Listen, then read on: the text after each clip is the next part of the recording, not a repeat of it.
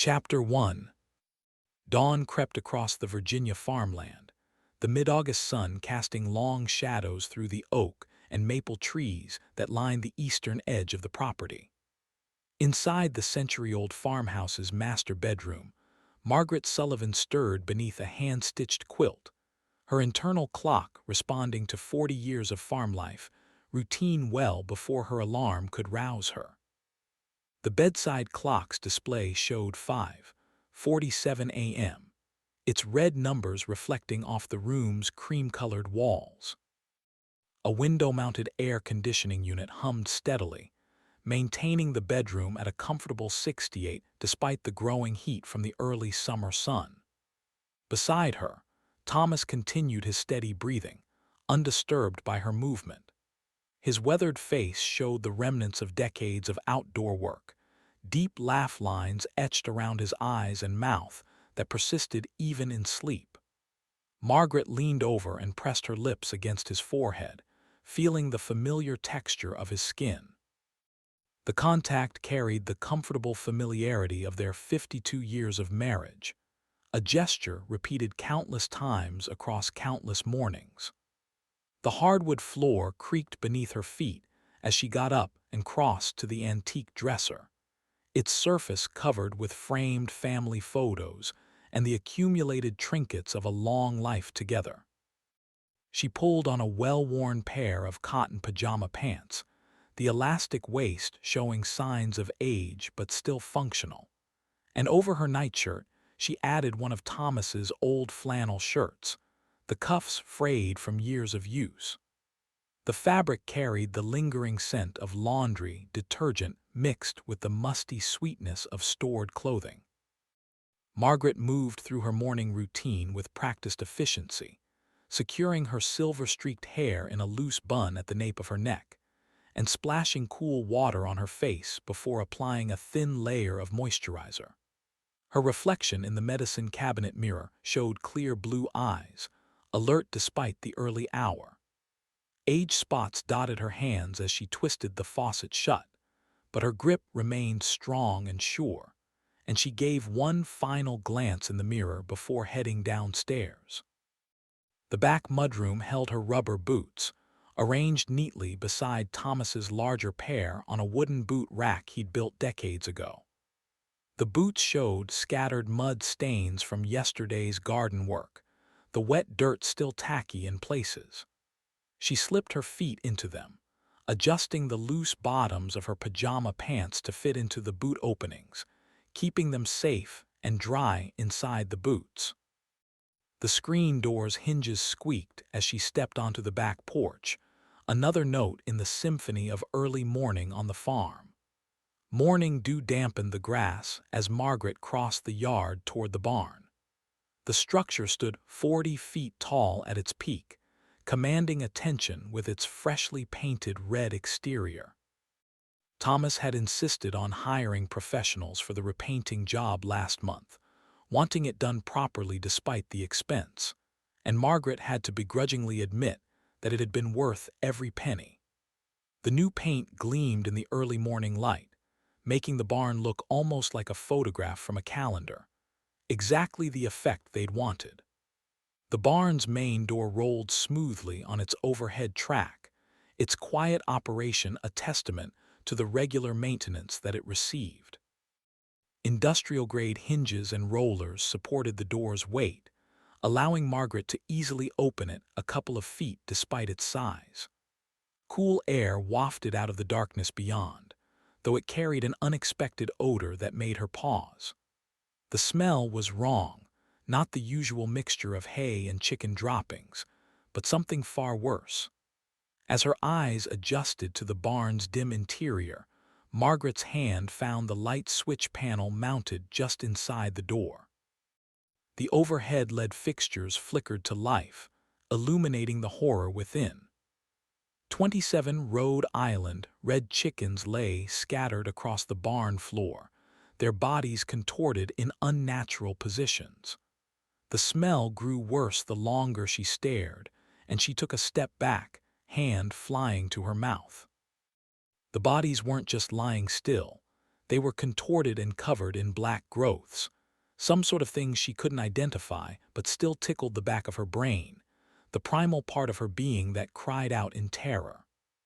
The sight drove her backward farther, boot heels scraping against the concrete pad outside the door. Margaret turned and ran toward the house, her feet striking the dew-dampened grass with surprising speed for her 73 years. The screen door slammed behind her as she rushed through the mudroom, down the hallway and back to the master bedroom, scattering dirt, mud, and bits of grass all across the house. Thomas hadn't moved, his chest rising and falling with the same steady rhythm. "Thomas!" Her voice cracked as she shook his shoulder. "Thomas, wake up! The chickens, they're all dead." He stirred slowly, eyes opening to find her panicked face above him. "What's wrong, Maggie?" The old nickname slipped out automatically as he registered her distress. "The chickens," she repeated, tugging at his arm. "Every single one of them, dead in the barn." Thomas sat up, swinging his legs over the side of the bed. He wore an old t-shirt and boxer shorts, his feet bare against the hardwood floor. "Probably that damn fox again," he muttered, reaching for his glasses on the nightstand, clearing his throat. "Got in through a hole in the wall somehow, probably. I'll be out in a minute to check." "No, Thomas, this is different," Margaret insisted as he reached for his own clothes, moving with a deliberate, steady pace. "This is really different. You need to come now." "Let me at least get dressed, Maggie," he said, pulling on a pair of jeans. "If they're already dead, another minute won't make any difference." His voice carried the patient tone of someone who had dealt with numerous farm crises over the decades, none of which had truly been as urgent as they first appeared. Margaret wrung her hands together, knowing what waited in the barn was unlike anything they'd encountered before, but unable to find the words to convey the wrongness of it. She almost could have excused the sight as a vision, some nightmare from the depths of her imagination, but the warmth of the morning sun proved she was awake as it continued its steady climb into the sky outside their bedroom window, indifferent to the horror she'd discovered. Margaret rushed back to the mudroom, finding the battered N95 mask hanging from a hook beside the door. The mask's elastic straps showed dark stains from sweat and dirt, accumulated during countless hours of mowing and gardening, reused by both Thomas and Maggie anytime they had to do work that stirred up dirt or grass, so that they could avoid coughing for hours afterward. She secured it over her nose and mouth, the familiar pressure of the metal nose piece settling into place. The mask's filtering material carried the musty sense of storage, grass and soil, but it was still fresh enough to give her some small measure of comfort. The morning air had warmed a bit in the few minutes she'd spent inside, the sun now clearing the tree line completely.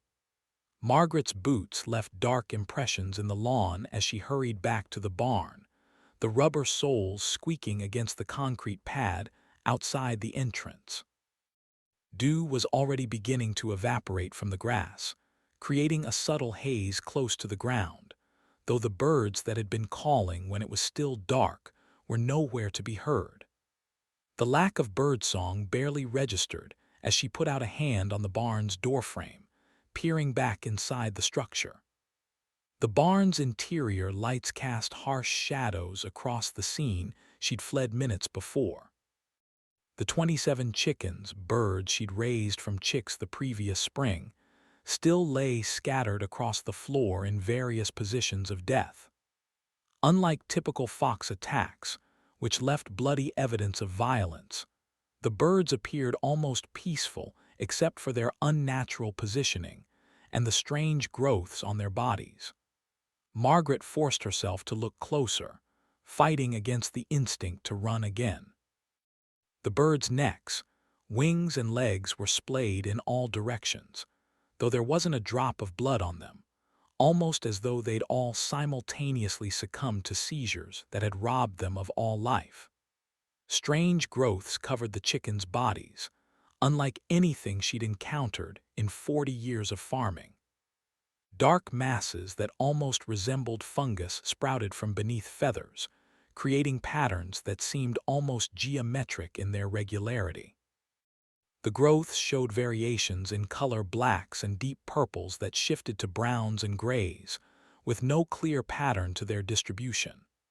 Each bird displayed similar formations, though the exact arrangements varied. "This isn't right," Margaret muttered behind her mask, her voice muffled by the filtering material.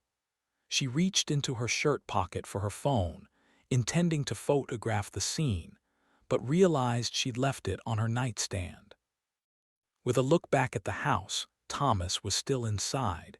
She took a deep breath and entered the barn. Moving carefully between the bodies, Margaret examined the barn's interior for signs of entry. The windows remained securely latched, their screens intact. No holes marred the walls or roof, and the ventilation system showed no signs of tampering.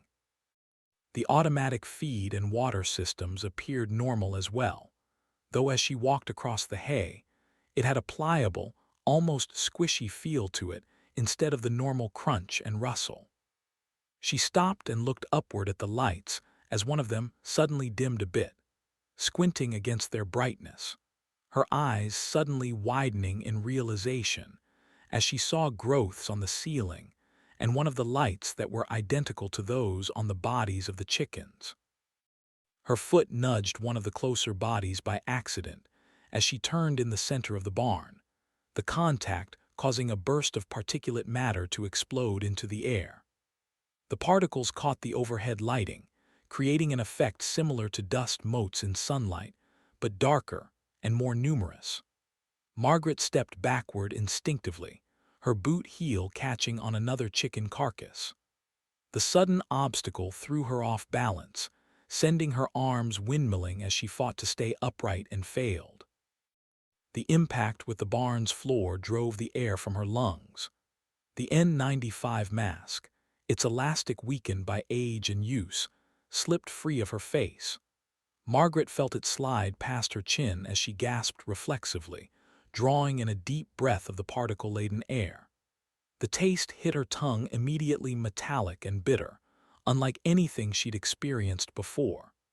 Coughing erupted from deep in her chest, violent spasms that prevented her from drawing a proper breath. Her throat constricted as though closing around something solid, each attempted inhalation producing less oxygen than the last. The barn's lights seemed to dim more, though whether it was from the growths on them or her vision narrowing as panic set in, she hadn't the presence of mind to figure out. "Thomas!" The name came out as more whispered wheeze than shout, barely audible over her continuing coughs.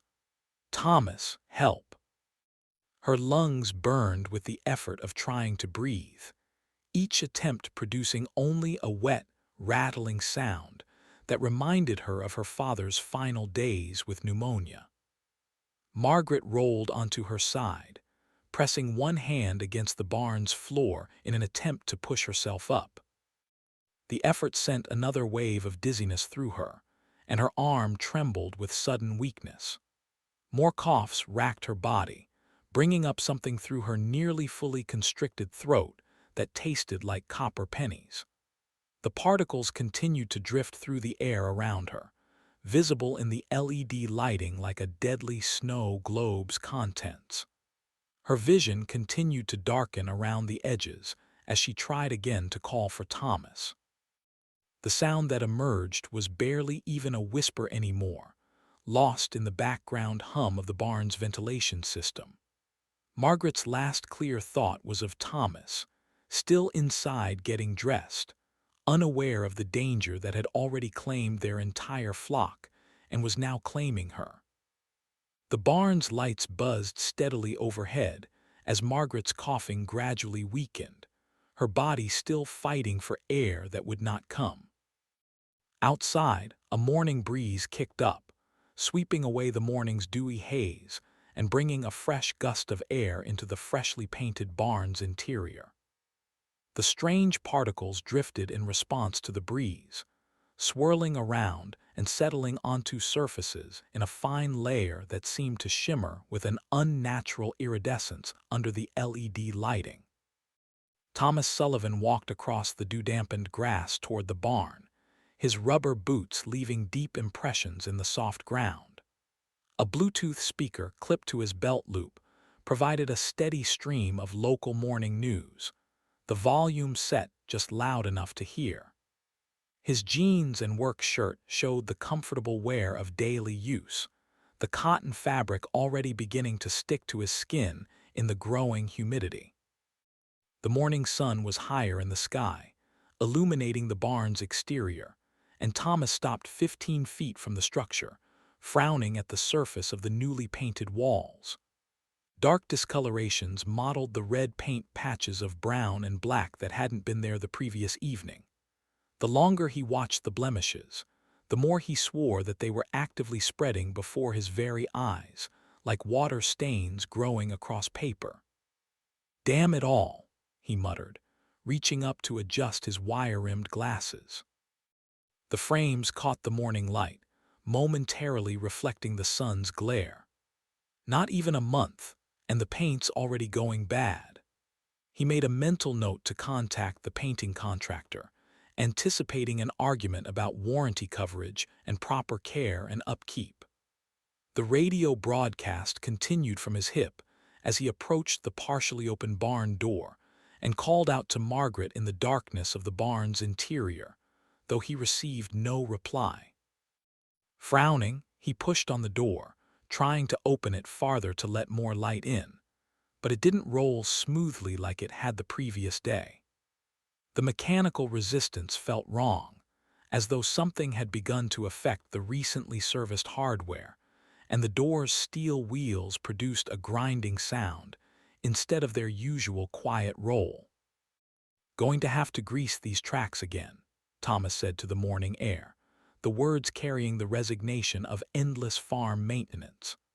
The door finally slid far enough to allow enough light to illuminate a scene that took several seconds for his mind to process. Margaret lay sprawled on the concrete floor, surrounded by scattered chicken carcasses. Her silver hair had come loose from its usual bun, spreading across the ground like spilled mercury.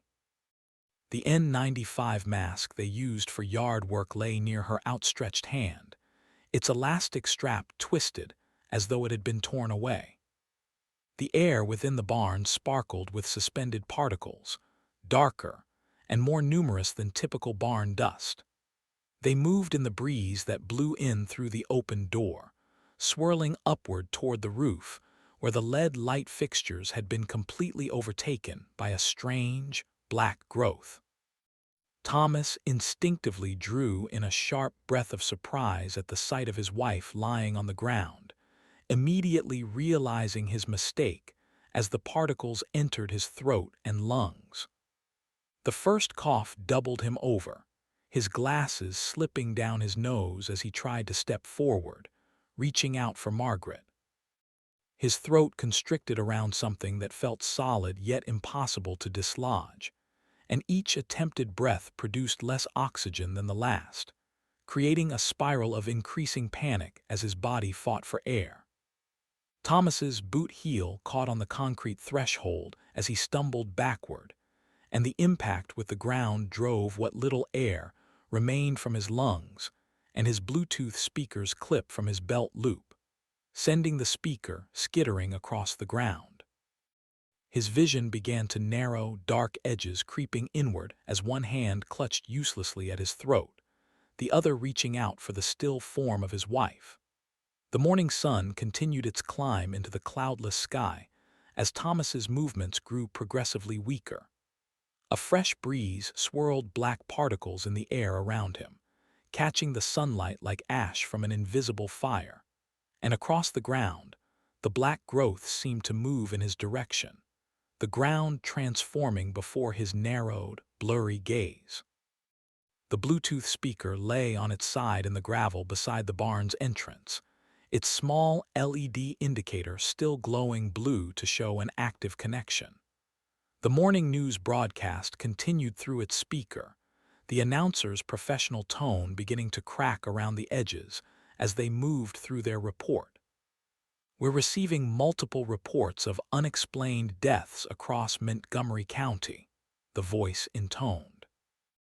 Emergency services are responding to incidents in Blacksburg, Christiansburg, and several other locations.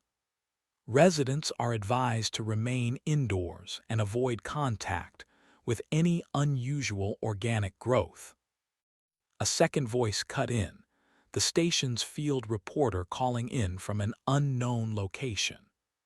Their words carried the breathless quality of someone trying to maintain composure in the face of mounting horror. I'm standing outside the Montgomery Research Complex at Virginia Tech, where first responders have established a perimeter.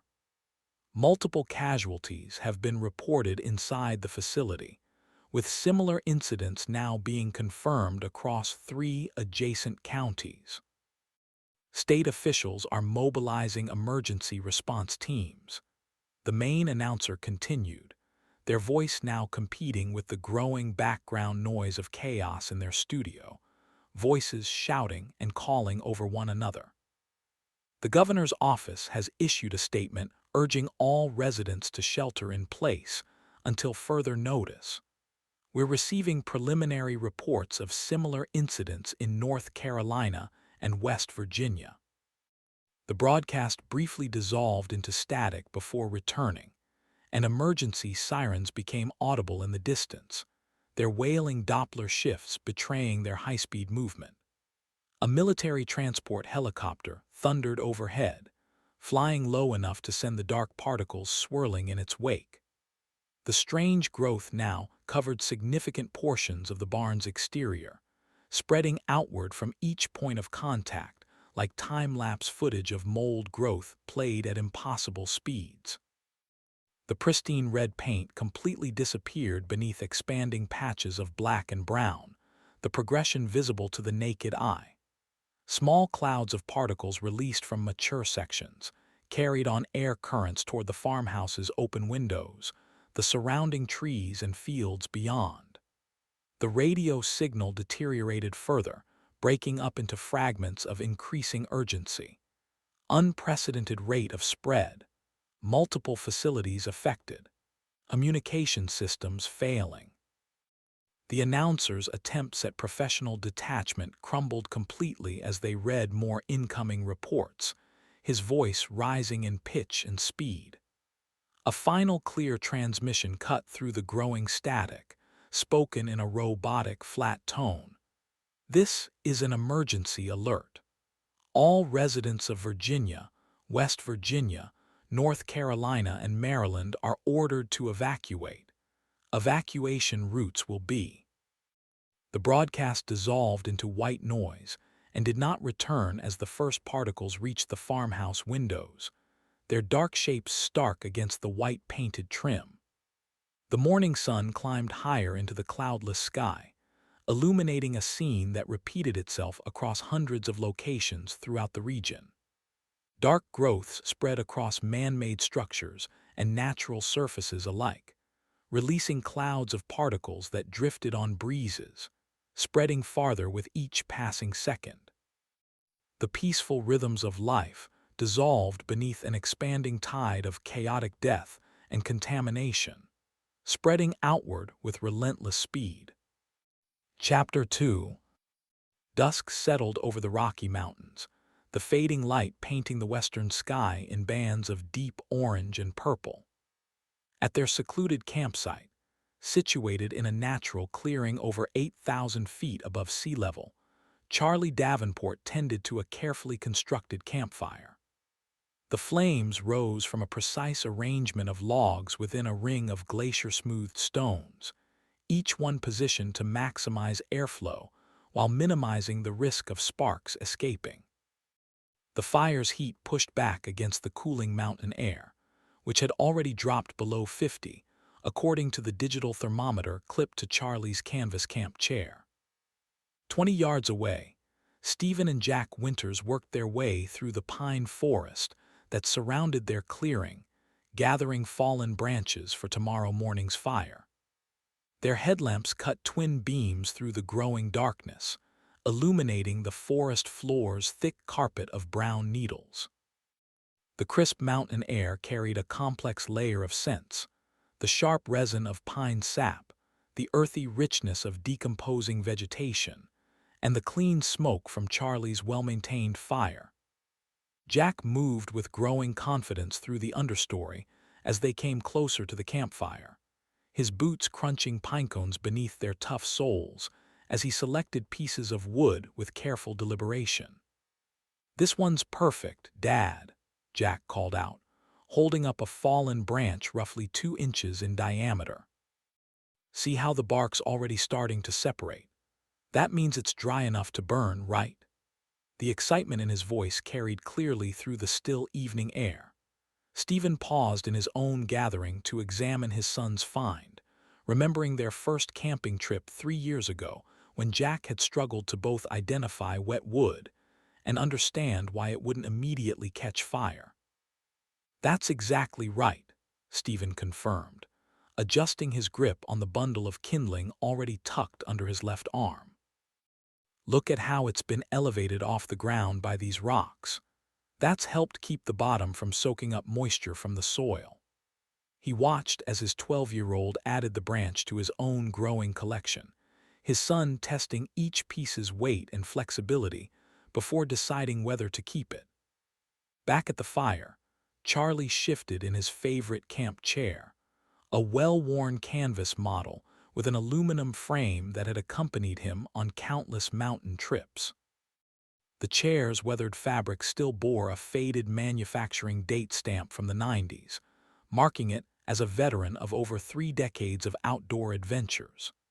He reached up to rub at his chest, a gesture he tried to keep casual, but the discomfort was becoming harder to ignore as the altitude's thin air took its toll.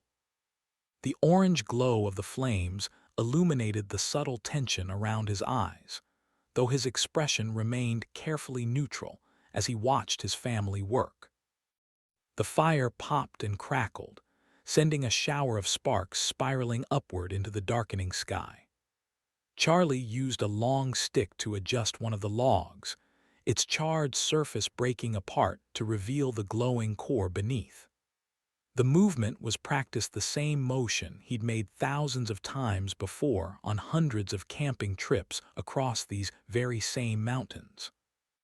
The flames responded immediately, surging higher and casting more light across the clearing, where their 3 tents formed a rough triangle 15 feet back from the fire ring. Stephen and Jack emerged from the tree line, their arms laden with enough wood to last through breakfast. They moved with careful steps through the gathering darkness, the beams of their headlamps bobbing with each movement. The temperature had dropped another 3 degrees in the 20 minutes they'd spent gathering wood, and their breath was showing in the beams of the lights. Jack's cheeks were flushed from the effort and the cold, but his eyes shone with satisfaction at their successful foraging expedition. "Found some good pieces back there," Stephen reported as they deposited their loads next to the existing woodpile.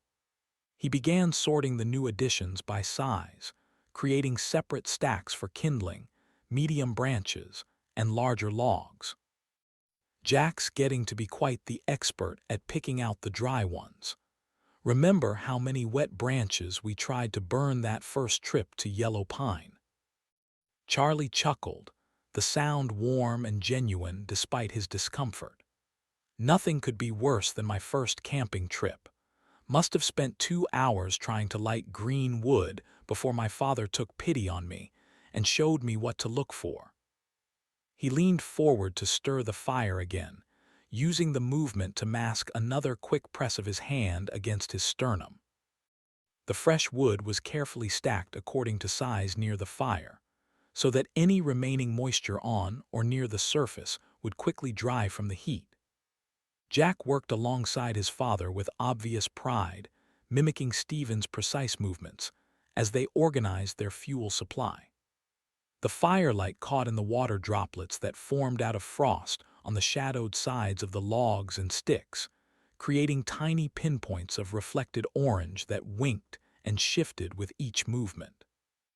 As full darkness settled over their campsite, the fire's glow defined their small circle of warmth and light against the vast wilderness beyond.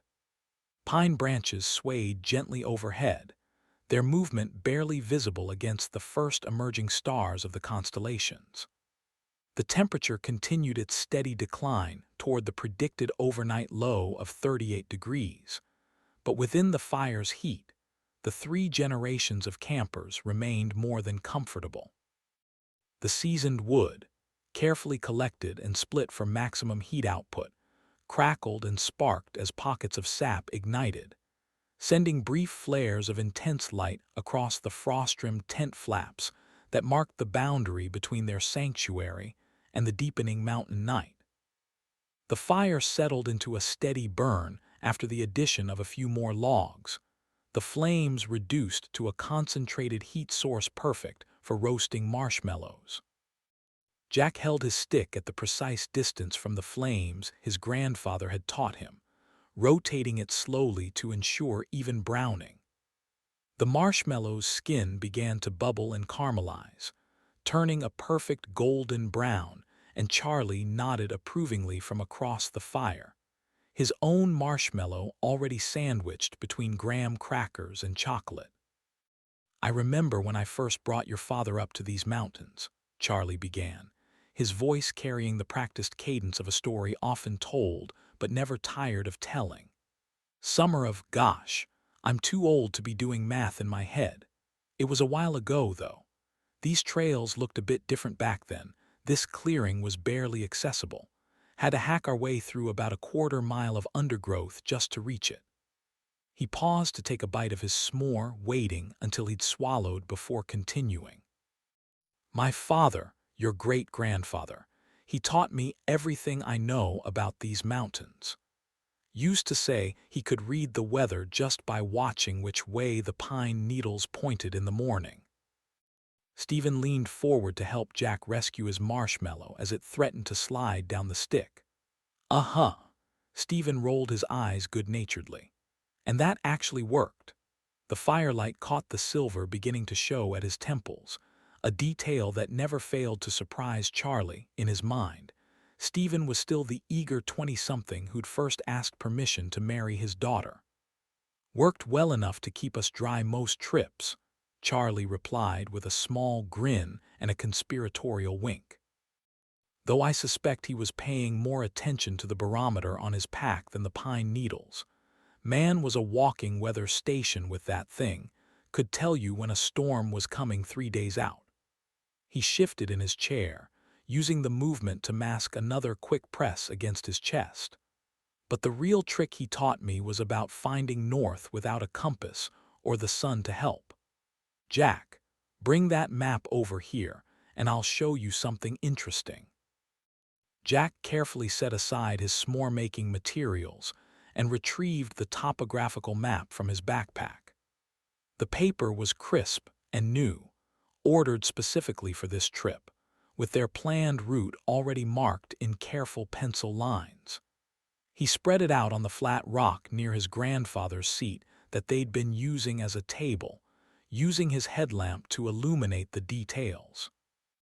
The weatherproofed corners of the map caught the LED's beam, creating small reflective patches that drew attention to the elevation markers, indicating their travel plans over the next 3 days. A light breeze stirred the edges of the paper, bringing with it the sharp scent of pine sap from the nearby grove, where they'd gathered their kindling earlier that afternoon. "See this ridge here?" Charlie pointed to a particular contour line with a gnarled, rock-steady finger.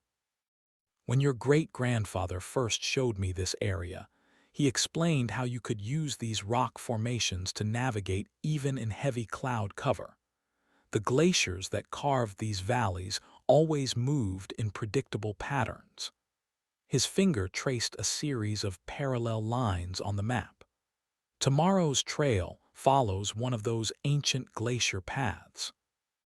Jack leaned in closer, his expression intent as he studied the map features.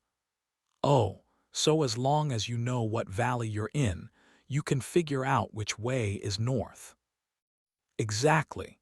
And if you spend enough time up here, you can get a feel for which valley is which, no matter where you are. It becomes second nature. If we follow this valley here, Jack traced a route along the elevation markers, we'll come up to that lake you were telling us about. The excitement in his voice was clear. They'd been planning this particular hike for months. That's right, Charlie confirmed. Crystal Lake. Water so clear you can see straight to the bottom even at 30 feet deep. Your father caught his first mountain trout there. Must have been, 15 years ago by now. He looked up at Stephen. Fish was barely big enough to keep, but you insisted on cooking it for dinner anyway. Stephen laughed, the sound carrying across their small clearing. Took me almost an hour to clean that tiny thing properly, but it was either that or risk disappointing my wife-to-be's father. Pretty sure we each got about 2 bites of actual meat. He reached for the chocolate bar, breaking off another square. But I still remember exactly how it tasted.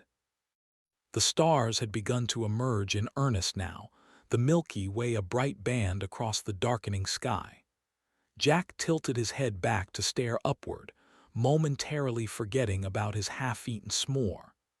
You can never see this many stars back home, he observed quietly.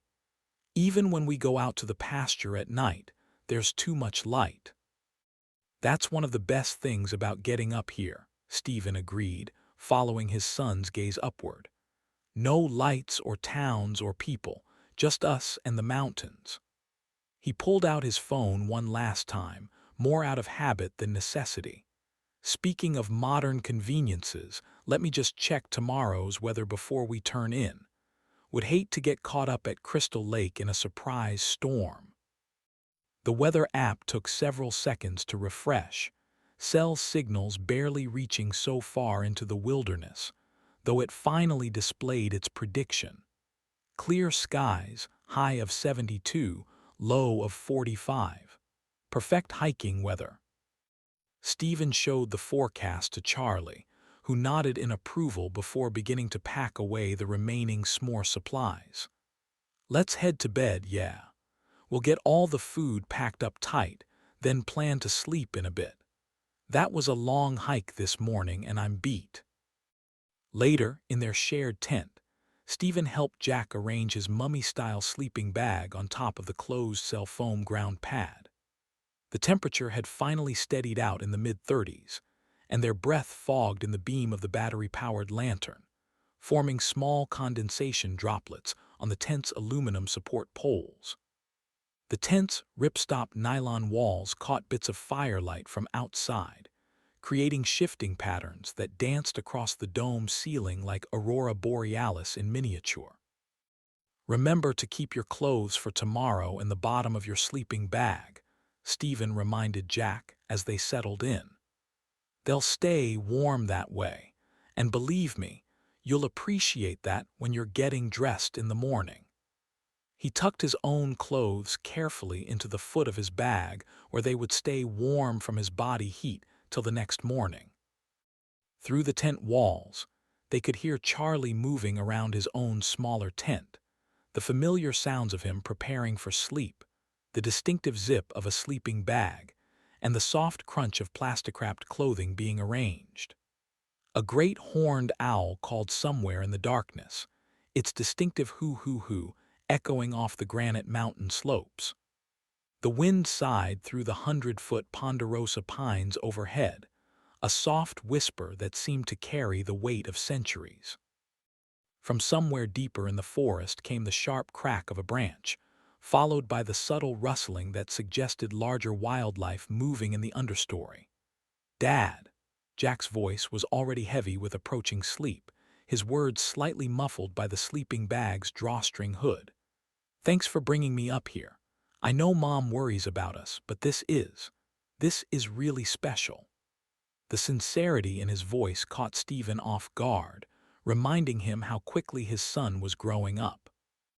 "That's what these trips are all about, buddy," Stephen replied softly, reaching over to ruffle Jack's hair beneath his sleeping bag's hood. "Making memories that last." He switched off the lantern, plunging their tent into darkness broken only by the faint starlight and firelight filtering through the fabric. The night drew long, wrapping around them, peaceful and profound, and all three generations soon fell into deep slumber. The phone's text alert vibration penetrated Stephen's sleep just after 8 in the morning, the device skittering against the tent's waterproof floor with a distinctive buzzing. The screen's harsh blue glow caught on the condensation that had formed overnight on the nylon walls as it kept vibrating, until Stephen finally sat up and grabbed it, wiping the bleariness from his eyes as he tried to focus. "What's going on, Dad?" "No idea, kiddo. Looks, Mom sent an emergency text." Stephen's sleep-addled brain cleared instantly as he spoke.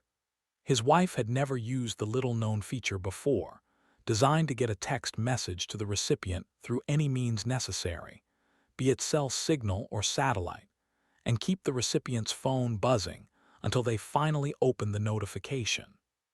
The message preview appeared on the lock screen, Stacy's name above text that made Stephen's hands shake as he entered his passcode to reveal it in full. "Something terrible happening. People dying from poison. Love you all. Call me."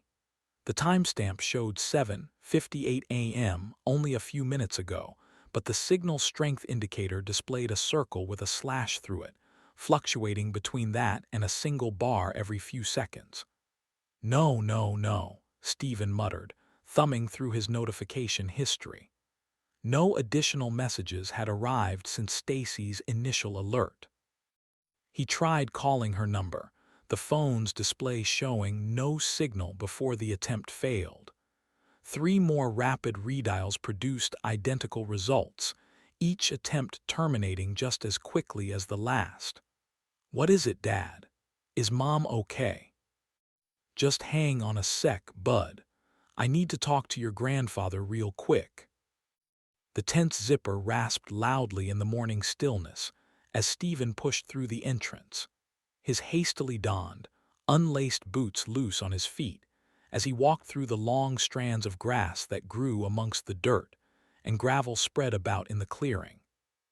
Around him, the campsite remained exactly as they'd left it the night before, Charlie's tent a few yards to the north, and their food tent across from the campfire that held a pile of faintly glowing embers within its stone ring. Stephen crossed to Charlie's tent in 6 quick strides, his footsteps leaving dark impressions in the frost-covered grass. "Charlie," he called softly, tapping the tent's aluminum support pole. "Charlie, wake up. Something's wrong." A gust of wind carried the acrid scent of wood smoke from their campfire, as the muffled sounds of movement from within the tent confirmed what Stephen had suspected. His father-in-law was already awake. "What is it?" Charlie's voice emerged before he did, followed by the sound of his tent zipper. He appeared wearing his fleece bottom layers, the fabric's technical weave reflecting the first hints of dawn beginning to illuminate the eastern sky. His right hand pressed briefly against his chest as he straightened up, a gesture that had become more frequent over the past day. Stephen held out his phone, screen still illuminated with Stacy's message. Charlie's expression changed as he read it, almost seeming to age several years in those few seconds. "This just came through?" Charlie asked. "Yeah, a few minutes ago. Woke up to it buzzing just now, and I tried, but I can't get a call through to her. There haven't been any follow-up messages either." Stephen ran a hand through his hair, the gesture revealing how badly his fingers were shaking. "I think we need to get packed up and head back to town." "Absolutely. Maybe it's nothing, but this feels wronged." "Very wrong," Charlie nodded. "Get Jack and start packing." Stephen nodded and turned to walk away when his father-in-law called out again. "And try texting her, that might go through." "On it." Stephen approached the larger tent again, his boots crushing the delicate layer of frost that had formed overnight.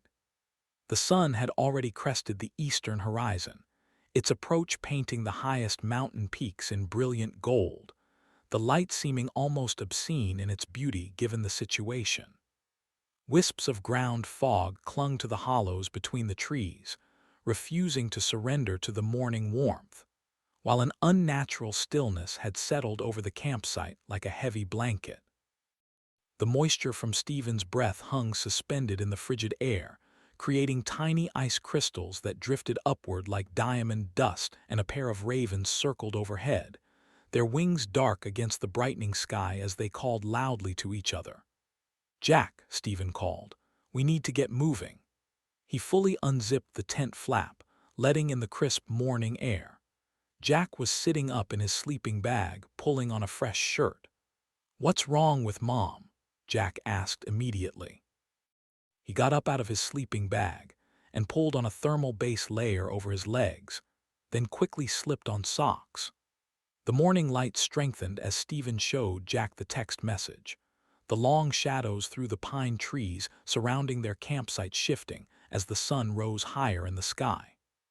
The mountain peaks continued to brighten, their golden illumination spreading downward toward the valley where the 3 generations of men stood facing an uncertainty none of their collective outdoor experience had prepared them for. Charlie retrieved a hard-sided waterproof case from near his sleeping pad and brought it over to Stephen and Jack, who were standing outside their large tent. The case's yellow polymer construction bore scratches and scuff marks from decades of outdoor use, its rubber seals recently replaced during its last maintenance. He unlatched the clasps and extracted an orange satellite phone, a professional-grade model favored by remote expedition teams and wilderness first responders. "I forgot you had that thing." Stephen slapped a palm to his forehead. "You're a genius, Charlie." "I never go anywhere without it," Charlie explained as he powered on the device. "And I mean anywhere. Camping. I've got it in the tent. Grocery run. It's under the seat of the truck." The LCD screen illuminated with manufacturer logos, then began its systematic search for satellite connections. The antenna, extended to its full 7.5-inch length, swiveled smoothly as Charlie oriented it toward the clearest section of sky visible above the small clearing they were standing in. Stephen watched the signal strength indicator, remembering how this same phone had saved a hiker's life 2 years ago when they'd encountered him suffering from severe altitude sickness. The display showed the device cycling through potentially available satellites, searching for any viable connection. After 3 minutes, the screen displayed an error message they'd never seen before. "Network unavailable, adjust position and try again." "That's not possible," Charlie muttered, adjusting the antenna angle. "This thing's got 3 separate networks it tries to connect to. We've got more than a clear enough view, too." He initiated a manual network scan, fingers moving through the familiar command sequence. The phone responded with the same error message after a few more minutes of searching, the screen's backlight seeming harsh against the natural morning light now filling their campsite. Stephen pulled out his own phone again and tried to text Stacy, but the icon next to the message stayed a swirling circle before changing to a red exclamation mark. He then tried accessing the emergency satellite connectivity feature that had been added in last year's firmware update. The setup process completed normally, but like the satellite phone, his phone's connection attempts continued to fail repeatedly. "It can't see any satellites." Stephen looked at Charlie, who shrugged. "Or if it can, it can't connect to them." Charlie grunted, folding up the satellite phone and putting it back in its case. "Like I said, this is wrong." "Try Grace's number," Jack suggested, his voice carrying forced calm as he methodically rolled up his sleeping bag. Maybe Mom's phone is just dead or something. He secured the compression straps, the nylon webbing clicking through the plastic buckles, the sound seeming unnaturally loud in the morning stillness. "I'll give it a try, but I think the issue's on our end, bud." Stephen dialed Grace's number, then the landline at the farm. Each attempt failed to connect, the phone's display showing variations of "emergency calls only" or "network unavailable."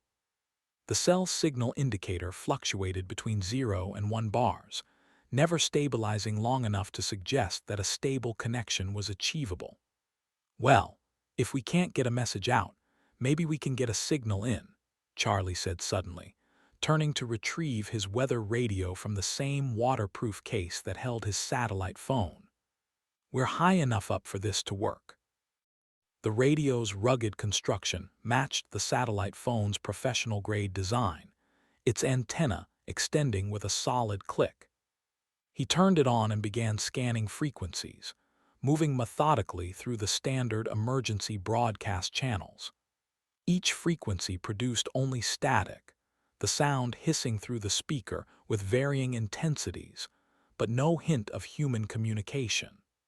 The morning sun illuminated their campsite with deceptive cheerfulness as Charlie continued working with the radio. Light filtered through the pine branches overhead, creating shifting patterns on their gathered equipment. A gentle breeze carried the scent of warming pine needles and distant snow, exactly the kind of mountain morning they'd hoped for when planning this trip.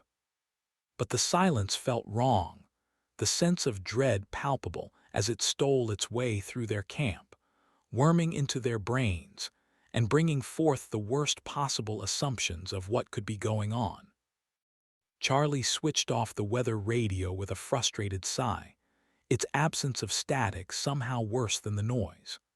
They stood in a loose circle, surrounded by their camping gear and the trappings of what had been, just hours ago, a pleasant family expedition.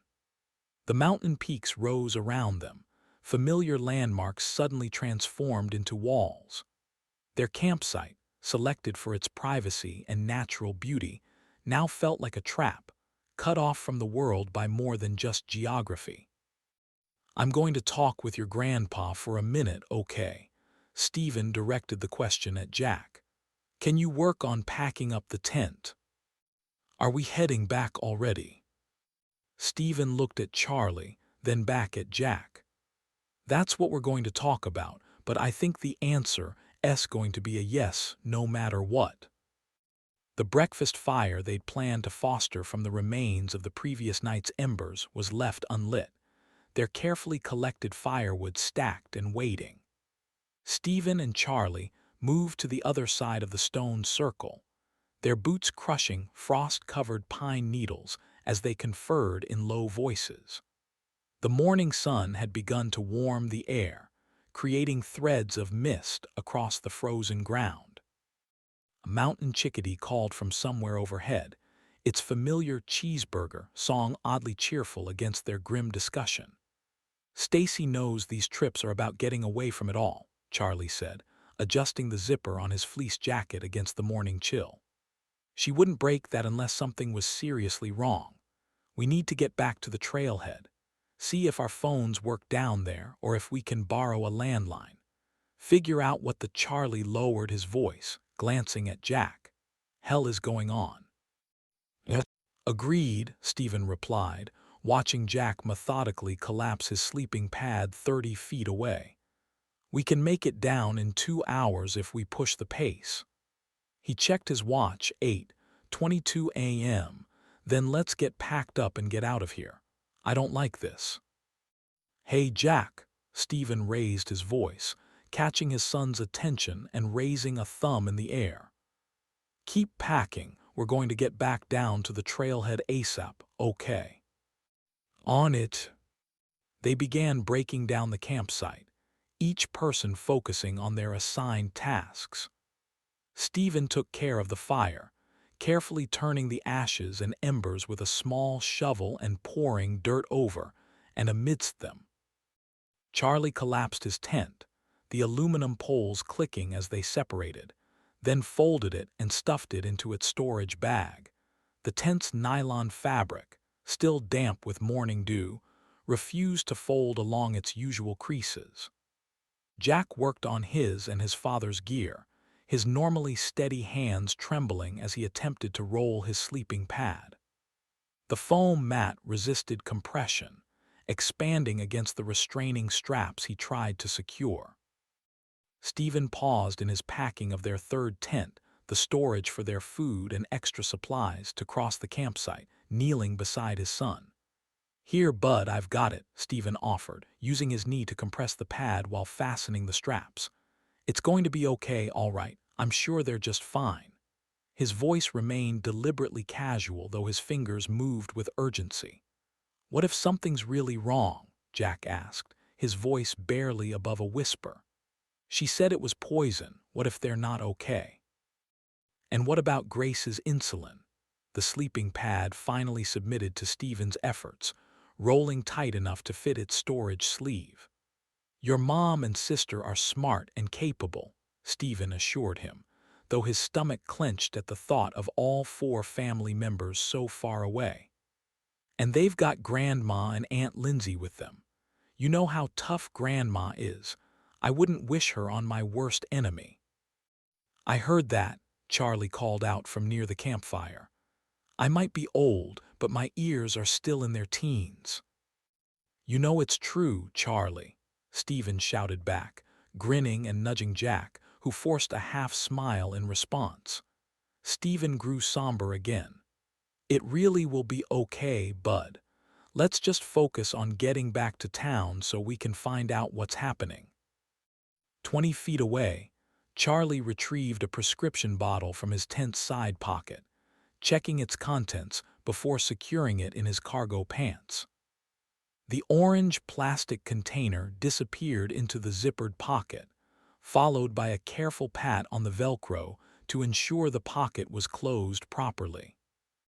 The morning sunlight strengthened as they continued packing, the temperature already past 45 degrees, the surrounding forest filled with sound, squirrel chatter, distant snaps and rustles of deer returning to their resting places, a woodpecker drumming somewhere nearby, and the occasional mocking call of the chickadee.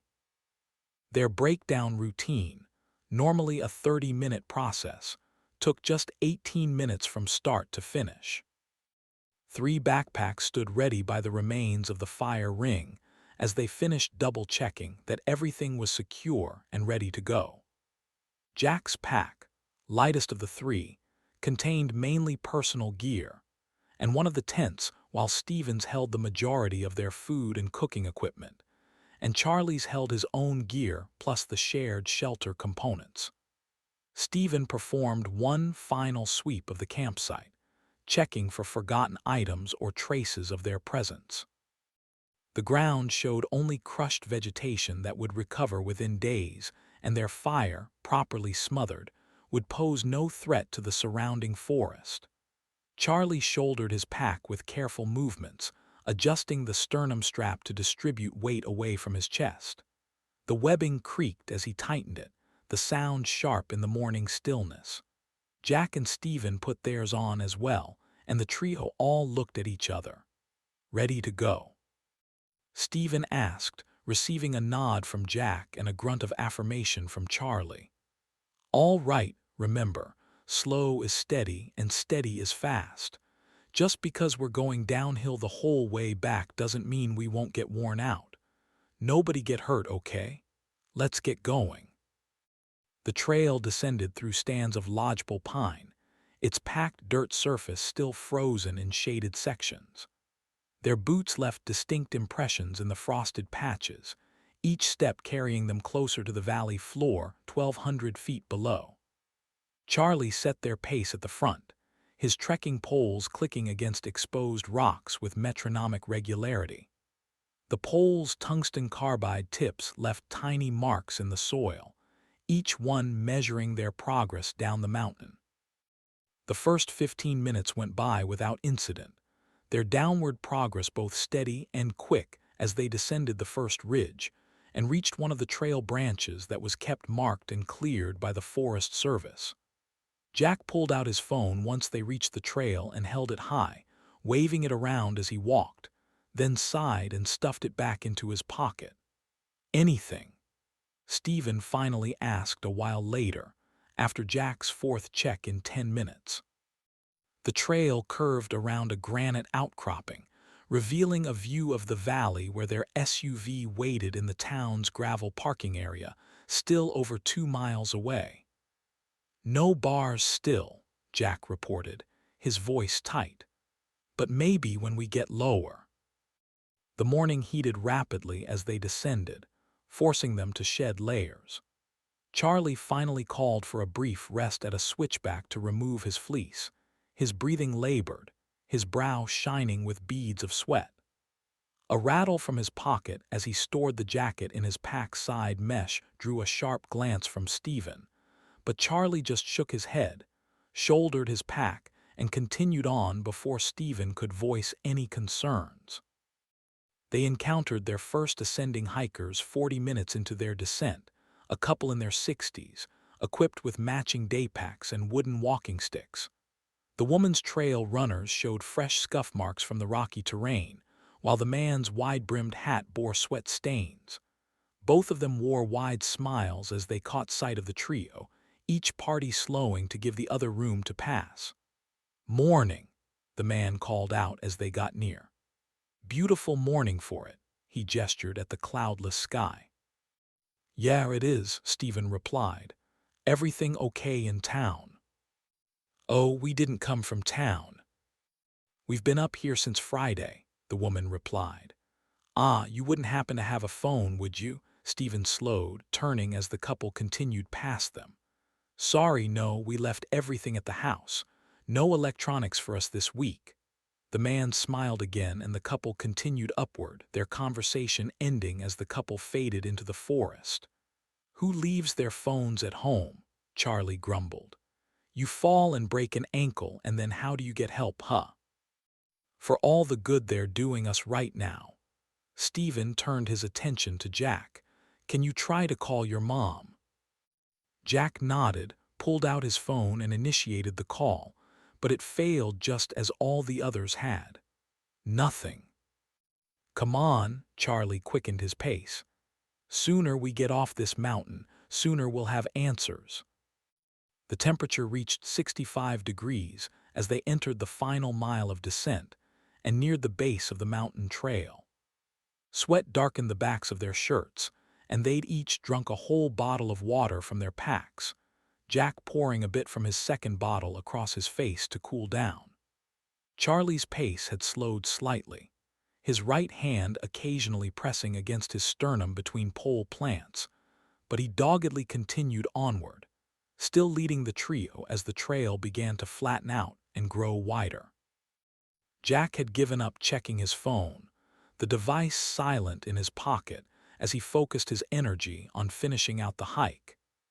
Instead, he watched the town below grow gradually larger, its morning routine appearing completely normal from their elevated perspective.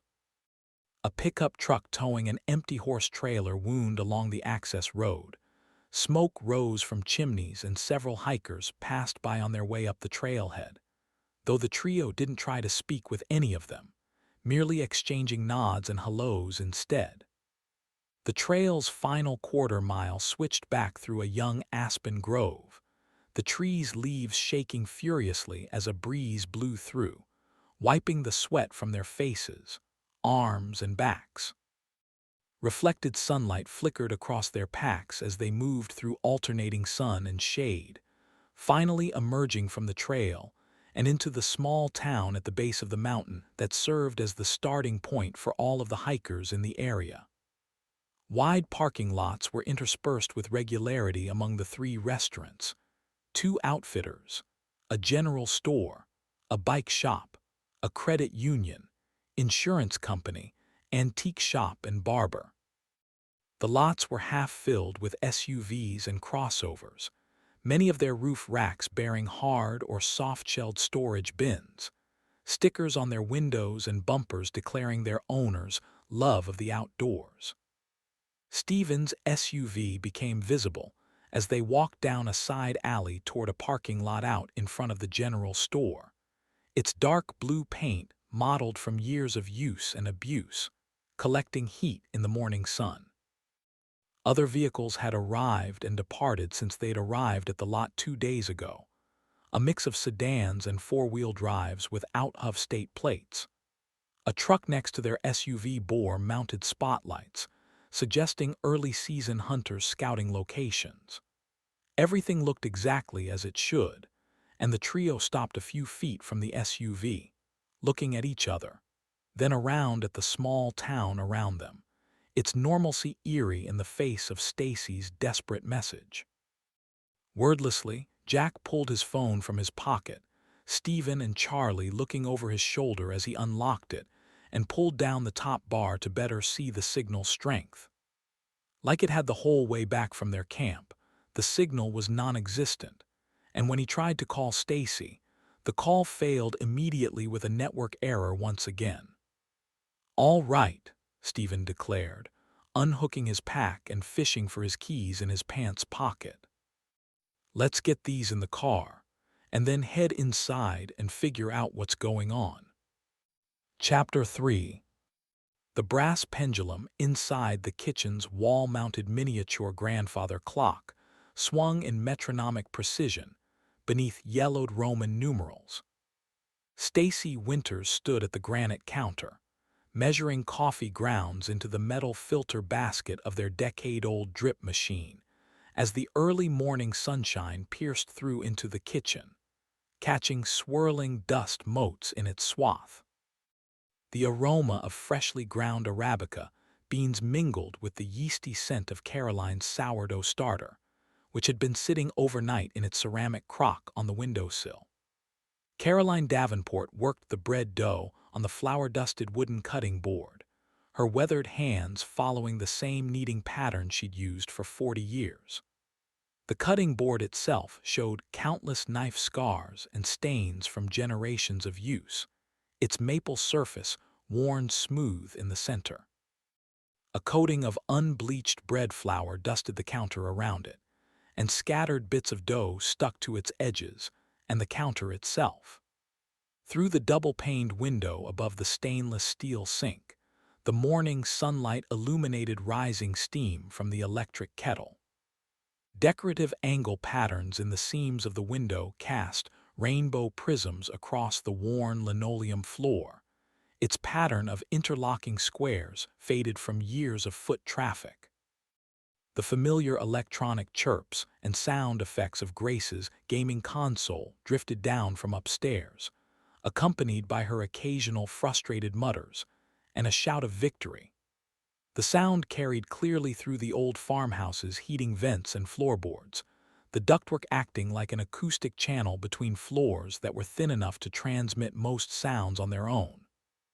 Lindsay, Stephen's sister, sat at the kitchen table, her laptop's cooling fan whirring steadily as it processed data. Spreadsheets from her latest research project lay scattered across the oak surface, their pages filled with columns of numbers and complex formulas. Her coffee had grown cold, forgotten beside her keyboard as she focused on the screen, occasionally pushing her glasses back up her nose. "I think I've finally isolated the variable that was throwing off my results," Lindsay said, more to herself than anyone else. She tabbed through several windows of data, her fingers flying across the keyboard. The control group's enzyme production rates weren't properly normalized for. "The what to the who now?" Caroline turned at the counter, hands still working the dough. "The control group's enzyme production rates weren't Lindsay finally looked up from her screen, rolling her eyes as she caught sight of Caroline's mischievous grin. "Come on now, Caroline. This is important stuff." "I know it is, dear. I'm just yanking your chain." "And once again," Stacy chuckled, "I see where my son gets it." It must have skipped you then, huh?" Caroline deadpanned, then looked over at Lindsay. "You can't take a break from that, dear." Caroline's hands still worked the dough as she stayed half-turned away from the counter. "You are supposed to be on vacation, you know." "I know." Lindsay shuffled through the papers surrounding her laptop. "I just need to finish this project, then I can stop for a while. I'll be done today, I promise." Hum. Caroline raised an eyebrow at Stacy, who leaned against the counter, nursing a cup of coffee. "Don't make me call your brother and get him to tell you what for." All right, all right." Lindsay rolled her eyes, raising her hands in mock surrender. "2 more hours, okay? I'll be done before lunch." A sharp electronic chime cut through the kitchen as all of their phones simultaneously received an emergency alert notification. The harsh tone echoed off the kitchen's hardwood cabinets, causing Caroline to pause mid-need. Stacy reflexively grabbed her phone from the counter, swiping to unlock it, then frowned as she tapped on the system notification. "Local alert," Stacy read aloud, her voice growing tighter with each word. "Unidentified biological hazard reported in the Blacksburg area. Multiple casualties confirmed. Emergency responders converging on Virginia Tech Montgomery Research Complex. Citizens advised to remain indoors and avoid contact with any unusual organic growth. Updates to follow." "Organic growth?" Lindsay's eyebrows shot up. "Does it say what kind?" "That's the whole message." Stacy shook her head. This makes no sense. What would organic growth mean?" Lindsay raised a hand, ticking off fingers on her left hand with her right index finger. "Biological contamination, bacteriological, viral. Someone being overzealous with terms when they really mean an escaped lion from the zoo." "Whatever it is," Caroline said, doughy hands shaking slightly as she gripped her phone, "your news people say people are dead from it. No more information than that, though, and them telling people to stay indoors."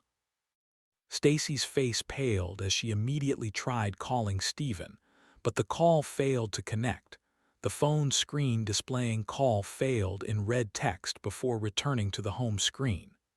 She tried again, jabbing the call button with increasing urgency, but received the same result. "The cell towers must be overwhelmed," Caroline said, wiping flour from her hands onto her apron. "Try texting instead. Sometimes those'll go through when calls won't." I know," Stacy muttered, already composing a message. The sound of Grace's game had stopped upstairs, replaced by the creak of floorboards as she moved around. Coffee grounds scattered across the counter as Stacy's elbow knocked the filter basket, her attention focused entirely on her phone's screen. "I think it went through." Stacy showed the phone to Caroline, who nodded in affirmation. "Looks like it. I can't get a signal, though." Stacy tapped on her phone's notification bar, shaking her head. "Same this, wait, is that?" A low rumbling began to vibrate in their chests, the noise growing louder as a military helicopter thundered past heading southwest, flying just above the treetops, low enough to rattle the dishes in their cabinets and shake the windows in their frames. Its shadow swept across the house, momentarily dimming the morning light, and the sound of its rotors faded as quickly as they'd arrived, leaving behind a silence broken only by the clicking of phone screens and the steady tick of the kitchen clock. Caroline fully abandoned her bread dough, leaving it half-kneaded on the wooden board as she crossed to the kitchen's small television mounted under the oak cabinet. The TV's 13-inch screen flickered to life. The image faded as the display took several seconds to fully warm up. Stacy grabbed the remote from the counter and jabbed the channel button repeatedly until she found the local news, then turned up the volume so that they could hear the frantic, strained words of the on-screen anchor. "Live coverage from Virginia Tech's campus," the anchor was saying, her usual professional composure showing signs of strain. The aerial footage in the background showed the sprawling campus from a news helicopter's vantage point, emergency vehicles crowding the parking lots around Daring Hall and the adjacent research buildings, red and blue lights strobing silently across the building's brick facades. "What we're seeing is unprecedented," the reporter continued, her voice wavering slightly. "First responders are reporting some kind of rapidly spreading fungal growth, unlike anything previously documented. The growth appears to have originated in the Montgomery Research Complex's Level 3 containment facility." The camera zoomed in shakily on what appeared to be dark patches spreading across the building's exterior walls, the autofocus struggling to maintain clarity at maximum magnification. The growth had a mottled black and brown coloration, advancing visibly even in the few seconds of focused footage, its leading edges writhing with an almost liquid mobility. Along the weathered brick facade, the expanding biomass pulsed with hideous vitality, forming elongated tendrils that probed into every crack and crevice. Small clouds of what looked like dark spores drifted from the affected areas, carried by the morning breeze, and as they settled on the surfaces around the building, more dark patches sprang up almost instantly. What is that?" Caroline whispered, gripping the counter's edge. The television's reception deteriorated momentarily, the image breaking into pixelated blocks of digital static before resolving again. "Stacy, I'm not dreaming, am I? Is this really happening?" Stacy barely nodded, her attention focused on her phone as she typed out another message to Stephen, but it failed to go through, and when she tapped on the icon next to the message, the phone displayed "message failed to send" and "network error" in alternating fashion. The television's audio cut out briefly, and there was another flash of digital distortion before it returned. "Authorities are advising residents within a 5-mile radius of campus to evacuate immediately. All others in the region should remain indoors with windows and doors closed until further notice. We're receiving reports of similar growth patterns in..." The feed cut to static again, longer this time. Grace appeared in the kitchen doorway, drawn by the commotion. Her insulin pump was visible clipped to the waistband of her pajama pants, its small LED display showing steady green, and she watched silently as Lindsay, who had abandoned her research spreadsheets, read aloud from her phone's news alerts. "Multiple sources reporting fatal respiratory symptoms following exposure to airborne spores," Lindsay read. "Growth rates exceeding all known biological parameters. Exponential spread observed. CDC and military response teams en route." She looked up from her phone, pushing her glasses back up her nose. "This shouldn't be possible. No fungal species can proliferate at these rates." The television's signal stabilized momentarily, showing new footage from ground level.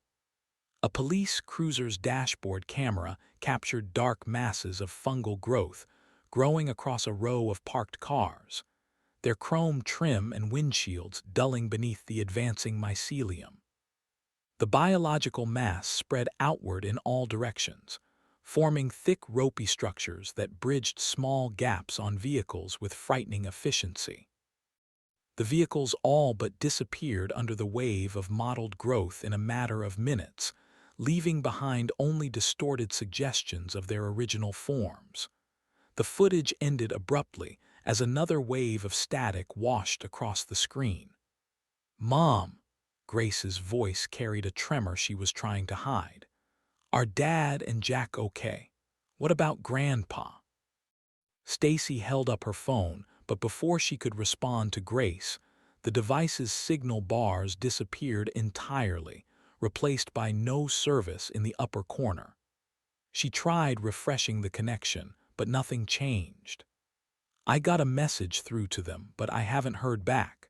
They're probably still sleeping, given that they're a couple of hours behind us." The cellular network must be completely overwhelmed, Lindsay said, her own phone showing the same no-service status. She switched to the house's Wi-Fi, but the connection icon showed no response, and she pulled open a browser tab on her laptop. Crap! Internet's dead on my phone, and it's running really slowly on the house connection. What on earth is going on? Through the kitchen window, they could see another military helicopter passing off to the east, following the same flight path as the first. The morning sun caught its rotors as it banked toward Blacksburg, the sound of its engines Doppler shifting as it disappeared over the tree line. As the sound of the rotors faded, the television's reception deteriorated into complete digital static, and then cut out completely, leaving only silence filling the kitchen. Caroline picked the remote up off the counter and tried changing channels, but they were all dead. She turned down the volume but left the TV on, just in case the signal might return, then put the remote back on the counter as she looked between Stacy, Grace, and Lindsay. The bread dough sat forgotten on the cutting board, its surface beginning to dry and crack. Lindsay's laptop screen flickered as she refreshed another news page, her fingers flying across the keyboard as she attempted to load as many news articles as possible before the connection failed completely. "Listen to this," she said, adjusting her glasses as her fingers flew across the keyboard. "It's from one of the university forums, somebody in one of the offices. Growth rates observed at the Montgomery Research Complex exceed documented fungal proliferation speeds by several orders of magnitude. Preliminary estimates indicate expansion of affected areas at rates up to 3 feet per minute." She looked up from the screen, her biochemistry training evident in her precise pronunciation. "That's physically impossible. Even the most aggressive saprophytic fungi only extend their hyphae by millimeters per hour. The metabolic requirements alone would." Lindsay broke off and typed faster, trying to load more news articles, forum posts and videos that were being uploaded by people with first-hand exposure, trying to save what information she could. "I'm telling you, this just isn't possible." She didn't look up from the computer as she spoke again, her education and technical background taking over. The energy requirements for cellular division at these speeds would generate enough heat to denature the proteins involved in growth. "It doesn't make any sense." "Did anyone try to call Dad on the landline?" Grace asked. Caroline picked up the landline phone mounted on the kitchen wall, its coiled cord stretching as she dialed, but the handset emitted no dial tone, just dead silence. Stacy once again tried to reach Stephen, but the call failed immediately, not even attempting to connect. She tried Jack's phone next, then Charlie's, each attempt meeting the same result. The growing silence of failed technology settled over the kitchen like a physical weight, broken only by the soft whir of Lindsay's laptop fan, her frantic fingers pecking at the keyboard, and the hum of the refrigerator. Moving to the kitchen window, Stacy looked out over their 15-acre property. The late summer air shimmered with heat above the back pasture, where 3 Nubian goats methodically stripped leaves from a patch of brambles. Their bells clinked softly as they moved, the sound carrying clearly in the still air. Near the red-painted barn, 24 chickens scratched in their enclosed and shaded run, the hardware cloth walls and ceiling gleaming in the morning sun. The scene looked absurdly normal, like any other early morning on the farm.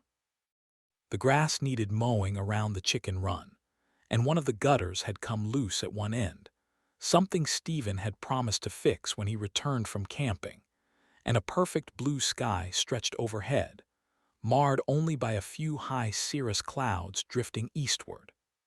But Blacksburg lay just 50 miles away, beyond the rolling hills and patches of woodland visible from their property's elevated position, and with it some mortal danger that they could only imagine. A deep thrumming sound grew rapidly louder, and a massive C-130 transport aircraft thundered overhead, flying low enough that Stacy could make out the U.S. Air Force text on its fuselage. The plane's four propellers churned the air as it banked southwest toward Blacksburg, following the same path as the earlier helicopters. The goats stopped browsing to watch it pass, their ears tracking the sound until it faded into the distance before they resumed their steady munching. The kitchen's wall clock ticked steadily in the silence that followed, its brass pendulum swinging with methodical precision beneath the Roman numerals. Through the window, the chickens resumed their scratching as if nothing had happened, perpetually optimistic that the next patch of dirt might hide an overlooked seed or insect. The normalcy felt like a thin veneer stretched over something darker, ready to tear at any moment.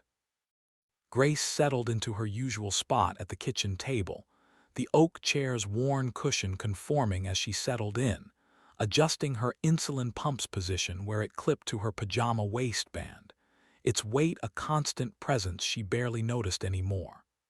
The phone in her hand showed no signal, and any apps or websites she opened displayed only errors. "Aunt Lindsay, is your internet still working?" Lindsay didn't look up. "Barely. I'm trying to, son of a..." She sat back in her chair, shoulders slumped, hands down at her side. "Nope, that's it. It's gone." The kitchen's router, mounted high on the wall near the ceiling, showed a steady red LED where the internet connection indicator usually glowed green. Its local network lights still blinked with activity, but the broadband connection had died completely. The backup satellite internet dish mounted outside, visible through the window, pointed uselessly at a sky that no longer answered. "It shouldn't go down like this, should it? We have the backup satellite and it's down too." "No," Stacy glanced at Lindsay, who nodded in agreement. "Unless..." The implication hung in the air until Lindsay cleared her throat, tabbing through the web pages she'd managed to load and save before the connection completely died. "There's something here about the research facility," Lindsay said, squinting at the partial page that had loaded. "This guy says the Montgomery complex was conducting studies on accelerated decomposition rates in agricultural applications. They were trying to speed up the breakdown of crop waste after harvest." She scrolled further. "There's speculation about a containment failure in Laboratory 6, but it cuts off. He promised an update to the forum, but either he didn't make it or it didn't load for me." Grace's insulin pump chimed softly, its regular battery check schedule continuing regardless of what was happening around it, and she tapped the screen to delay the alert. The family converged around the kitchen table, their movements deliberate and solemn in the strange quiet that had settled over the house. Caroline's sourdough sat abandoned on the cutting board, its surface developing a dry, leathery skin. Fingerprints remained pressed into the dough where she'd left off kneading, marking the exact moment their morning routine had shattered. Coffee grounds still lay scattered across the granite counter, where Stacy had knocked over the filter basket, dark granules collecting in the silicone seam between countertop and backsplash. The drip coffee maker's heating element clicked as it automatically shut off, and steam no longer rose from the electric kettle. "Sorry about the bread," Caroline said, eyeing the growing crust on her sourdough. "Though I suppose that's the least of our concerns at the moment." She pulled out her usual chair, its legs scraping against the worn linoleum flooring as she sat. Lindsay's research papers lay scattered across her end of the table, complex biochemical formulas and growth rate calculations, rendered meaningless without access to her online databases. "I managed to save some of the initial reports," Lindsay said, gesturing to the screen. "But without access to the CDC databases or research journals, I can't do much. The numbers they're reporting shouldn't be possible with known fungal metabolic pathways. It's okay, Lindsay. Stacy put a hand on Lindsay's arm, pausing the younger woman's frantic tapping on her keyboard. You don't have to solve this. No one's expecting you to come up with the answers. Yeah, well, when this is literally what I spent 6 years studying, I kind of want to figure it out, you know. Lindsay's eyes were glassy as she looked up at her sister-in-law, her voice growing quiet. Plus, it helps distract from the boys. I know. Stacy nodded and patted Lindsay's arm before withdrawing her hand. We need to think about supplies, Caroline began, her voice carrying the measured tone of someone who had weathered previous crises. The garden's producing well enough, but there's other things that we need too. Grace's insulin pump beeped again, louder, more insistent that the battery check be performed. She checked the screen, tapping on it to verify the battery level and dismiss the alert properly, everyone around the table watching as she did so, all of them thinking the same unspoken words. Another aircraft thundered overhead, flying as low as the previous ones. The sound of its engines shifted as it banked southwest, following the same flight path as the others.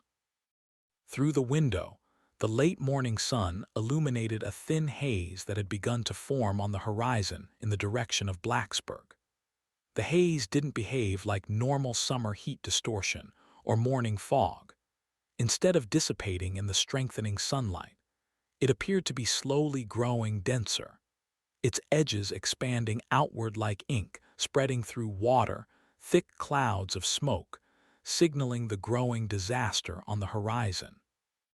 Chapter 4. The weathered two-story building rose before Stephen, Charlie, and Jack, its broad display windows reflecting the late morning sunlight with mirror-like intensity. The glare made it impossible to see inside, transforming the glass into opaque barriers that concealed whatever activity might be happening within. White-painted wooden siding showed patches of gray, where decades of mountain weather had stripped away the latest coat of paint, especially around the second-floor window frames, where moisture tended to collect after heavy rainstorms and snowfall. The gravel parking lot out in front of the general store was spacious enough to accommodate the regular influx of hikers and seasonal tourists. Mud-splattered SUVs with roof racks and gear carriers parked alongside pristine minivans, whose factory wax still beaded water from the morning dew. Their bike racks still bearing factory stickers without so much as a hint of mud or dirt on them. A few cars, likely belonging to employees based on the lack of accoutrement, were parked on the patchy grass alongside the lot, their tires crushing the grass. Someone doesn't know how to park, Stephen observed, rolling his eyes and gesturing toward their dark blue SUV. A hastily parked pickup truck had positioned itself at an angle that would make extraction difficult, its rear bumper just 18 inches from their vehicle's driver's side. The truck's engine ticked as it cooled, suggesting it had arrived just before the trio had arrived on the lot. Condensation still dripped from its air conditioning system, forming a small puddle on the gravel beneath. "Forget it," Charlie waved off the truck. "Let's just get inside and see what this nonsense is all about." The trio approached the store's covered porch, its shade a welcome relief after their long walk down the mountain. The sudden coolness raised goosebumps on their arms, reminding them how much they'd sweated during their rapid descent from the campsite. Through the propped-open front door, they could hear the murmur of agitated voices competing with a news broadcast, the words indistinct, but carrying clear tension in their tone and cadence. "Watch your step here," Charlie cautioned as they mounted the porch stairs.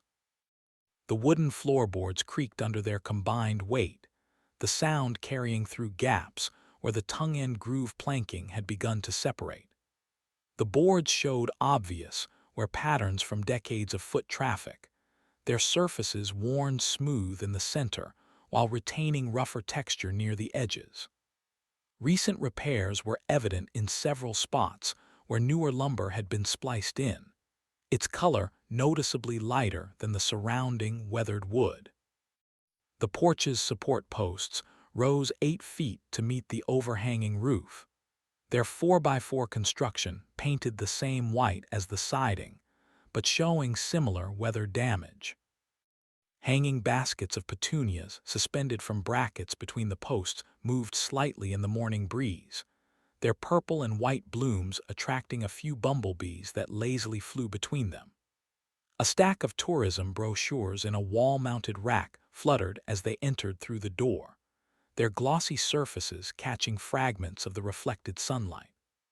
A brass bell mounted above the doorframe chimed as they entered, its tone almost lost beneath the murmur of voices and news broadcasts filling the store's interior. Not a single person turned to acknowledge their arrival. All attention remained fixed on the wall-mounted television centered above the fishing tackle display. The store's interior lights, fluorescent tubes running in parallel rows across the ceiling, seemed dim compared to the bright morning outside, and their eyes required several seconds to adjust, during which the shapes of shelving units and clustered customers emerged gradually from the relative darkness. The news broadcast sound was clear enough to make out phrases as the three entered the general store, pausing just inside the doorway. Unprecedented spread rates, multiple containment failures, emergency protocols activated in 7 states. The words carried through the store, along with the mixed sense of coffee and anxiety-tinged sweat. Jack shifted where he stood, reaching for his phone in his pocket by force of habit. Maybe we should try somewhere else, he suggested, his voice carrying the forced casualness of someone trying to mask growing concern. The parking lot behind them had grown crowded in the few minutes since they'd arrived, more vehicles wedging themselves into impossibly tight spaces along its edges. "I doubt anywhere's going to be much better," Stephen replied, gesturing toward the group near the television. "Let's just see if their landline is working and what that's all about." The growing crowd inside the store pressed closer to the wall-mounted television. The familiar scent of coffee wafting from the self-serve station near the register mingled with the sharp, acrid smell of sweat produced by too many bodies crowded into the confined space. The coffee urns gurgled as they maintained brewing temperature, steam rising from their warming plates to join the moisture already gathering near the ceiling. A half-empty pot had begun to scorch on its burner, adding a bitter note to the air. More than 20 people had congregated beneath the television, their bodies pressed close enough together that individual shapes became difficult to distinguish in the crowd. The television itself, a commercial-grade 42-inch LCD mounted on heavy-duty brackets, displayed aerial footage of what appeared to be a military quarantine zone. Emergency vehicles with strobing lights had created a perimeter around what looked like a research facility, their red and blue pulses reflecting off the building's windows. The news ticker scrolling across the bottom of the screen updated continuously. Confirmed deaths in 7 states. CDC mobilizing nationwide response. Military enforcing containment zones. "Keep your voice down," someone in the crowd hissed as a murmur of conversation threatened to overwhelm the broadcast audio. The assembly shifted slightly, those in back pressing forward to maintain their view of the screen. Their movement caused the old wooden floorboards to creak beneath the worn carpeting, the sound carrying through the building's framework. "Hush yourself, Tommy. It's a free country." "They're saying it started in some kind of research lab." A man in mud-covered work boots at the back of the crowd explained to no one in particular, his voice carrying a strained tone. Something about experiments getting out of control. He shifted his weight from one foot to the other, causing the floor to creak again. The television's audio continued. Unprecedented growth rates observed in affected areas. CDC officials report fungal spread exceeding 3 feet per minute. Citizens are advised to avoid all contact with visible growth patterns and to immediately report any formations to emergency response teams. The announcer's voice carried a forced professional detachment that cracked slightly around the edges. A woman near the front of the crowd pressed her phone against her ear, her expression growing increasingly desperate as she attempted to make a call. "Still nothing," she reported to her companion. "Emergency calls aren't even going through anymore." Her phone screen showed "no service," where signal bars should have appeared, the device's automatic brightness adjustment creating a small pool of blue light on the ceiling as she raised it higher, searching for reception. Charlie touched Stephen's arm, gesturing toward where the clerk stood behind a raised counter. The clerk's hands moved continuously across her register's keyboard, processing transactions with mechanical precision while dividing her attention between customers and the news broadcast. Her name tag caught the fluorescent lighting as she turned, the engraved Martha partially obscured by an unidentifiable stain. "This must have been what Mom was talking about," Jack whispered. "Sure seems that way. I hope this isn't happening near them." "We should stock up while we can," Charlie suggested, his voice low enough that only Stephen and Jack could hear. "Whatever's happening, we've got a long drive ahead of us, and if this is some kind of ongoing disaster, we're going to want to get moving sooner rather than later." He gestured toward the shelf of trail mix and energy bars. The news broadcast's video feed switched to ground-level footage captured by security cameras. The grainy images showed dark masses flowing across parking lots and up building walls, consuming everything in their path with impossible speed. Small clouds of what appeared to be spores rose from the growth, catching light like inverse snow as they drifted through the air.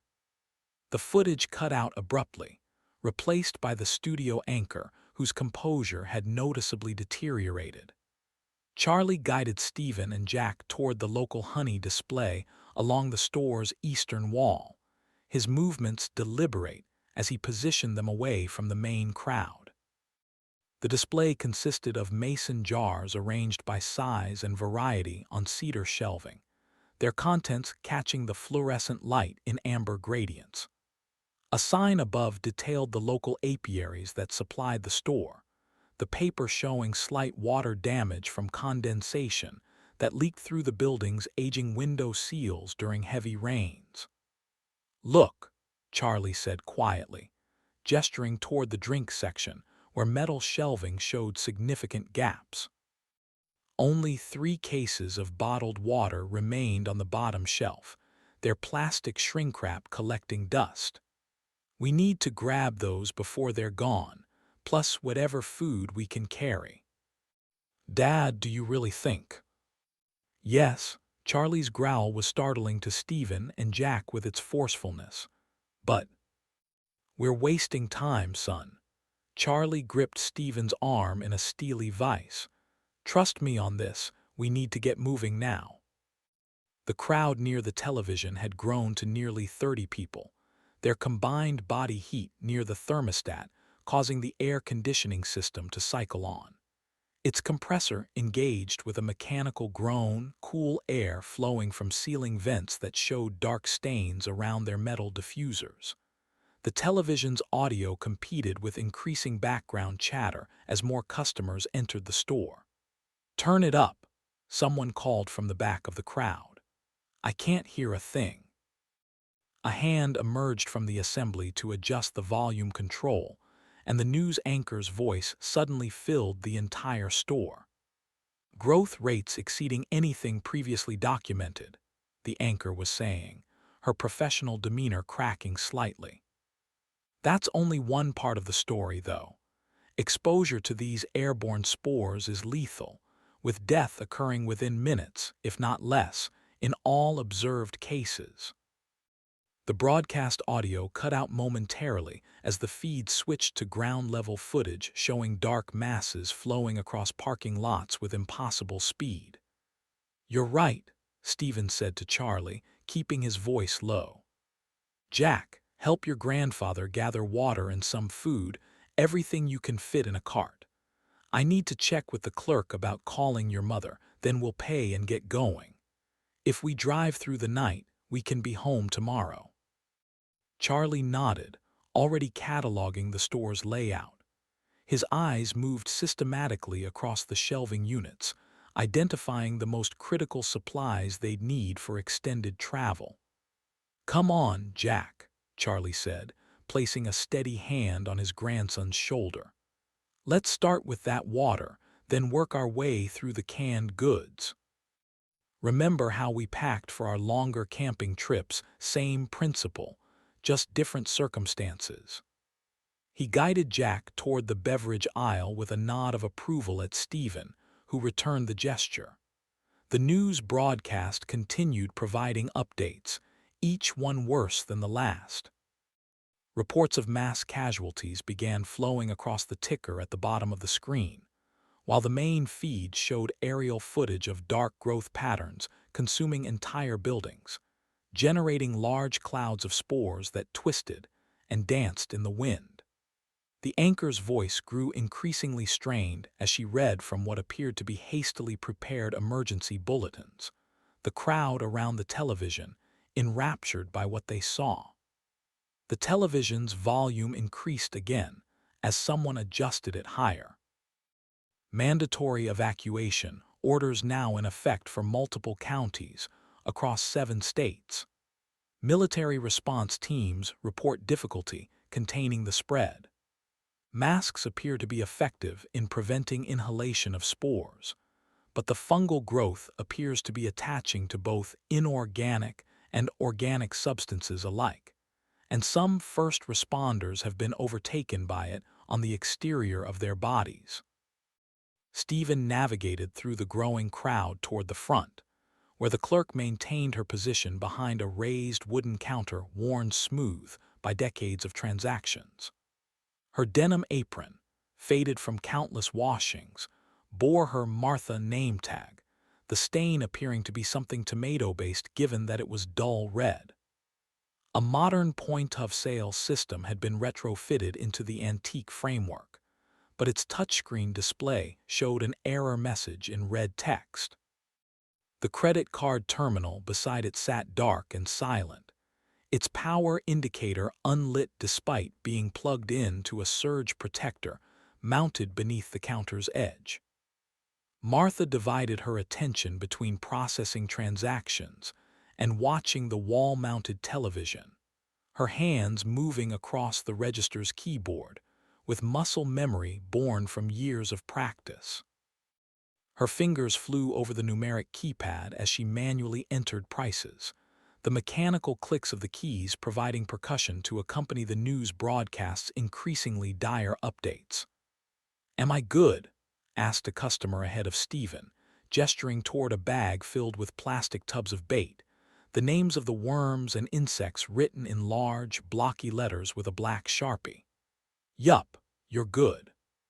Martha handed back a $5 bill, throwing a thumb toward the television. "Good to see you aren't worried about this nonsense." The man shrugged as he collected his bag, tying the handles together in a knot. "Fish won't catch themselves. Ain't gonna fret 'bout something I can't control. Have a good one, try to stay sane." You too." The customer ahead of Stephen completed his purchase and moved away, allowing him to step forward to the counter's worn edge. "Martha," Stephen began, smiling kindly at her, "any chance of getting a call through on that landline? Need to reach family back east and all of our phones aren't working." He watched her expression shift subtly as she processed his request, her eyes briefly moving to the phone on the wall behind her. "Sorry, lines are completely dead, not even a dial tone. And before you ask, the internet's down too. Can't even process credit cards. Been gone for about 20 minutes now, Martha sighed wearily. We're cash only now, unless you want me to take a card imprint and charge it when this all blows over. Well, shoot, Stephen felt for his wallet. Thanks anyway, I appreciate it. Weren't you with a couple others going to be up in the mountains for a week? Martha squinted at Stephen, then her eyes broadened in remembrance. Oh yeah, Crystal Lake, wasn't it? We were, yeah, Stephen affirmed. But my wife sent me a text that something's happening, and we couldn't reach her, so here we are. Because of that, Martha raised an eyebrow, looking over at the television. I guess so, yeah. It seems pretty serious, no? Martha shrugged and grunted. If you say so, I figure it's a big nothing burger. I hope so, Stephen shrugged and nodded in the direction of the landline hanging on the wall. Thanks anyway. We'll check out here in a bit and get out of your hair. Through the storefront windows, Stephen could see more vehicles arriving, their passengers hopping out to go into the general store, or one of the nearby outfitters on the other side of the street. Charlie and Jack worked their way through the store's narrow aisles, selecting supplies as the shopping cart's right front wheel emitted a subtle tick with each rotation, marking their progress past metal shelving units bolted into the worn wooden flooring.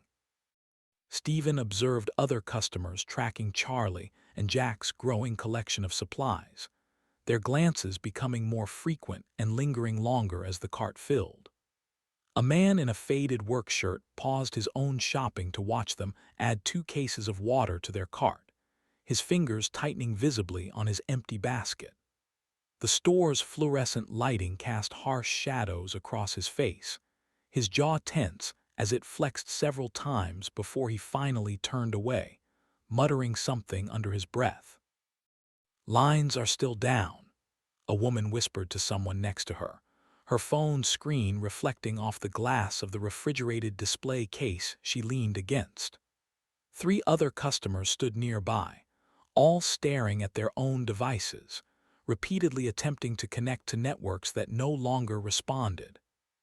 A teenage boy wearing a baseball cap turned backward pushed through the crowd around the television, making straight for the energy drink cooler. The cans clinked together as he hurried toward the register, the sound sharp against the background murmur of increasingly worried conversations. The store's interior temperature had risen noticeably as more customers arrived, their body heat overwhelming the aging air conditioning system. Ceiling vents cycled continuously now, the metal diffusers rattling slightly as cool air fought against the growing warmth. Dust particles caught in the airflow created shifting patterns in the fluorescent lighting, the effect uncomfortably similar to the spore clouds shown in the news footage. Charlie and Jack reached the camping supplies aisle. Stay focused, Charlie murmured to Jack as they selected packets of dried food, other shoppers around them starting to mimic their movements as the gravity of what was going on began to settle in their minds. The familiar packaging of trail meals and energy bars took on new significance as the news anchor's voice detailed expanding quarantine zones and evacuation orders. And each item they added to their cart drew more attention from others in the store. 2 men wearing identical company-branded polo shirts abandoned their near-empty shopping baskets near the automotive supplies, moving quickly toward the exit. Their rapid departure triggered similar responses in others, creating a current of movement through the store as customers recognized the implications of what they were seeing on the news. The front door's bell chimed with increasing frequency as people rushed out to their vehicles, and more people came in, the crowd still growing thicker in spite of those leaving.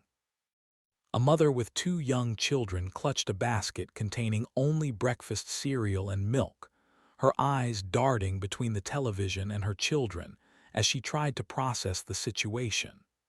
The older child tugged at her sleeve, asking questions she seemed unable to answer. The store's electricity flickered momentarily, a half-second interruption that caused several people to gasp. The television screen took several seconds to reactivate, its digital tuner having to reacquire the signal. And during those seconds of darkness, the true volume of conversation in the store became apparent. Dozens of worried voices competing for space in the confined area. Charlie and Jack returned to the counter where Stephen was waiting. 2 cases of water formed the foundation of their supplies, and stacked above sat organized rows of canned goods, vegetables, fruits, and proteins, selected specially by Charlie for their caloric density rather than variety. Packets of trail mix and jerky filled the gaps, their vacuum-sealed packaging reflecting in the overhead lights. A collection of paper maps lay across the top of their supplies, their folded edges showing the characteristic wear of stock that had sat untouched for months before this morning.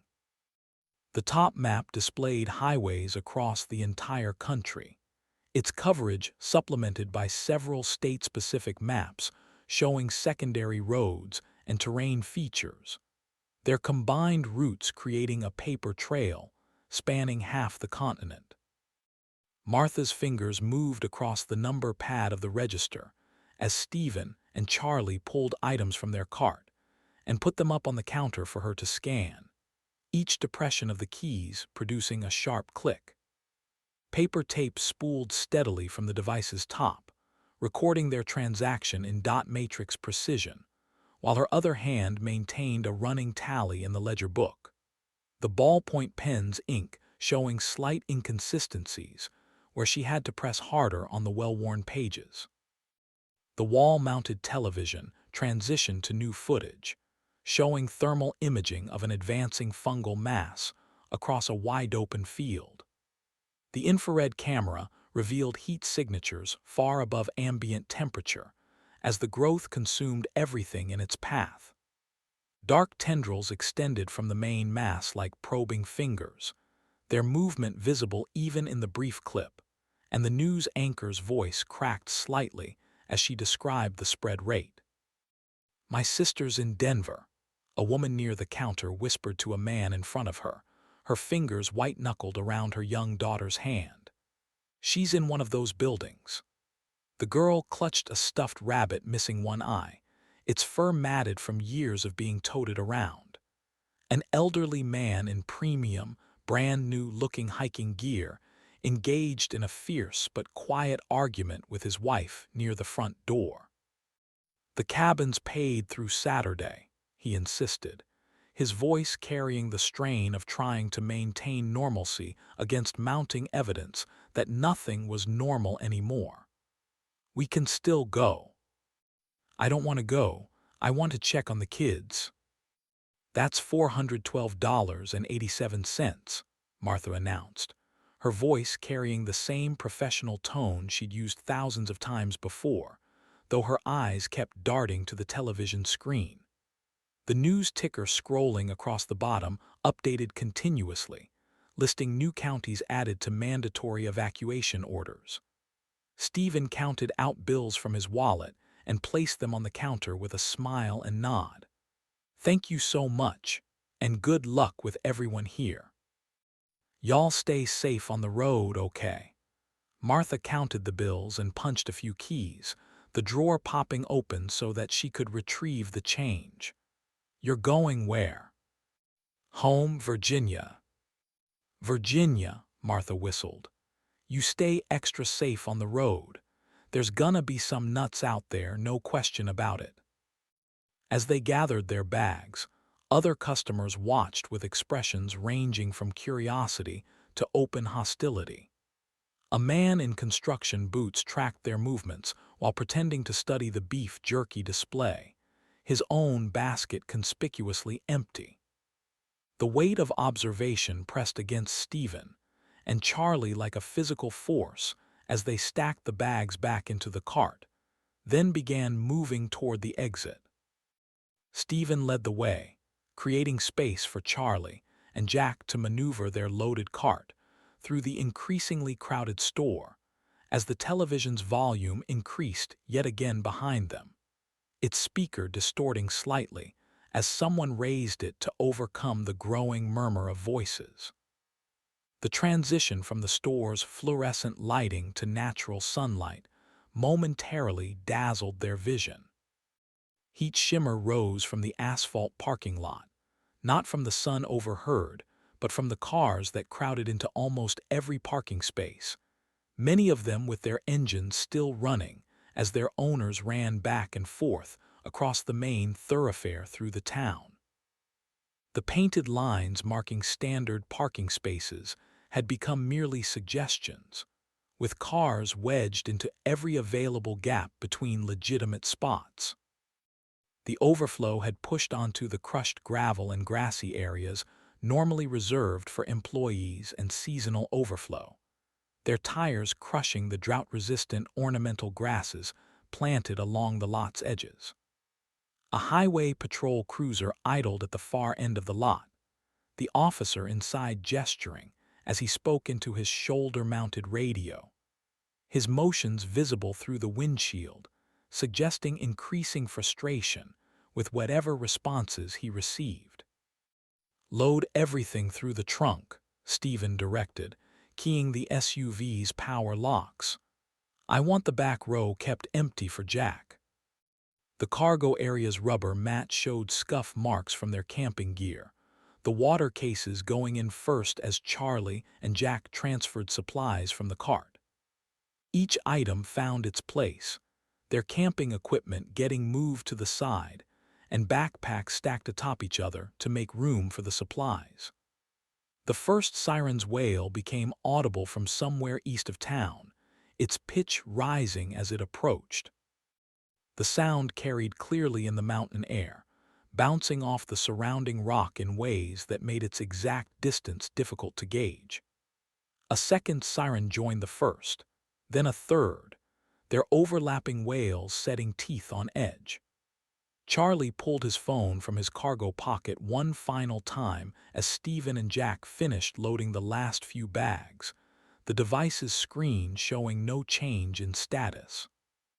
The glass reflected the cloudless sky overhead, the perfect blue expanse offering no hint of the chaos unfolding below, the no service indicator remaining stubbornly constant.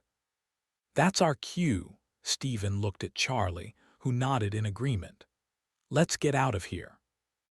The truck that had previously parked too close on the driver's side was gone, replaced by a sedan that gave Stephen more than enough room to open his door and climb in.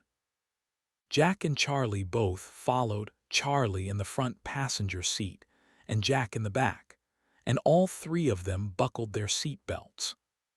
Stephen locked the doors and turned the key in the ignition, the engine revving to life before settling down, the usual array of dashboard warnings and lights flashing up on screen before vanishing, except for the tire pressure monitoring light, which was perpetually illuminated.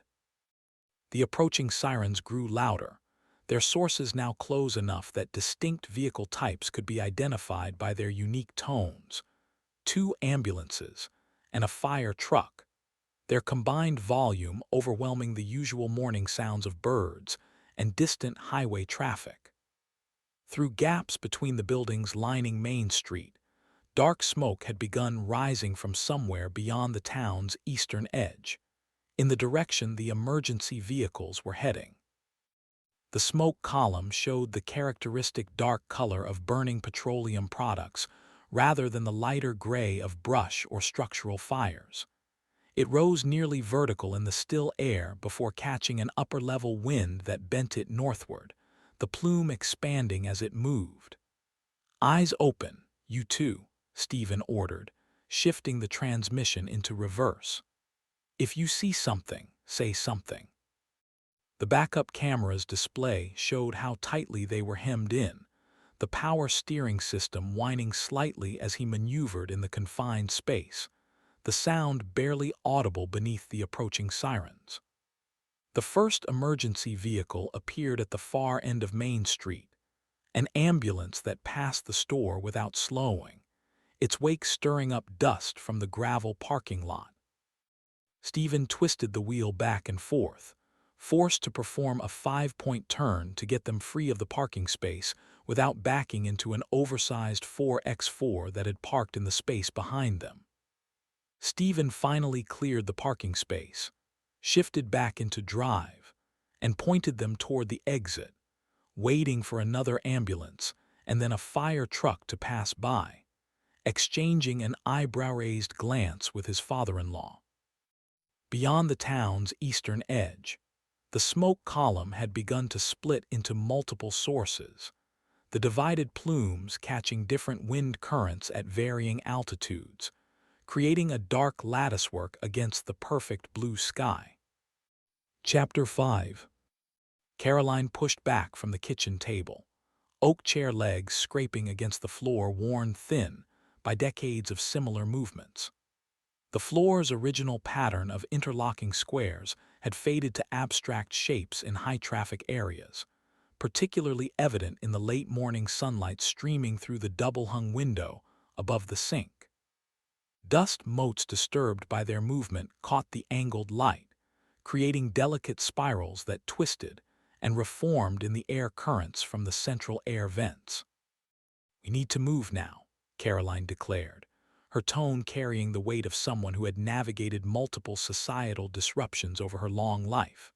She crossed to the window, gesturing toward the town far beyond the valley below their elevated property. "Before everyone else realizes what's happening. I've seen this pattern before. First come the denials, then the panic hits all at once." Her hand settled on the windowsill, fingers tracing a groove worn smooth by similar moments of contemplation. Grocery stores empty out, gas stations run dry, and suddenly basic necessities become impossible to find. "Not that I disagree," Lindsay held up a hand, "but isn't that exactly what we shouldn't be doing?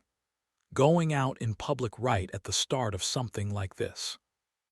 "I'd agree with you any other time," Stacy affirmed, but she trailed off as she looked over at Grace, whose hand still rested on her insulin pump.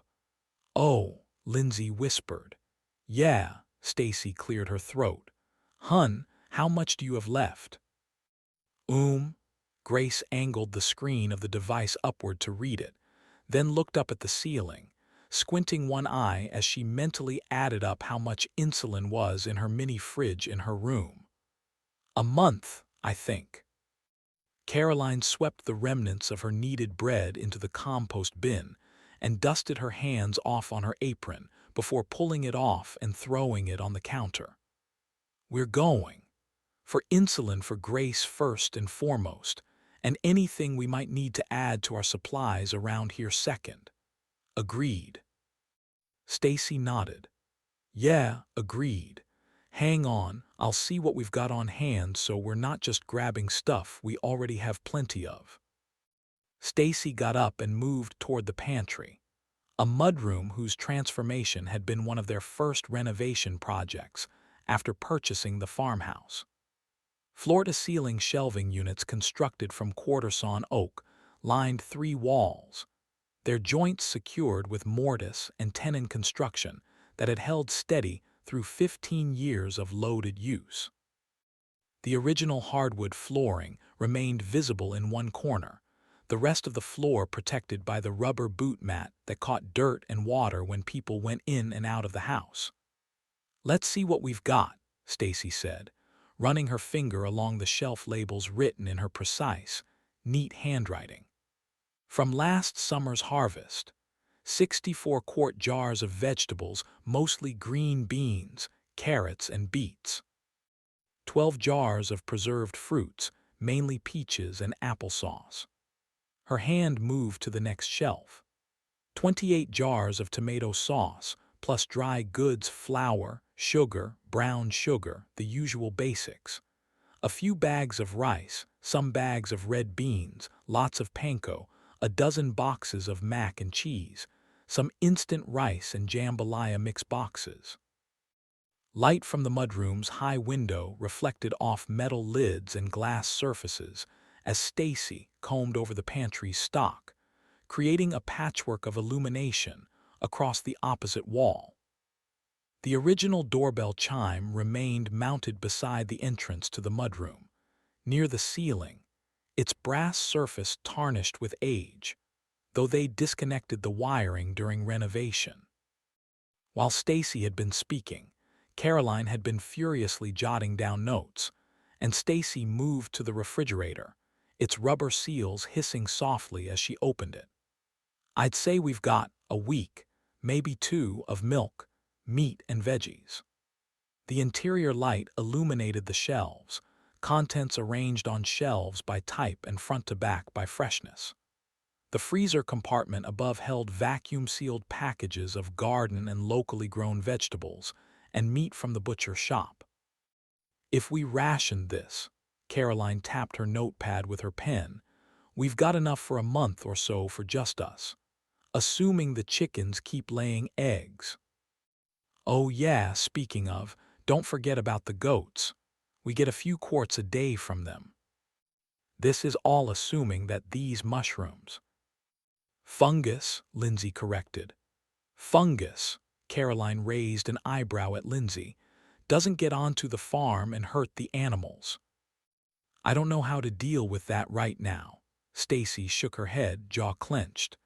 "So let's focus on what we can control." "Fair point. What's next?" "Grace's insulin is upstairs," Stacy continued, closing the refrigerator door. "She's got about a month's supply at her current dosage," Stacy said, looking at Grace for a repeated confirmation, and Grace nodded, "which would normally be more than enough for pretty much any situation, but like the food, we'll want to get more." "Sooner rather than later," Caroline affirmed. She moved methodically along the pantry shelves, looking down at the notes she'd taken while Stacy had been reading off their supplies, continuing to scribble as she went. "We need more shelf-stable proteins, canned meats, beans, that sort of thing." Her finger traced the empty spaces between existing supplies. "Lots more pasta, rice, dried beans, anything that stores well without refrigeration. The garden's producing now, but we need to think longer term." The pantry's bare spots became increasingly obvious as they continued their inventory and made notes for what to get. Gaps between mason jars showed where they'd used supplies without replacement, creating irregular patterns in the otherwise orderly rows. The morning sun tracked across the high window, its angle highlighting dust particles that danced in the air like silent witnesses to their growing concerns. "Basic medical supplies, too," Caroline added, indicating the shelf designated for first aid materials. "Not just Grace's insulin, but everything: painkillers, antibacterial ointments, bandages, whatever we can get." She paused, considering the space. "And we'll need more canning jars if we're going to preserve anything from the garden." "The freezer's one of the appliances connected to the panels on the roof." Stacy glanced upward. "So if we can't get cans, freezing will work just fine. And we cleaned out the chest freezer last week, so we have plenty of space." "Good, good." The shelving unit's joints creaked slightly as Caroline leaned against it, the sound echoing in the confined space. Through the mudroom's window, they could see the chicken coop where the chickens scratched in their enclosure, blissfully unaware of the situation developing beyond the farm's boundaries. Yet another transport helicopter passed overhead, its sound penetrating the farmhouse's walls. The noise briefly overwhelmed their conversation, vibrating the mason jars on their shelves and setting the disconnected doorbell chime swinging slightly on its mounting bracket. All four of them paused, tracking the aircraft's path toward Blacksburg through the windows, watching until it disappeared beyond the tree line that marked their property's southern border. Lindsay set her phone on the kitchen table's oak surface next to her laptop, whose cooling fan whirred steadily in the background. "I've got some more info on these fungal growths," she said, "if anyone wants to hear it." "Anything we can find out might be helpful," Caroline nodded. "What have you got for us, Dr. Winters?" "These growth rates violate every established principle of fungal metabolism," Lindsay said, adjusting her glasses with one hand while gesturing toward her laptop with the other. "So you've said," Stacy poked her head out of the pantry, where she worked to rearrange the shelves. "Yes, well, to repeat what I said, even the most aggressive saprophytic fungi only extend their hyphae by millimeters per hour. The energy requirements alone make what's going on impossible." Her biochemistry background emerged in her precise terminology, each term selected to convey specific technical meaning. "And yet, we can't deny what we're seeing with our eyes. It is spreading that quickly, in spite of how impossible it is." She switched to another tab, this one showing complex chemical equations describing energy transfer in cellular systems. The ATP requirements for cell wall assembly at these speeds would exceed anything observed in nature by several orders of magnitude. We're talking about glucose consumption rates that should be physically impossible without some completely novel metabolic pathway. Lindsay let out a frustrated sigh. Stacy and Caroline exchanged a glance, then Caroline put a hand on Lindsay's shoulder. "I know you're frustrated by this, hun, but you're the only one here with a doctorate. Can you explain it to the rest of us like we only did Bio 101 classes?" Lindsay looked up, starting to protest when Caroline's kind smile stopped her in her tracks. "You're right," she sighed, the tension leaving her body as she slumped over the table. "I'm sorry. This is right in my wheelhouse, and it shouldn't even be possible." "Why isn't it possible?" Grace leaned closer to examine the diagrams on Lindsay's computer screen. Technical illustrations showed standard fungal structures, branching hyphae, cross walls, and reproductive structures all labeled with precise scientific nomenclature. "The theoretical maximum growth rate for filamentous," Lindsay started to explain, then stopped herself. "Right, Bio 101. She craned her neck back, rubbing at it as she studied the ceiling, searching for the right words. "Okay, so everything in nature requires energy to do everything. Food, light, water, a mixture of them. Everything gets energy from various places." She looked among the group. "This is basic enough, right?" Caroline nodded and Lindsay blew out a relieved breath, continuing. "Fungi are fundamentally different from anything else on the planet, but they still require energy to grow, reproduce, and spread.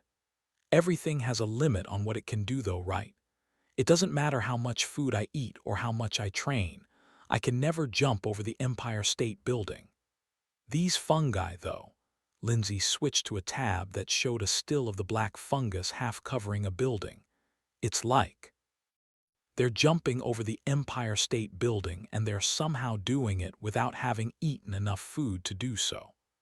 They're growing faster than anything can grow, based on what science says. And the energy to grow as fast as they are growing, where are they getting it? Nothing in nature works like this." Lindsay pushed back from the table, slapping the keyboard in frustration, bringing up a piece of complex modeling software that had graphs tracking theoretical growth rates against known biological limitations. Multiple windows contained partial differential equations describing nutrient flow and energy consumption, their solutions highlighted in red where they exceeded established biological parameters. The computer's cooling fan increased speed as it processed another simulation, adding its mechanical whir to the kitchen's background sounds. Caroline slid into the chair next to Lindsay, putting a hand on her arm, her kind smile still holding strong. "You are one of the smartest people I've ever known, hun. If anyone can figure out why the impossible is happening, I know it's you, But please remember, it's not your job. But it is my job. Lindsay gestured at the software on the screen. This is literally what I went to school for. I know, and I love you for trying to figure it out, but Caroline looked over at Stacy, who had come out of the pantry and was intently watching the scene. But we have bigger fish to fry right now, Stacy finished, drawing a look of questioning confusion from Lindsay. Whatever's going on, this impossible biology-defying fungus, it's happening 50 miles away. We can ask questions and try to figure out what's going on, sure, but right now I'm more concerned with us and keeping us safe. Oh, Lindsay's eyes grew wide as Stacy's words sunk in, the gravity and context of their situation settling in on her all at once. I did mean. No, Caroline interrupted. We want you to keep being you, sweetie. But let's focus on the here and now for a bit, and then you can get back to solving this all, okay? Lindsay nodded, Caroline's genuine, affectionate tone reaching her through the muddled, confused frustration plaguing her mind. Through the window they saw another military aircraft pass overhead, its shadow briefly interrupting the sunlight streaming across the table. The oak surface bore the marks of years of family meals, subtle marks in the wood stain where plates usually sat, deeper scratches near the edges where chairs had scraped against it countless times, dozens of stains and marks from years of love. Grace's insulin has to be our first priority, Stacy said, pulling a notepad from beside the phone charging station. The paper showed ghosted impressions from previous lists, creating a palimpsest of routine shopping now transformed into survival planning. We can get it from the pharmacy inside the grocery store. When did you want to leave? Caroline shifted in her chair. Right now. That's what I was thinking too. Give me your list. Caroline handed over her list, and Stacy began to make a master list from her own scribblings and Caroline's, her pen moving across the paper in precise lines. It took a few moments, but when she finished, she set down her pen and stood, moving toward the pantry.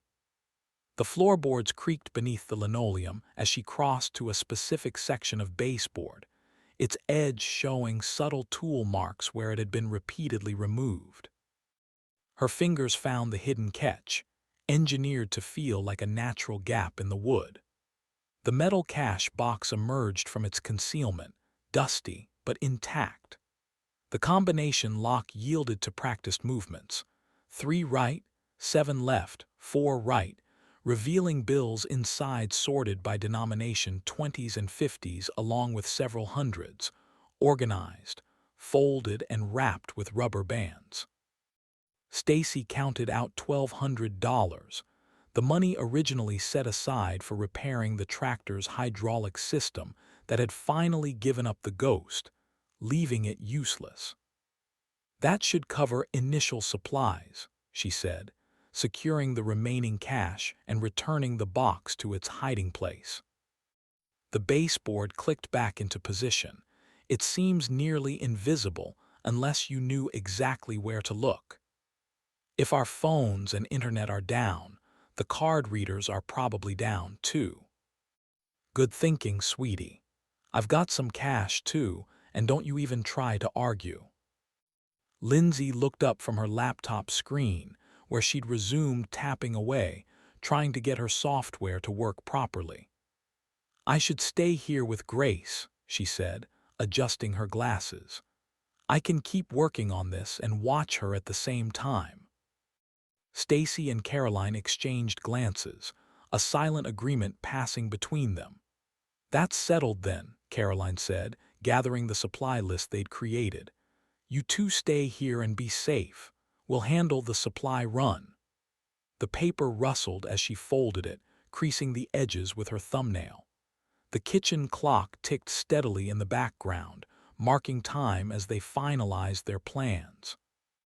Through the window, another military aircraft passed overhead, its jet engines roaring and causing the chickens and goats to run around in alarm. While Stacy got ready, Caroline grabbed her purse from the counter and extracted an envelope from an interior pocket, the paper worn soft at the corners from repeated handling. Inside, $800 in carefully maintained bills lay sorted by denomination, emergency funds she and Charlie had brought with them when they'd driven up the week before. The kitchen door's hinges squeaked as Stacy returned from checking the Jeep, its silver paint covered in speckles of dried mud and a thin layer of dust. "Tank's at 3/4, she reported, holding her keys up in the air and jingling them. The Virginia is for lovers' keychain dangled beneath them, its enamel surface chipped, but still vibrant after a decade of use. That's plenty for the round trip to town, plus extra if we need to check multiple stores." "Excellent," Caroline gave Lindsay and Grace a final look and a smile. "You two keep the doors locked, okay? And keep your phone." "Oh," Stacy sighed. "Just be safe, we'll be back soon." The garage door opener hummed as Caroline pressed the wall-mounted button, fluorescent shop lights flickering to life automatically, illuminating neat rows of plastic storage totes and cardboard boxes on industrial steel shelving. The concrete floor showed clear organization paths, marked by yellow safety tape that Stephen had insisted on installing last summer. Against the far wall, a pegboard workstation displayed an array of meticulously arranged tools, and the air held the familiar scent of motor oil and WD-40, mixed with the musty sweetness of cardboard that had absorbed decades of seasonal temperature changes through the garage's poorly insulated walls. "We should take some boxes," Stacy said, pulling several flattened cardboard containers from a shelf.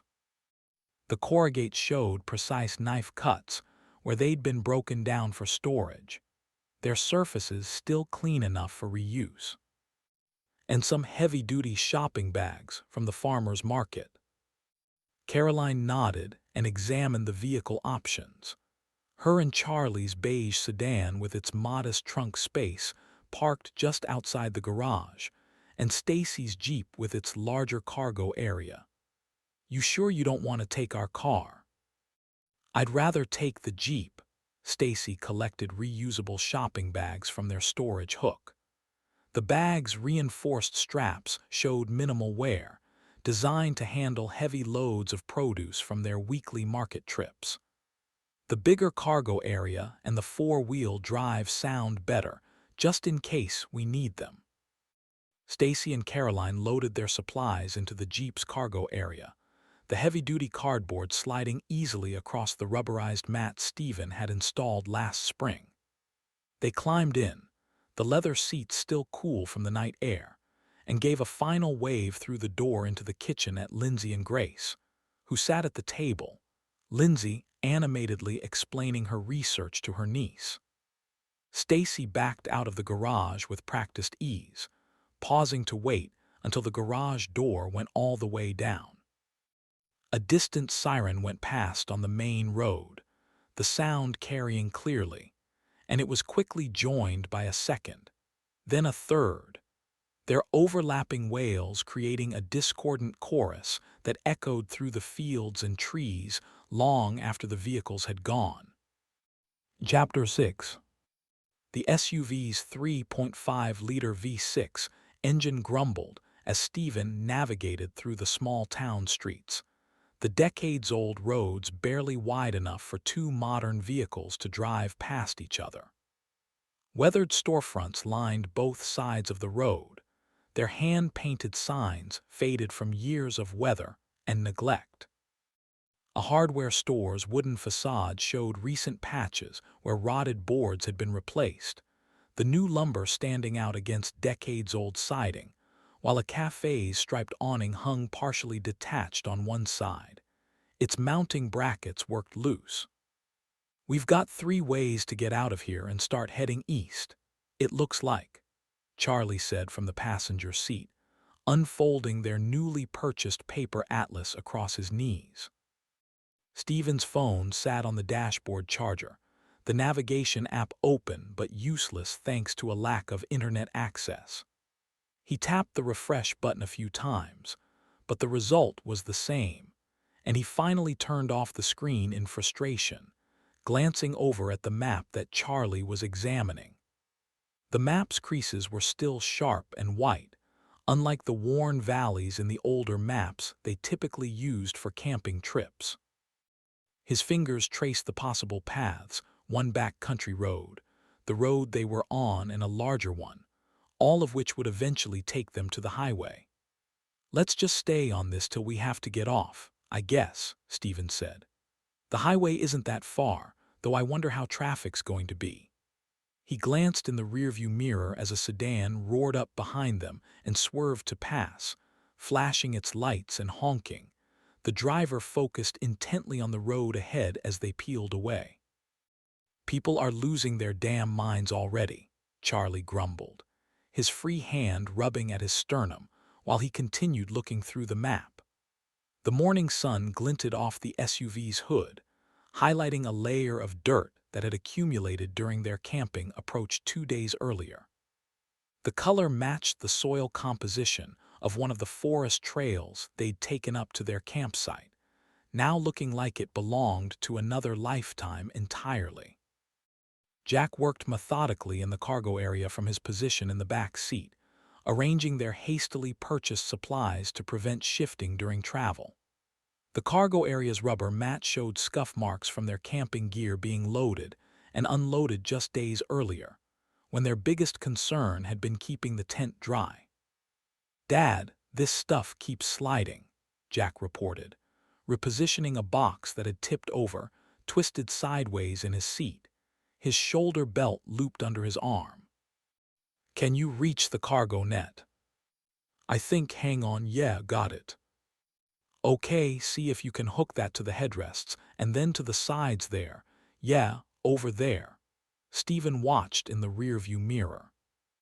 "Try to hurry, though. I want you strapped in properly." "Got it." Stephen's right hand moved from the leather-wrapped steering wheel to the radio controls, methodically cycling through AM and FM frequencies, his index finger stabbing the scan button every few seconds. Each channel produced only static, the sound changing pitch and intensity, but never resolving into human voices, an empty, lonely symphony. The digital display showed strong signal strength on several emergency broadcast frequencies, their signal bars glowing a mocking green even as the speakers hissed white noise. The radio's LCD screen flickered between numbers that should have carried the familiar voices of news anchors and emergency personnel, making their silence even more concerning. He switched to the NOAA weather band as a last resort, but even those usually reliable frequencies, powered by independent transmitters on remote mountaintops, offered nothing but the same empty static that seemed to have swallowed the airwaves. An ambulance sped past in the opposite lane, its light bar flashing, but its siren conspicuously silent. It took a corner at high speed, and 30 seconds later, 2 more emergency vehicles followed the same path, their lights also flashing but their sirens quiet. "More coming behind us, wait, no, they turned," Charlie warned, spotting flashing lights in his side mirror. He shifted the map to check his phone again, though like Stephen's, the screen showed no change in service status. Their exit route took them past the volunteer fire station, its bay doors fully raised to reveal frantic activity inside. 3 firefighters in full turnout gear loaded equipment into a brush truck, their movements carrying practiced efficiency, overlaid with obvious haste. Slowing as they passed the station in case a fire engine needed to suddenly leave, Stephen and Charlie could just glimpse the station's dispatch board through the open bay doors, its usual neat columns of magnets and status markers, now a jumbled mess of hastily updated information. Red emergency lights swept across the scene, in steady rotation from the already activated light bar atop the brushed truck, painting the firefighters' reflective gear in pulses of crimson. "Look at what they're carrying," Stephen said, nodding toward a fourth firefighter emerging from the station's bay door. The man balanced an armload of industrial respirators, their filters still sealed in original packaging. "Is that normal for a fire?" "Normally, I'd say I don't know, but given what's going on," Charlie groaned. "Wait, does this mean there's one of those mushroom outbreaks nearby?" "Fungal outbreaks, Grandpa," Jack called from the seat behind them. "Same difference, kid." Charlie pressed the power button on his phone one final time, though the result remained unchanged. "Try the radio again," Charlie suggested, slipping the phone into his cargo pocket. The rubberized phone case caught briefly on the prescription bottle stored within his pocket, its contents rattling softly as he adjusted the position. "Maybe there's something now." Stephen touched the wheel-mounted radio controls again, cycling through them all in rapid succession. But only static emerged, the hissing white noise somehow worse than simple silence would have been. "Nope. Seems fair to say the radio and phones won't be coming back anytime soon." "All set back here," Jack called, turning around in his seat and fixing his shoulder strap. He stared out the window for a minute before speaking again, his voice thin and reedy. "Dad, are we going to be okay?" "We're going to be fine, kid," Charlie answered for Stephen, the pair exchanging an eyebrow-raised glance. "We've got a full tank of gas, maps to help us get home, and we'll be there before you know it." Stephen smiled in the rearview mirror at his son. "I'm worried about Mom." Stephen's smile faltered and he looked back out the windshield. "I'm worried too, but—" "I know," Jack interrupted his father. "They're smart, they're going to be fine, all that junk. I'm still worried about them." "We'll see them soon, Bud, I promise." "Jack," Charlie's voice lowered an octave, growing deathly serious. "Hell itself couldn't keep your father from getting us home, and he'd go into hell to bring her back if he had to." "I am nothing if not Orpheus himself," Stephen grinned, eliciting a flicker of a smile from Jack, and a quick nod. The final buildings marking the town's edge slid past, a self-storage facility with roll-up doors in varying states of repair, a shuttered gas station whose price sign showed numbers from 6 months earlier, and a small real estate office with dusty listings taped inside its windows. The two-lane road stretched ahead, disappearing into the distance where heat shimmer had already begun to rise from its surface despite the relatively early hour. Upon leaving the town proper, the asphalt abruptly changed, showing signs of recent repaving, dark patches marking where winter frost heaves had been repaired in preparation for tourist season, the yellow lines bright and newly painted. Vehicles began to grow thicker as well, streaming past them in the opposite direction, and showing up more frequently behind them, their speeds pushing well beyond the posted 45 mph limit. The roadside's gravel shoulder also showed fresh scrapes where vehicles had recently left the pavement at high speed, likely to pass slower vehicles on the right. "Another one," Charlie warned, raising a finger as a pickup truck towing a horse trailer approached in his side mirror. The trailer's dual axles oscillated dangerously as its driver pushed well beyond safe towing speed, flying past them at 60 or 70 miles an hour, the trailer fishtailing dangerously as they jerked back over into the right lane to avoid a head-on collision. "The horses must be terrified," Jack said from the back seat, watching the trailer sway as it continued to pull away from them. "Why would they do that?" "Freaking idiot nearly ran us off the road," Stephen growled, knuckles white from squeezing the steering wheel so hard. "Oh geez, more behind us," Jack reported, twisting in his seat to look through the rear glass.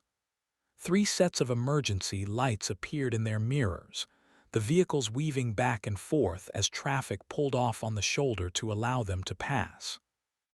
Stephen did so as well, and he, Charlie and Jack watched as the brush fire engine and 2 police cars soared past, their lights and sirens both going full blast. "Our turn's coming up here soon, about a quarter mile," Charlie announced, consulting their paper map. "Been surprisingly easy to get oh. "Now, Charlie," Stephen groaned, "why did you go and say a thing like that?" He gestured toward the highway entrance ramp visible ahead, where vehicles had begun to cluster in unmoving groups. The merging lanes leading to the highway had transformed into an immobile mechanical menagerie. Motorcycles with dusty saddlebags were wedged between family sedans. Delivery vans sat idling behind pickup trucks whose beds overflowed with hastily packed possessions. A semi-truck's air brakes released with a sharp hiss, the sound barely audible beneath a growing chorus of car horns expressing futile impatience. "Well, shoot." Stephen slowed the SUV, one of the vehicles behind them honking in response. "We are definitely not the only people trying to get on the highway, what now?" "The highway is pretty crowded," Jack said, leaning over in his seat to look at the highway. "He's right," Charlie affirmed. "Looks like it's not just the on-ramp that's a problem. Maybe a fender bender or something down the way." "Can we take a side road and get on at the next exit?" Stephen motioned at the map, and Charlie shrugged. "There's no direct route, no. We'd have to backtrack through the mountains." "I say again, well, shoot." Stephen let the SUV slowly roll forward, trying to keep a few car lengths between them and the vehicle in front of them. "Try for that gap," Charlie suggested, indicating a narrow space between a white delivery van and a dark blue minivan near the on-ramp. "Or we can just sit here and wait our turn." Stephen looked at the rear view and side mirrors several times in turn, his fingers tapping on the wheel as he mulled their options. Finally, he spoke. "All right, I don't want to sit here any longer, worst case. We'll piss a few people off getting on the highway. Then we can either sit in traffic or try the shoulder or median if things get bad. You good with that?" Charlie's hands flicked to his seatbelt, and he glanced back to make sure Jack still wore his. "Good with me." "We'll hold on." Stephen nodded and tapped the gas, guiding their SUV into position, the power steering system whining slightly as he maneuvered in the confined space, the front proximity sensors beeping steady warnings as the distance to surrounding traffic decreased. Through the delivery van's window, they could see its driver repeatedly pressing a phone against his ear, shaking his head in obvious frustration, his uniform shirt showing dark sweat stains spreading beneath his arms. The minivan beside them contained a family of 5 parents in the front showing signs of extended travel fatigue, 3 children in the back pressing their faces against tinted windows as they stared at the unprecedented traffic situation. Stephen kept his eyes forward as he eased the SUV between the 2 vehicles at the multi-lane intersection, looking left and right a few times before gunning it across to the other side, pulling up alongside a convertible that was sitting at the base of the on-ramp. While the on-ramp only had 1 lane, it had a wide shoulder on both sides as well, effectively having the width of over 2 lanes worth. As another car ahead of them slowly pulled onto the highway, Stephen kept the SUV abreast of the convertible, forcing the smaller car to deviate from the marked roadway and drive half on the lane and half on the paved shoulder. Stephen shrugged apologetically as the driver shook his head at him, though no more signs of anger were forthcoming as they both continued to inch toward the highway, more vehicles behind them copying what they were doing. "Hey, look over there," Jack said as they moved along on the on-ramp, slowly getting closer to the highway. He gestured toward the highway's edge, where more vehicles were starting to get off of the main lanes and drive on the shoulder. The emergency lanes rumble strips vibrating loudly beneath dozens of tires, creating a constant low-frequency drone that complemented the symphony of car horns. "So much for that idea," Stephen sighed. "Looks like the shoulders turned into an unofficial third lane already." "You're clear," Charlie said, turning in his seat to look to their left as they merged onto the highway, the convertible they'd been next to falling in line behind them. The highway's lanes stretched ahead like ribbons, each one packed with vehicles running bumper to bumper. Recent repaving efforts showed in the crisp white lane markings, now obscured by the mass of traffic spreading across them. Even the shoulder, its surface corrugated with emergency warning strips, had filled with vehicles attempting to bypass the gridlock, cars from both the left and right lanes moving over and jostling to use the shoulder, only to find that it was already filled. They moved along slowly, between 5 and 15 miles an hour depending on how quickly or slowly the cars ahead of them reacted to traffic continuing forward. Stephen tried to avoid hitting the brakes as much as possible, using the space between them and the tractor-trailer ahead of them to act as a buffer zone. But each time he allowed the gap to get too large, someone from the left lane would cut them off in an effort to get to the shoulder, causing him to have to slam on the brakes. "You mind throwing in a CD?" Stephen's jaw and teeth ached from clenching his jaw so tight. "Sure thing," Charlie said, hitting the power button for the radio as he opened the glove compartment to grab a CD case. "Wait," Charlie said, pausing before he took the case. The usual static had something else in it, and Charlie ticked the tuner up and then down, then turned up the volume, the SUV filling with a reporter's tense voice. "Evacuation orders now in effect for the entire Denver metropolitan area," the reporter announced, professional detachment cracking around the edges of each word. Emergency response teams report continued unprecedented spread rates and death tolls as the fungal contamination continues expanding outward from the research facility. Stephen's hands tightened on the steering wheel, its leather wrapping creaking beneath his grip. The speedometer showed their pace dropping to just 3 miles an hour as the tractor-trailer hit the brakes, the digital readout flickering between single digits as they crept forward. Charlie spread their newly purchased map across the dashboard, his finger finding their location relative to Denver as the reporter continued. "The fungal growth has already consumed several outlying communities," the reporter continued, voice breaking slightly.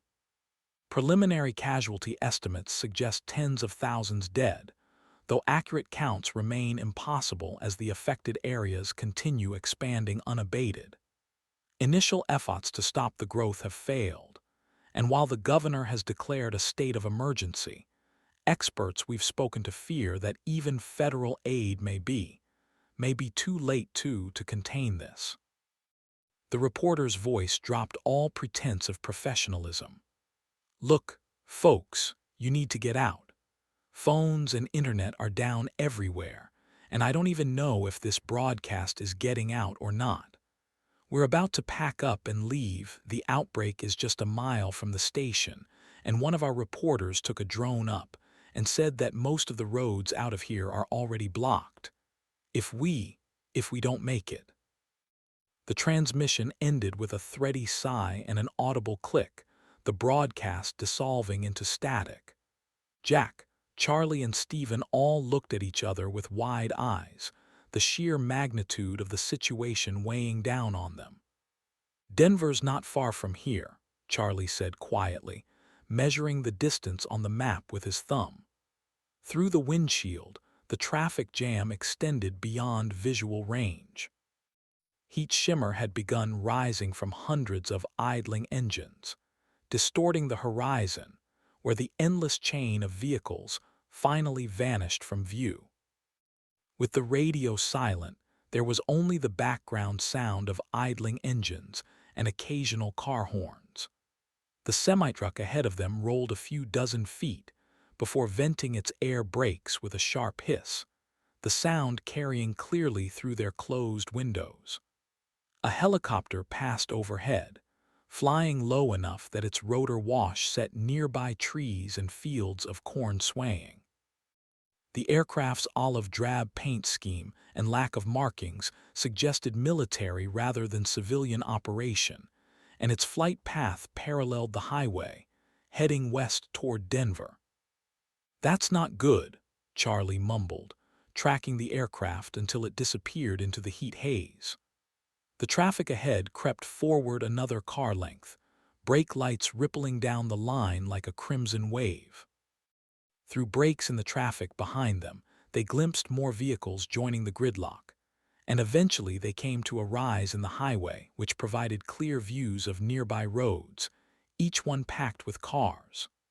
Far to the west, where the highway disappeared into heat shimmer, a dark haze had begun gathering low against the horizon, though whether it was part of a storm system or something else entirely, it was impossible to tell. "Glad we didn't try to get to another exit," Charlie observed. "Looks like everyone's trying to get out of Dodge. At this point, I'm almost tempted to go off-road, except for," Stephen pointed off in front of them. A state trooper's vehicle sat well off of the road, tilted on the slope in the grass 50 yards ahead, its light bar cycling through emergency patterns. The cruiser's front push bumper showed recent damage, and its driver stood beside the open door, radio handset pressed to his ear as he gestured toward vehicles that were passing by on the shoulder. "There's another ambulance trying to get through," Jack reported from the back seat, watching through the rear window as emergency lights strobed between lanes. The medical vehicle's driver leaned repeatedly on the air horn, but traffic could barely shift enough to create passage, especially since the shoulder was clogged with people turning it into an impromptu third lane. Even with lights and sirens active, the ambulance's progress remained painfully slow. "Look," Jack said suddenly, pointing toward the westbound lanes. Military vehicles. Across the steep, deep median separating the east and west portions of the highway, they spotted olive-drab trucks moving quickly across the relatively empty lanes. 3 canvas-top transport vehicles led the convoy, followed by a pair of Humvees with roof-mounted equipment, several black SUVs with OPPR and CDC emblems on their sides, and another pair of Humvees bringing up the rear. The military vehicles were gone nearly as quickly as they'd come, the few westbound civilian vehicles moving quickly to get out of their way. "You see those SUVs?" Charlie asked. "Centers for Disease Control and Pandemic Response. And those trucks and Humvees weren't regular paint jobs, either. Special response teams." Charlie nodded at his son-in-law. "Definitely." "Well, maybe they'll figure something out." "Doubtful." A panel truck ahead of them attempted to squeeze onto the shoulder, its tires dropping into a pothole in the gravel surface with a sharp scraping sound. The right side of the suspension compressed fully as its driver fought to keep from careening off the road and into the state trooper, who gesticulated and shouted at the truck's driver. Overcorrecting, the driver nearly crashed into the tractor-trailer in front of their SUV, who laid on the air horn, drawing an extended arm and middle finger gesture from the panel truck's driver. "This is getting bad," Stephen grimaced, watching another car bottom out on the uneven ground as it, too, tried to get on the shoulder and slipped down the embankment. The highway's elevated construction created steep slopes on both sides, their surfaces already showing erosion from vehicles attempting to forge new paths, and not having enough traction to keep from sliding on the dirt, grass, and gravel. Behind them, where the military convoy had vanished, the horizon almost appeared to have been swallowed by the growing dark clouds or haze that had been accumulating west of their position. Even the morning sun seemed unable to burn through the strange atmospheric phenomenon. Their own lane crept forward another few feet, interrupted by the sharp protest of squealing brakes from somewhere ahead.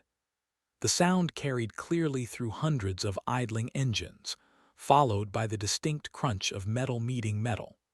More vehicles tried to move toward the shoulder in response, the highway quickly becoming more of an entanglement than a traffic jam. "It's all cornfields from here on out," Charlie said, gesturing at the map. "Even if we get off the highway and make it down the embankment, we've got nowhere to really go except through fields. No service roads or anything, even on the other side of the highway," Stephen asked, drumming his fingers against the steering wheel's leather wrapping. "Not for a few more miles, no. That could take hours, especially if more of these idiots keep doing nonsense like that." Stephen gestured at a pair of vehicles that had pulled off to the side, one of them showing clear damage to the rear bumper, the other to the front. Yeah, Dad." Stephen and Charlie both turned to look at Jack, who was twisted around in his seat, pointing out the back window. "What's up with that?" Several people were walking, jogging, and in one case, running along the edge of the median, their shadows stretching long behind them across the asphalt and grass. A few of them had backpacks, purses, or briefcases in their arms, and one woman carried a baby wrapped in a pink fleece blanket, its frightened cry audible over the sounds of traffic. A businessman in an expensive suit stumbled along in dress, shoes clearly not meant for walking, his tie fluttering behind him like a pennant in the wind. An elderly couple helped each other along, the woman's silver cane catching the sunlight as she gripped her husband's arm for support. "I get the feeling that they know something we don't." Charlie looked in his rearview window, then over at the line of traffic along the shoulder. "You think we should get out and go?" "Not yet," Stephen watched in the rearview. "They might be panicking over nothing, and I don't really want to abandon the SUV when we could make it down that embankment if we had to." "More walking now," Jack reported, tracking the growing exodus through his window. A family of 4 passed along the shoulder, parents carrying overstuffed duffel bags while their children clutched tablets and gaming devices. Behind them, an elderly couple struggled with a rolling suitcase whose wheels caught repeatedly on the grass and gravel, the suitcase finally tipping over and tumbling down the embankment as the couple watched, holding each other's hands. The radio crackled unexpectedly to life, causing Stephen and Charlie to jump as the static was displaced by a robotic voice. "Denver International Airport is now closed to all civilian traffic. The facility has been designated as a military response center. All private aircraft are to seek alternate." Static came in again over the message, and Stephen turned down the volume. Charlie traced another potential route on the map, this one following a maintenance road. The path showed as a dotted line, indicating uncertain seasonal conditions. This one wraps back around to the south and west. We could just jump off, though, and go off-road if you're up for it." Before Stephen could look at the map and formulate a reply, the semi ahead of them released its air brakes with a sharp hiss, its trailer rolling backward several inches before the driver could re-engage the brakes. The driver's side door opened and he hopped out, carrying a duffel bag in one hand, a small dog in the other, and a backpack on his back. He looked back to the west briefly before he began jogging forward, to the east, running between the cars before veering right toward the shoulder, disappearing out of sight. Another helicopter passed overhead, flying west at maximum speed with its cargo doors removed. Through the open sides, they glimpsed military personnel in full head-to-toe protective gear secured in their seats, the aircraft's downdraft scattering loose papers and trash on the roadway below. The trio watching it fly by in uneasy silence, considering their limited options in the face of so much uncertainty. Chapter 7. The suspension in Stacy's Jeep absorbed the familiar undulations of CR 419 with ease, the curved, bumpy route as familiar as the paths through her own home after so many years of driving them multiple times every week. Her hands rested easily on the steering wheel, unconsciously making the small corrections needed to keep them centered in their lane as they headed into town. Through breaks in the trees, the shallow valley spread out below them like a relief map coming slowly into focus, looking as normal as it always did, though the shadow of what was happening in Blacksburg was an ever-present, invisible specter. Caroline sat in the passenger seat, her right hand periodically brushing against the cotton cardigan pocket, where she'd secured the envelope containing $800 in emergency cash. The morning sun slanted through the Jeep's windows from behind the trees and telephone poles, painting warm stripes across their laps as scattered clouds stretched across the deep blue sky like nature's brushstrokes. The air held that particular sweetness, unique to late mornings in southern Virginia, when summer's heat hadn't yet taken hold, but dawn's coolness had already surrendered to the climbing day. "Looks busier than usual," Stacy observed as they took a right at the four-way stop, Wilson's General Store and Market just a few hundred feet ahead, the business's hand-painted sign showing slight wear around the edges. The asphalt parking lot, repaved just last spring, held approximately 30 vehicles instead of the usual 5 or 10 that Stacy would normally encounter on a typical morning. Muddy pickup trucks dominated the prime spots near the entrance, their wheel wells caked with the distinctive red clay from the surrounding farm fields. A scattered collection of sedans, minivans, and SUVs filled the remaining spaces, their variety reflecting the mix of farming families and commuters that made up their rural community. The vehicles crowded to the edges of the tiny parking lot, forcing Stacy to guide their Jeep into the gravel section, where scattered weeds pushed through the crushed stone. The crunch of tires on loose gravel echoed off the building's brick facade as she pulled into one of the few remaining spaces, the morning sun catching the dew still clinging to the tall grass beyond the lot's edge. A delivery truck idled at the loading dock, its refrigeration unit droning steadily in the morning air, adding its mechanical rhythm to the soft chorus of distant birdsong. The driver moved with the efficient grace of someone who had performed the same task thousands of times, stacking empty produce crates beside the dock's lift gate in neat rows that cast elongated shadows across the concrete. The worn plastic containers bore the scars of countless journeys between local farms and grocery stores, each scratch and scuff marking another link in the chain between field and table.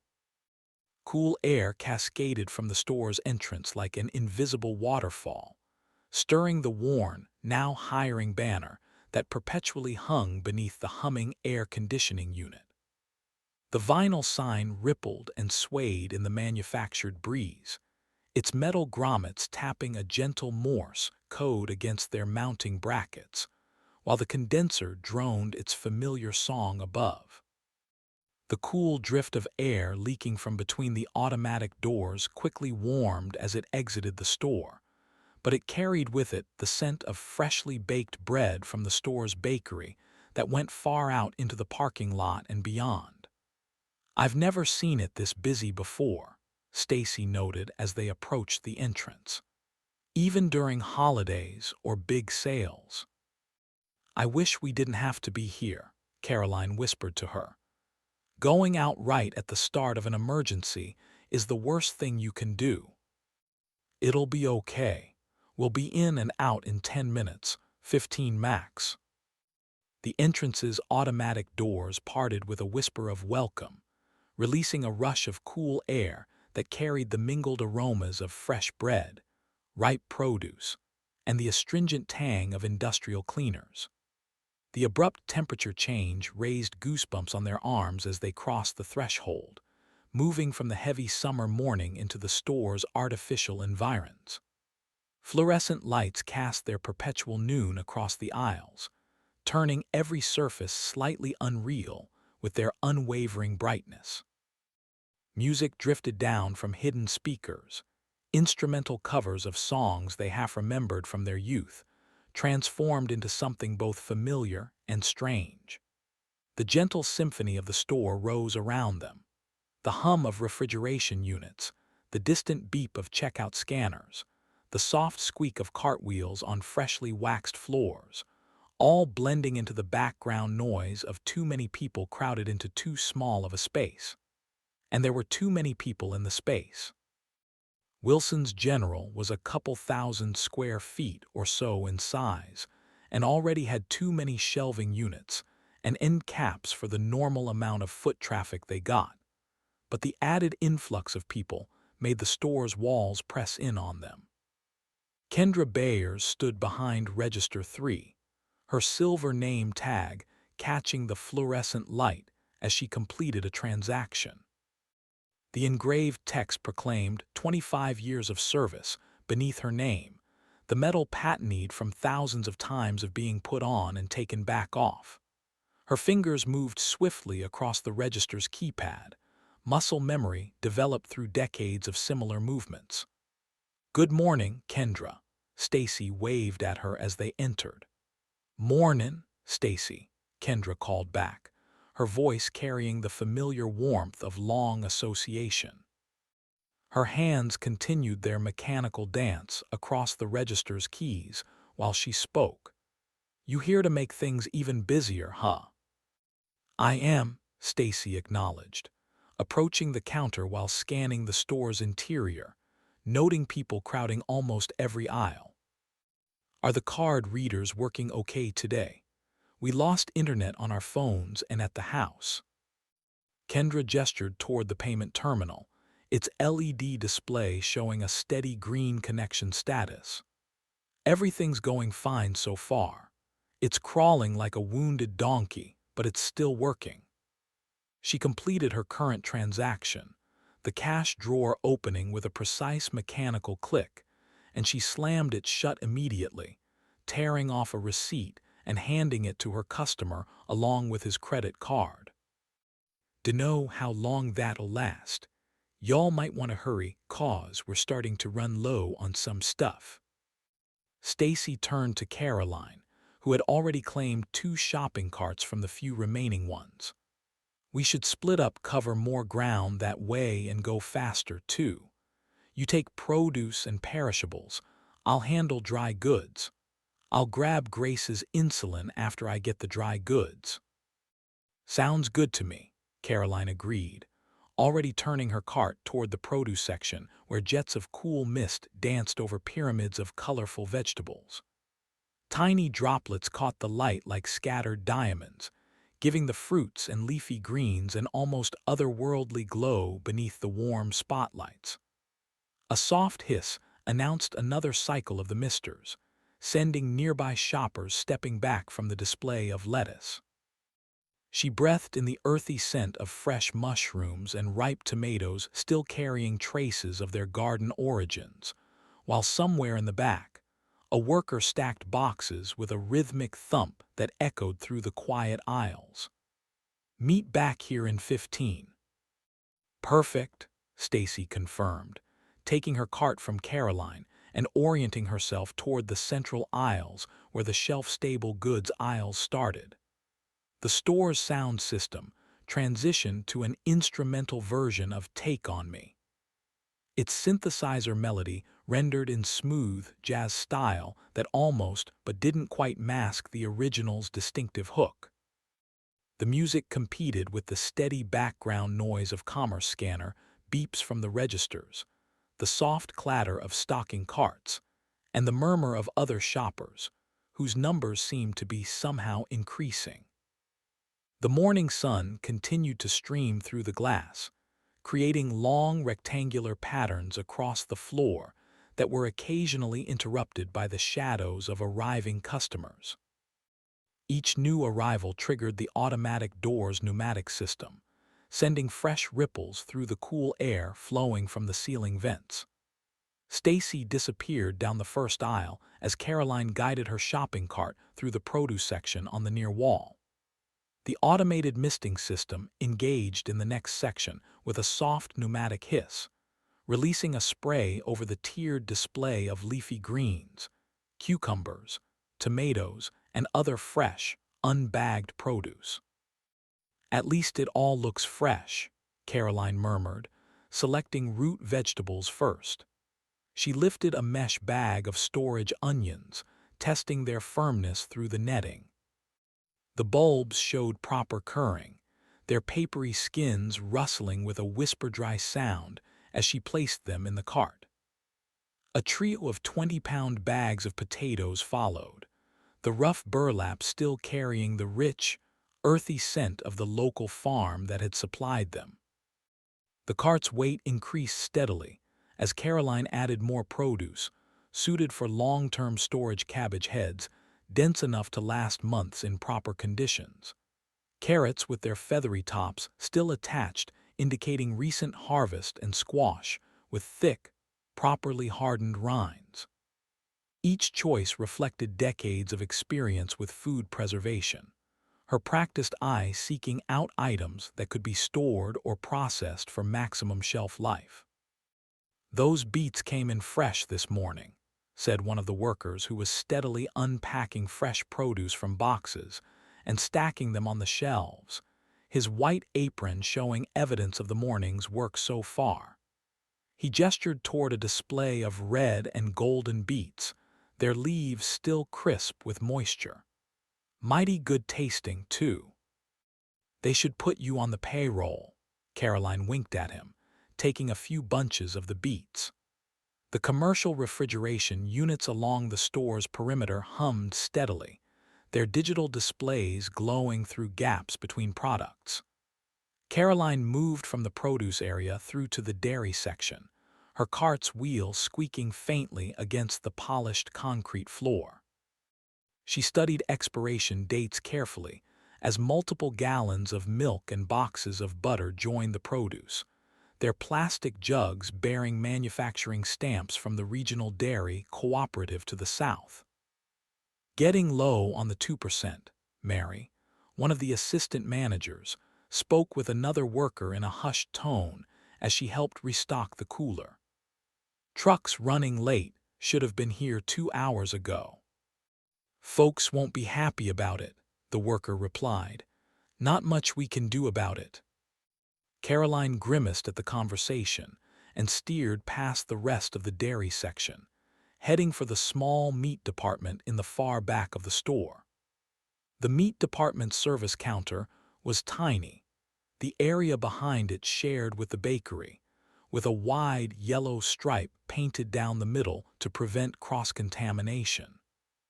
The glass fogged slightly when the butcher slid open the access door to the display case, removing already wrapped packages of beef and pork, handing them out to customers who had called in their orders earlier that morning or the previous day. "Just finished breaking down a quarter," the butcher called out to the half-dozen people gathered around the counter, gesturing toward fresh cuts arranged in the display. "Got some good roasts if you're interested." Caroline waited her turn, then selected several large cuts suited for multiple meals roasts that could be portioned and frozen, whole chickens more economical than pre-cut pieces, and ground beef packaged in convenient 1-pound units. The butcher, Carl, worked with efficiency born from decades of practice, and had her order ready in just a few short minutes. The meat's packaging crinkled as she arranged it in the cart, the combined weight of it plus everything else making the wobbling wheels' protest more pronounced. On the other side of the store, Stacy wheeled her cart through the center aisles, its metal frame rattling softly against the grooves in the floor. She passed through rows of neatly stocked shelves, the familiar layout guiding her between towers of canned goods and boxes of cereal. The harsh overhead lights cast long shadows down the wide aisles, highlighting the meticulous work of the night crew who had arranged every can and package with perfect spacing, as if laid out by ruler and square. Stacy paused in aisle 3, scanning the towering shelves of rice and dried beans that stretched out before her. She pulled several bags of long-grain rice from the neat rows, their sturdy plastic weave cool against her hands.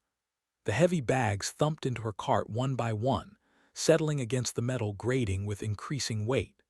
Her fingers drummed absently against the cart's handle as she studied the remaining space, wondering how many more she should add. "Stocking up, Mrs. Winters." One of the stock chuckled as he updated shelf tags nearby. His price gun clicked steadily as he worked down the aisle. "Can't say I blame you. It's been a madhouse this morning. We're about to run out of a lot of stuff." He gestured toward the upper shelves where additional cases waited to be rotated into stock. "That's the last of the rice up there, at least till later this week." "Hey, Mike," Stacy smiled at him. "Yeah, trying to refresh the pantry a bit. We're almost out of a few staples." "Like I said, I don't blame you. Barb set aside some stuff for each of us."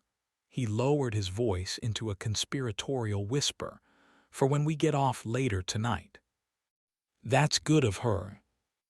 Don't know how we'd get anything otherwise." Mike shrugged, then returned to his shelving and price updates. "You have a good one, Mrs. Winters."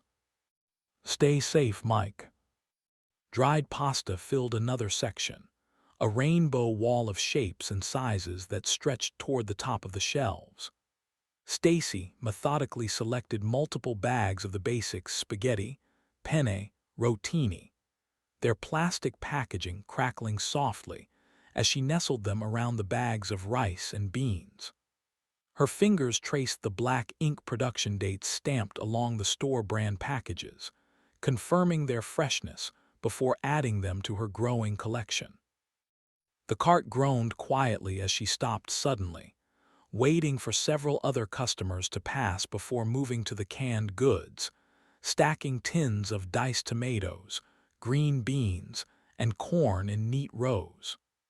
She lifted each can carefully, checking for dents or damage before adding it to her cart. The canned meat section demanded extra attention. She picked through the chicken, beef, and fish, building a protein variety that, while not particularly tasty, would provide plenty of variety and last for a long time. "Getting pretty full there," observed another shopper, his own cart conspicuously empty as he studied Stacy's selections. His eyes tracked each item she added, his expression calculating. "Planning for a big event." "Just restocking the pantry," Stacy replied, maintaining focus on the shelves rather than his scrutiny. "Big family, lots of kids." He looked like he might try to say something else, then moved on, muttering something she couldn't hear under his breath. She added more canned fruits: peaches, pears, applesauce, their syrup-packed contents providing both nutrition and caloric density. The cans clinked together hard as she dropped them into the cart, the added weight making it harder to maneuver, especially around the turns as she left the canned goods behind and moved on. The baking aisle stretched ahead, walls of ingredients rising on either side. Stacy stopped at the flour section, her eyes distant as she worked through the math in her head. The store-brand flour sat in neat rows, each 5-pound bag crisp and clean, and she lifted them one by one, stacking them on top of the rice, beans, and pasta. The soft puffs of flour that had settled on the shelf tickled her nose as she worked, carrying the faint, familiar scent of wheat. A young stock boy watched her curiously from the far end of the aisle as he restocked an end cap, probably wondering why anyone would need so much flour. But she ignored his stare, focused instead on the gentle rhythm of her stacking, each bag settling into place. She reached the end of the aisle and paused in front of the sugar. The register area was visible once again, where more customers had begun forming lines with heavily loaded carts. Grimacing at the sight, Stacy moved faster, adding several bags of granulated sugar, their sealed paper bags rustling as she wedged them into remaining spaces. The cart's total weight now approached 300 pounds, requiring significant effort to maintain control, each wobble of its wheels trying to send it off track. The store's sound system switched to another instrumental track, its volume barely masking the increasing murmur of conversation from other shoppers. More customers had entered while Stacy worked through her list, their carts now filling aisles that had already been filled to bursting when she and Caroline had arrived a short time earlier. The mechanical door chimes sounded at shorter intervals, marking new arrivals and exits with increasing frequency. Running over her list in her head one last time, comparing it to what sat in her cart, Stacy nodded and mumbled to herself with a long exhale as she stuck the paper back in her pocket. Good enough. Time to get the insulin. The pharmacy nestled in the store's corner, set apart by clouded glass walls that rose halfway to the ceiling. Light filtered softly through the textured panels, worn smooth in places where waiting customers had rested against the aluminum frames. The gentle glow from overhead seemed to wrap the space in calm, a quiet sanctuary within the bustling store. Jimmy Thompson glanced up from his computer as Stacy approached, his freshly pressed white coat a proud echo of his father's and grandfather's before him.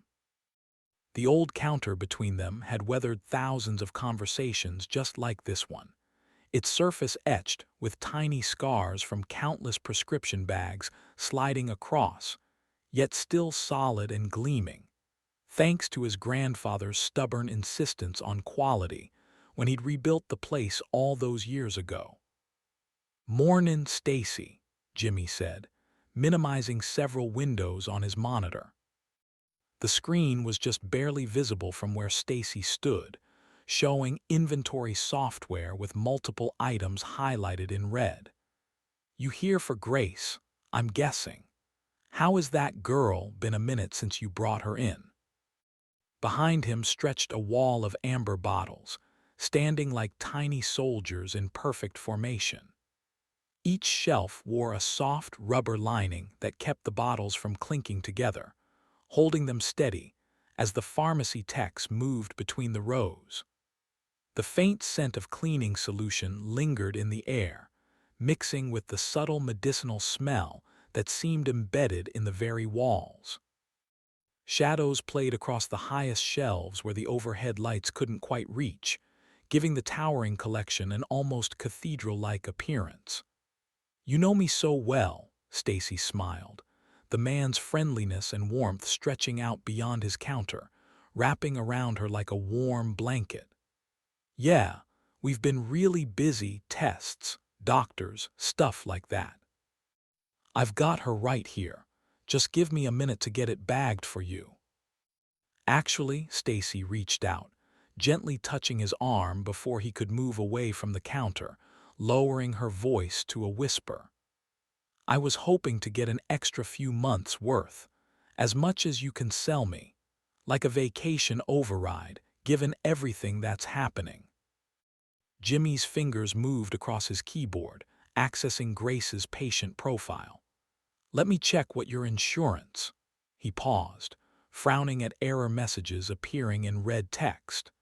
"Network's running slow today, but I think I can get you another month's worth," he said, turning to glance at the nearly empty clear-fronted refrigerator sitting next to the wall of amber bottles. "But that's all I've got right now." "All you've got?" "Yeah." Jimmy took a few steps over to the refrigerator, pulling it open, rifling through the sparse contents before shrugging and returning to her. "Had a few other folks in this morning getting extra, and we're not due to get more till next week." "Oh," Stacy said, watching Jimmy's expression. "Well, whatever you can get me would be great, and I'll check back in next week, assuming." Jimmy nodded sympathetically. "How much do you have right now?" "Not much," Stacy sidestepped his question, "but I'm more concerned with, you know." "It does look pretty bad out there," Jimmy patted her hand. "But I'm sure it'll be fine. You're a good mom, getting prepared like this." Jimmy retrieved an insulin package from the refrigerator, checking its lot number against his records and tapping on the keys to update Grace's record. "Give me a minute and I'll get this ready for you," he said, his tone carrying carefully measured neutrality. "But maybe check back before next week, just in case the delivery schedule changes. Give me a call, you've got the pharmacy number." "Our phones are out, but if they come back I will." On the other side of the store, Caroline steered toward the front registers, pushing her way through the shoulder-to-shoulder throngs of loud shoppers who were jostling for positions in aisles. As she finally reached the front, she spotted Stacy standing at the back of a line of customers who were working their way through the checkouts. A group had gathered near the checkout lane, beneath a wall-mounted television whose 27-inch screen displayed emergency vehicles, surrounding what appeared to be an educational or institutional building. Closed captioning scrolled across the bottom of the screen, white text against black backgrounds moving too quickly, and the screen too small to allow for complete reading. Certain phrases emerged with alarming clarity, though, as Caroline studied the screen. Containment protocols initiated, followed by multiple casualties reported. "This is looking ominous," Caroline said quietly as she joined Stacy. The growing crowd around the television had abandoned partially filled shopping baskets on the floor, their contents suggesting interrupted routine purchases rather than emergency preparation. The television's volume remained muted, forcing viewers to rely on captions that continued displaying fragments of increasing urgency. "Yeah," Stacy replied, her whispered response nearly lost beneath the store's background noise. "Did you find everything?" "Got everything on my list. You look like you made out well, too." "Yeah, I think we're as set as we can be, except for insulin. They only had a month's supply in stock." "That gives Grace 2 months then. Things will be better by then," Caroline smiled, squeezing Stacy's shoulder as the line continued to move steadily forward. "I hope so." The line behind them for Kendra's register stretched a dozen cart lengths back, and Kendra worked like a machine, scanning items and sliding them down the ramp to where 2 young men stacked them into paper and plastic bags with impressive speed. "But why do we need so many cans?" a young boy asked from up ahead as Kendra scanned the items his mother had stacked onto the conveyor belt, his voice carrying clearly above the store's background noise. He tugged at his mother's sleeve while she consulted a handwritten list, its edges fraying from repeated folding and unfolding. The list's hurried pencil marks showed multiple items crossed out and rewritten in larger quantities. "Because I said so," his mother replied, her fingers tightening on the shopping cart's handle. Her cart contained 48 cans of soup stacked in rows, their combined weight causing the cart's front right wheel to emit a steady squeal. "Please just be quiet for a minute." The store's front windows provided clear views of the parking lot, where more vehicles arrived at 2-minute intervals, their tires throwing loose gravel as drivers took corners faster than was safe. A red pickup truck scraped its bumper pulling into a space next to the cart return, its driver already opening the door before the engine had fully stopped, ignoring the fact that he had just damaged his car as he jogged toward the front door. "Next customer," Kendra called out. "You holding up okay?" Caroline asked Kendra as she helped Stacy move items from their carts onto the conveyor belt.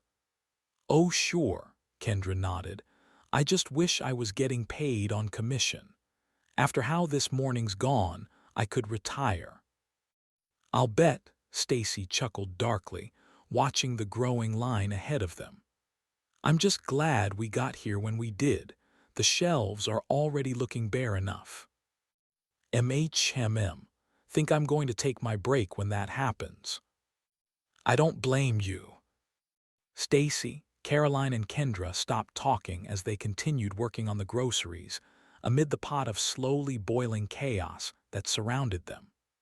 Above, the television mounted above the service desk switched to a new aerial feed, showing dark smoke rising from multiple locations. The camera's angle revealed parking lots filled with emergency vehicles, their light bars creating synchronized strobing patterns visible even through the thickening smoke. The closed captioning scrolled faster, displaying words like evacuation zones and containment in rapid succession, and Caroline and Stacy exchanged a nervous, wordless glance, both of them quietly working even faster. Chapter 8. Fish or cut bait? "Huh?" Stephen turned to Charlie, who repeated what he'd said. "Fish or cut bait?" "I have no idea. What do you think?" Charlie twisted in his seat, watching as even more people streamed by on both sides of the highway and in between the vehicles as well. "Somebody sent up the signal that something's wrong, so we should probably listen before it's too late." Leaning around in his seat while his father and grandfather talked, Jack methodically reorganized their hastily packed gear in the cargo area, having pushed the cargo net aside to get access to the backpacks again. Their 3 internal frame backpacks lay partially disassembled, with sleeping bags and cooking equipment spread across the carpeted floor. The metallic click of carabiners and soft rustle of ripstop nylon punctuated his efforts to optimize their loadout. "Dad, should I keep the tent packed or break it down?" Jack called forward, holding up the compression-strapped shelter. "The stuff sack takes up more space than everything would separately." "Just leave it, bud, and make sure the net's back over everything, okay?" "Okay, what's going on?" Before Stephen could answer, more movement right outside the car caught his attention. 3 figures darted past the driver's side door, bumping into the side mirror, their footsteps echoing off the concrete and steel surrounding them. The first carried an overstuffed daypack, its zipper failing to contain what looked like clothing. The second clutched a plastic grocery bag to his chest filled with some unknown possessions, while the third carried nothing but a half-empty water bottle. "What's happening up there?" Charlie shifted in the passenger seat, trying to see past the sea of vehicles ahead. The question went unanswered as more people began streaming past their SUV, the crowd growing thick as it seemed like every person was exiting their vehicle instead of sitting in the traffic jam. A middle-aged woman in blue scrubs stumbled as she ran, her hospital ID badge flapping against her hip, and behind her, a young couple sprinted hand in hand, their dress shoes clearly unsuited for running on asphalt. "Hey!" Stephen called, rolling the driver's side window down halfway. His voice carried across the 3 lanes of gridlocked traffic. "What are you running from?" The stream of fleeing people continued unabated. A man in a sweat-stained business suit rushed past, his leather briefcase abandoned 50 yards back, and Stephen tried again. "Hey man, what's going on? Why is everyone running?" The exodus intensified, the growing thunder of footsteps merged with distant car alarms and the occasional squeal of horns. "Dad!" Jack's voice carried a tremor he was trying to hide. The tent lay forgotten in his lap as he watched the parade of panic through the SUV's tinted windows. "They look terrified. Maybe we should go too." The stream of refugees showed no sign of slowing. Stephen pressed the window control switch another inch downward, the electric motor whirring as the glass descended halfway. The sounds of panic flooded the cabin, ragged breathing, the slap of rubber soles on asphalt, scattered crying and shouting from further ahead. He leaned out slightly, trying to project his voice over the cacophony. "Please, someone tell us what's happening." His words echoed off the surrounding vehicles, unanswered. A woman stumbled and fell between two sedans, the contents of her purse scattering across the sun-baked asphalt. Rather than stop to help, those behind simply altered their course around her. She scrambled to her feet without gathering her belongings, limping forward with torn stockings and bloodied palms. "It's here."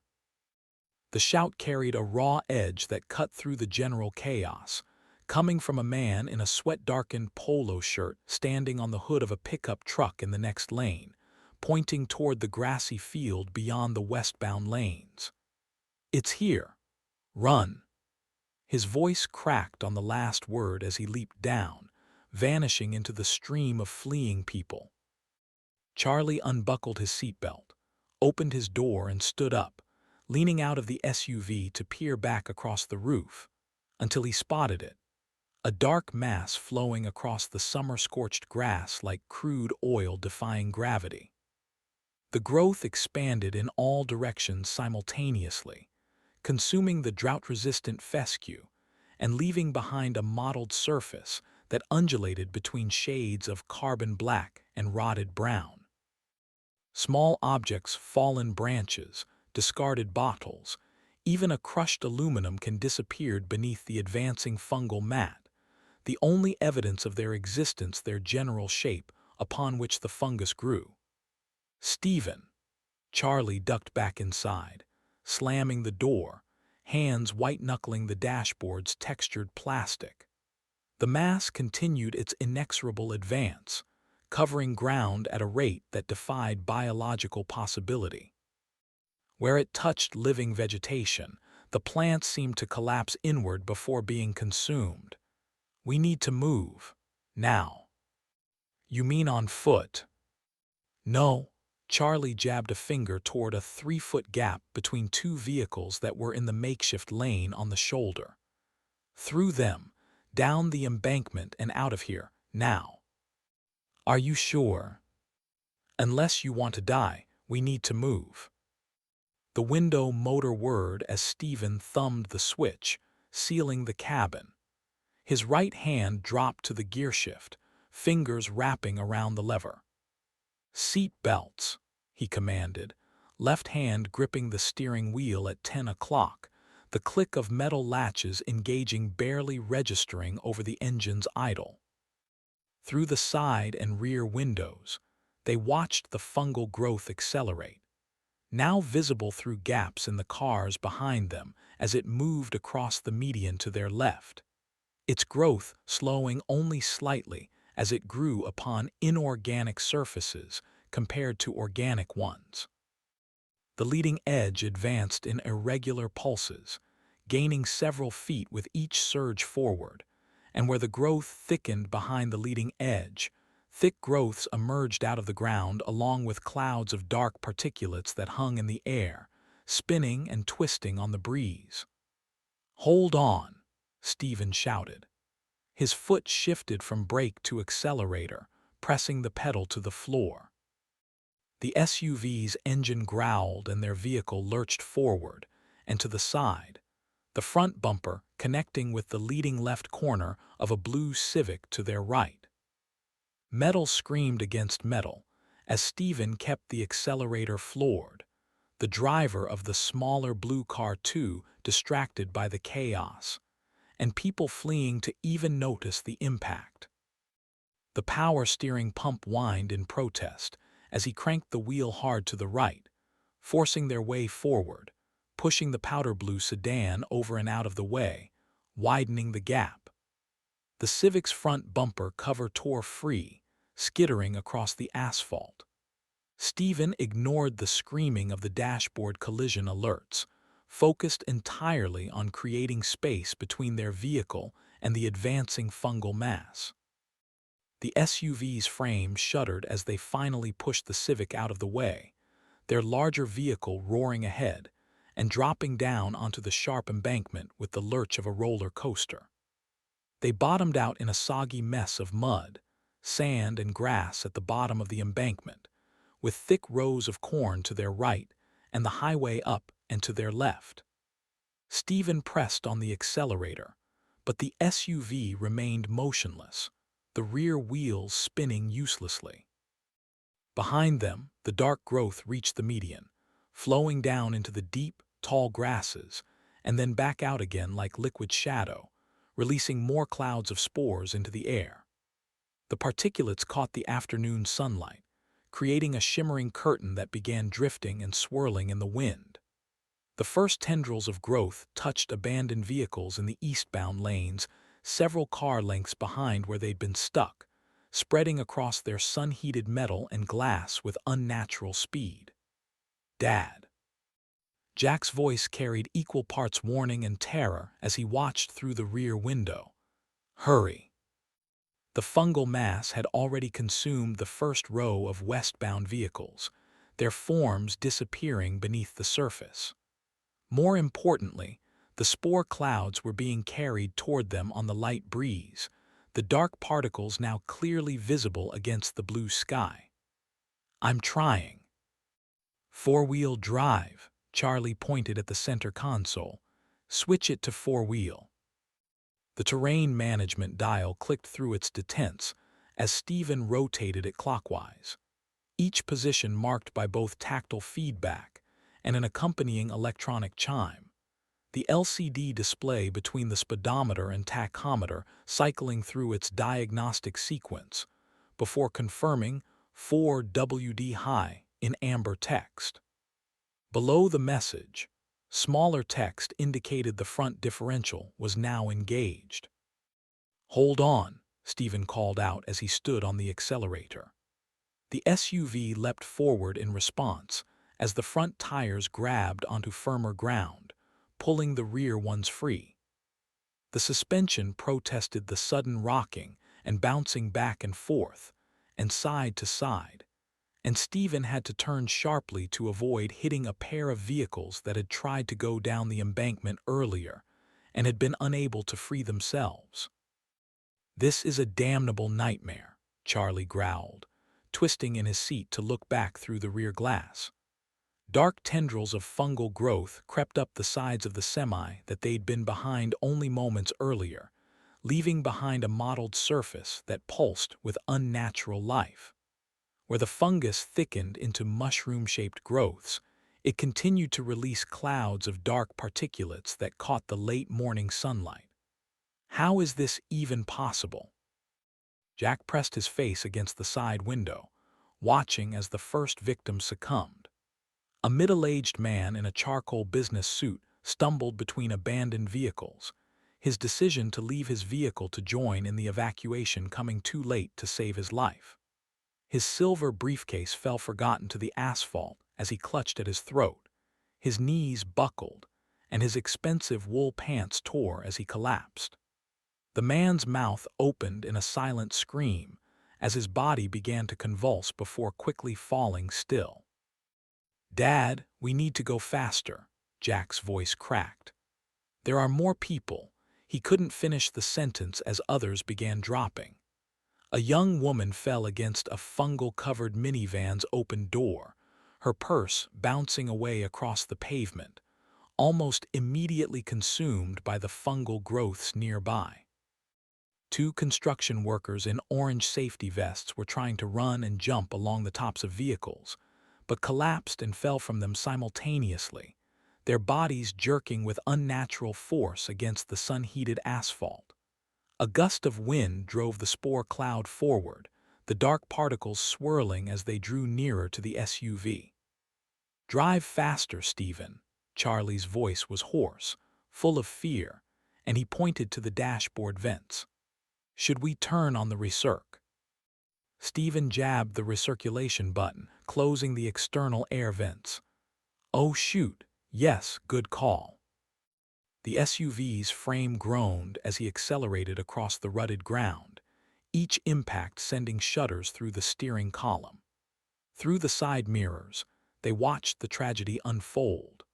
A mother tried to shield her young son with her body as the spore cloud enveloped them. An elderly couple held hands as they collapsed together beside their sedan. The victim's final moments played out in horrible silence behind the SUV's insulated windows. "Look away, Jack." Charlie tried to redirect his grandson's attention forward, but the boy couldn't tear his eyes from the scene. The spore cloud continued its advance, driven by the wind. Bodies lay scattered between vehicles like macabre breadcrumbs marking the fungal growth's path. Those still standing were now staggering, overcome by exposure to the deadly particulates. The SUV's tires found firmer ground as Stephen guided them further from the highway, aiming toward the cornfield, but the rough, uneven terrain kept forcing them back toward the embankment as the dark mass of fungal growth continued its inexorable advance across the abandoned vehicles, while the spore cloud claimed more victims with each gust of wind. The SUV lurched forward, wheels churning through soft earth as clumps of dirt sprayed into the air. The engine roared as they veered around a group of wooden fence posts, the whole vehicle shuddering as it fought for grip. They hit the drainage ditch hard enough to make teeth rattle, warning lights flashing across the dashboard like angry red stars as the vehicle fought to keep them from spinning out of control. Stephen's knuckles whitened on the steering wheel as the suspension bottomed out with a sickening crunch. "Brace yourselves," Stephen called out, the vehicle shuddering as they powered through the ditch. Stephen wrestled with the steering wheel, weaving between scattered trees and weathered fence posts. Ancient oak trees with trunks 3 feet in diameter alternated with younger maples, their branches creating a gauntlet to navigate on top of the edge of the embankment, the drainage ditch, and the soft patches of soil. A wooden fence post splintered across their already damaged front bumper, strands of rusty barbed wire dragging briefly against the passenger side before snapping free. "Looks like a few other people managed to make it down here," Charlie pointed through his window.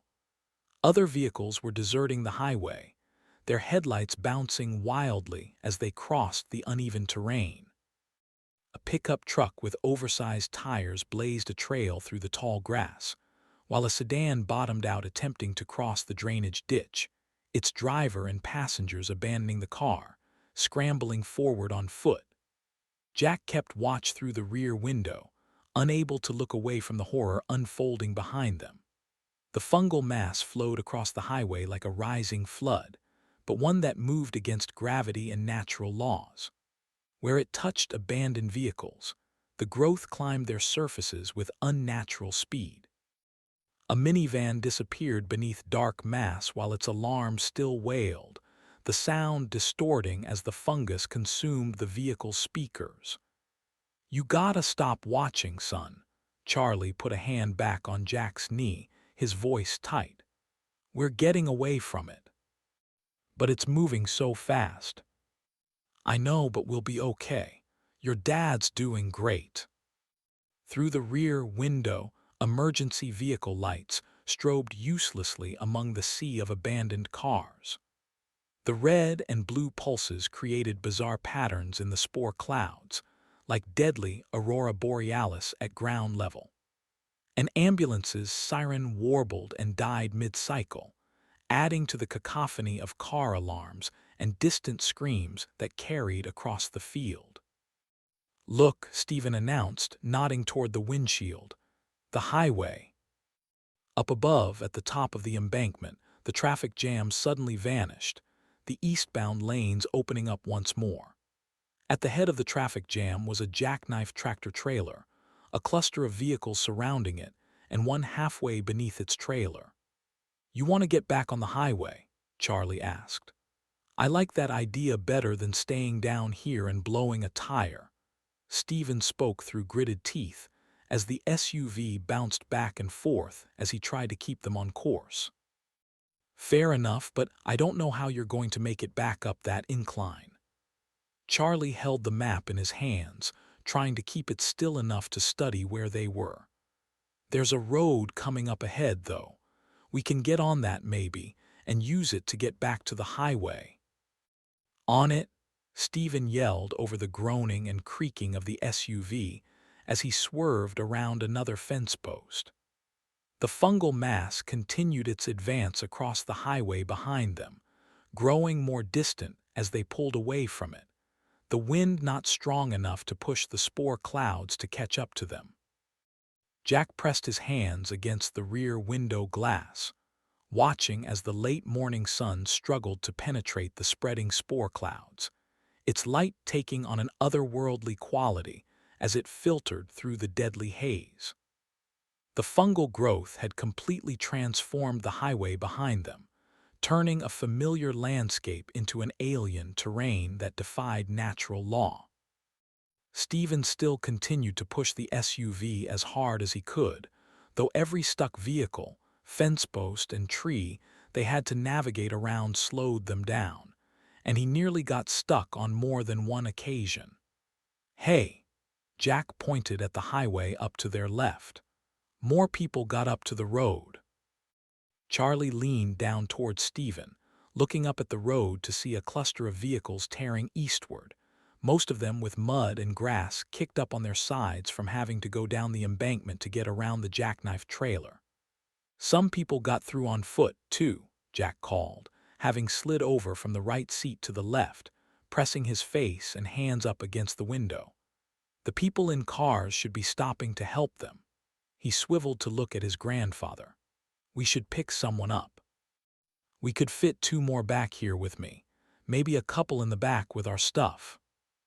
"I love the enthusiasm, Bud," Stephen started, and was quickly interrupted by Charlie. "I don't." But Stephen gave Charlie a quick, eyebrow-raised glance. "It wouldn't be safe, Bud. Besides, we can't even get up there yet.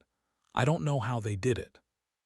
"Median, probably, in a shallow spot." Jack opened his mouth to speak again, but stopped himself, turning to look behind them. Through the rear glass, he watched other vehicles scatter from the highway like panicked animals fleeing a forest fire.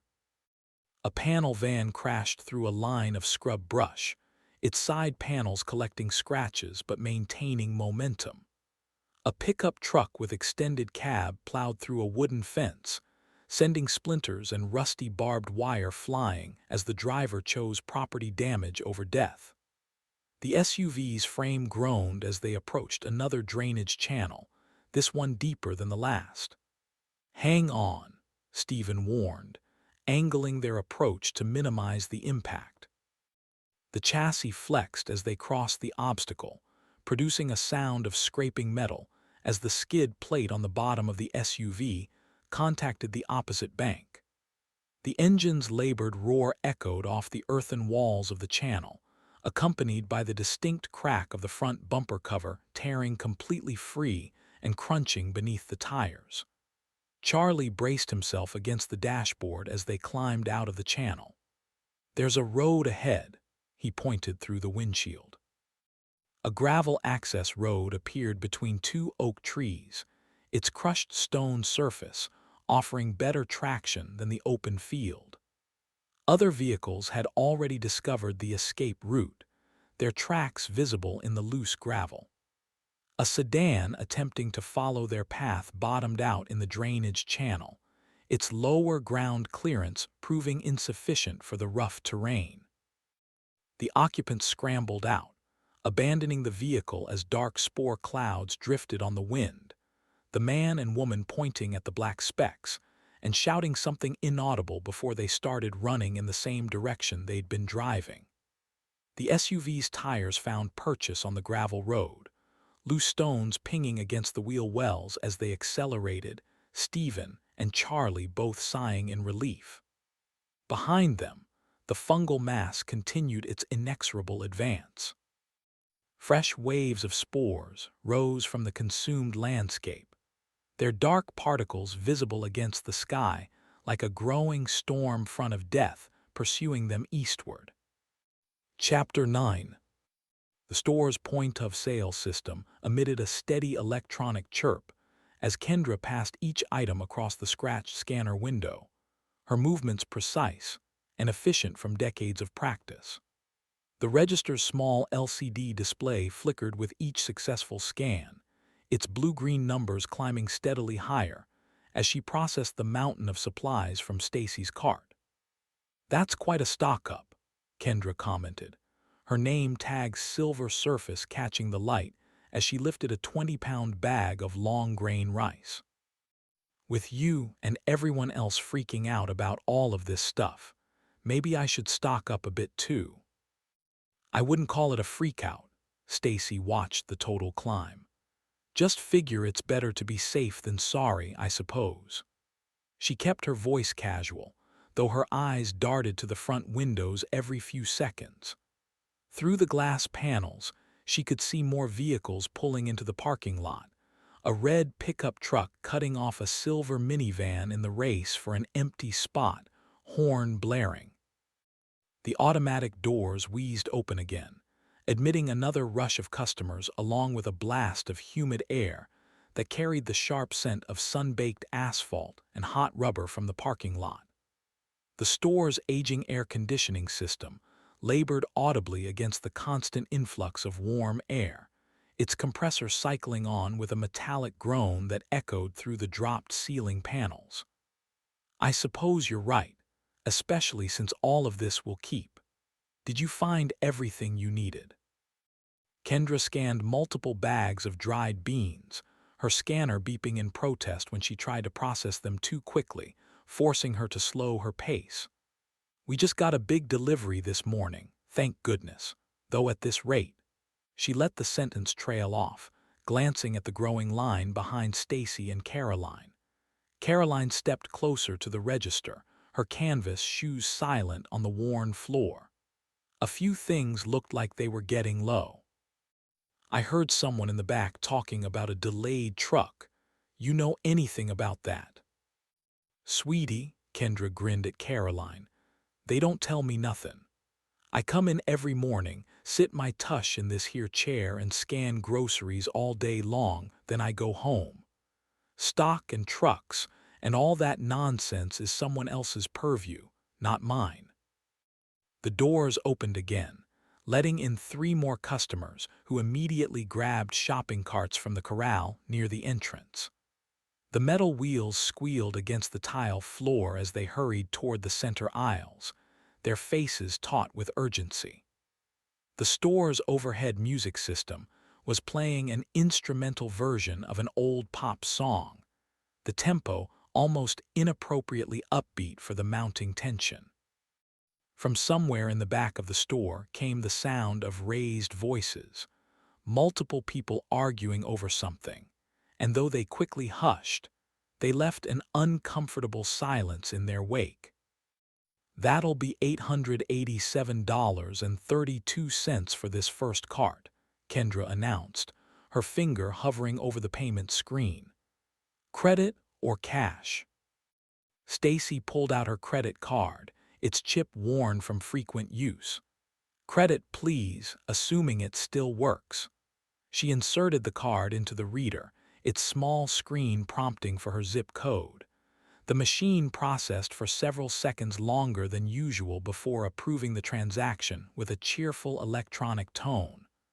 "Oh, good," Stacy sighed. "One less thing to worry about." "See, what did I tell you?" Kendra winked at Stacy. "It's still working. Slow, but still working. Wish we had whoever you all use for internet access. Ours died this morning and hasn't come back." Kendra nodded and began scanning items from Caroline's cart, while Caroline helped Stacy quickly bag their processed items. The store's bag boys were occupied at the other register, struggling to keep up with the increasing flow of customers. The line behind them had grown to 8 people, their carts loaded with similar stockpiles, cases of bottled water, bags of rice, canned goods, and flour and sugar were the most common, followed by refrigerated and fresh foods. The background music cut out mid-verse with an electronic pop, leaving only the hum of the refrigeration units and the increasingly agitated conversations of waiting customers. The sudden absence of music made the beeping of Kendra's scanner seem louder, more intrusive, though each chirp marked another item processed, another step closer to securing their supplies and getting out of Dodge. "My sister said this morning that Bedford is already cleaned out," a woman's voice carried from the growing line. "And that was with them limiting what you could buy. That's the only reason I'm here." "Did you see the traffic on the highway?" another customer responded. "Never seen it backed up like that unless there's a football game. Everyone's trying to get away from VT, or that's what my husband said." "Where's he at? Don't tell me he went into work today." "Oh, you know his boss. Told him he'd get fired if—" The two women lowered their voices to a whisper, and Stacy and Caroline exchanged a quick glance before finishing up moving everything from Caroline's cart to the scanner as Kendra finished them up. Kendra swiped the final item across her scanner, the last gallon jug of milk, and pressed the total key. The register's display showed $512.67 for the second half of their massive order. She reached for the payment terminal's reset button, a worn spot on the plastic casing showing where countless fingers had pressed before. "Card again?" she asked, but as Stacy reached for her credit card, the payment terminal's screen flickered twice. Then a check connection message appeared where it had previously held instructions for how to use the device. "Hang on, let me try to restart it." Kendra pressed the reset button, holding it down for the required 5 seconds. The terminal went dark, then briefly illuminated with its manufacturer's logo before going through a quick startup sequence. Then the check connection message appeared again. "Hey, is there a problem?" The question came from directly behind Stacy, a man in his 40s wearing paint-splattered work boots and a sweat-stained t-shirt. His shopping cart contained multiple cases of canned vegetables, soup, and what looked like every package of toilet paper in the store. "Looks like our card reader just went down," Kendra explained, shrugging apologetically. "Looks like we're cash only until we can get it fixed." "Is the ATM still working?" the man demanded, his voice carrying across the front of the store. The question triggered a ripple effect through the growing line.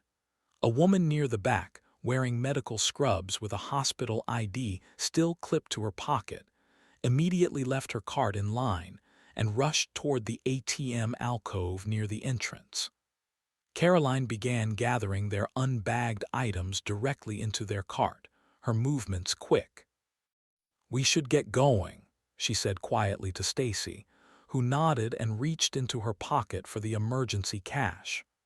"You need any of mine?" "No," Stacy whispered. "I've got enough. Glad we brought it." The store's automatic doors wheezed open again, admitting more customers who paused just inside, taking in the scene of growing chaos. Their expressions shifted from casual shopping focus to confused concern as they surveyed the unusually long lines. The line at the ATM quickly grew to match the checkout lines, stretching past the magazine rack and nearly to the pharmacy counter. A child began crying somewhere in the store, the sound echoing off the high ceiling. The store manager emerged from his office and spoke in hushed tones with Kendra while eyeing the growing crowd, occasionally glancing at the blank terminal screen on the counter. "The whole store's down," he said to Kendra, just loud enough for Stacy to hear, his fingers nervously adjusting his clip-on tie. "Phones, internet, credit card processing, everything." He glanced over at the ATM. "The ATM's not going to work either." "That's not good," Kendra whispered back. "These people are antsy enough already." "I know," the manager wiped an arm across his forehead, sweat dampening his white sleeve. Stacy pulled out her carefully counted emergency cash and discreetly rifled through it, placing $520 in 20s and 50s onto the counter in front of Kendra. The man in work boots shifted his weight impatiently, the floor creaking beneath him as he stared at Stacy's cash in her hands, shaking his head and exhaling loudly. "Don't worry about the change," Stacy said as Kendra started to count out bills and coins from her drawer. "We need to get home." She helped Caroline maneuver their cart toward the exit, its wheels protesting against the uneven floor. "This is ridiculous," a voice called from the back of the line. "They need to call in more cashiers." The manager raised his hands, trying to take charge of the deteriorating situation. "We're doing everything we can, folks. The system outage appears to be widespread." "Outage?" someone yelled from near the ATM. "Are you serious? We need to pay and—" His words were cut off by the harsh sound of metal on metal, someone's cart, colliding with a display rack of magazines. Through the windows, Stacy could see more vehicles circling the parking lot like hungry sharks, drivers leaning on their horns as they competed for the few remaining spaces. "You with me?"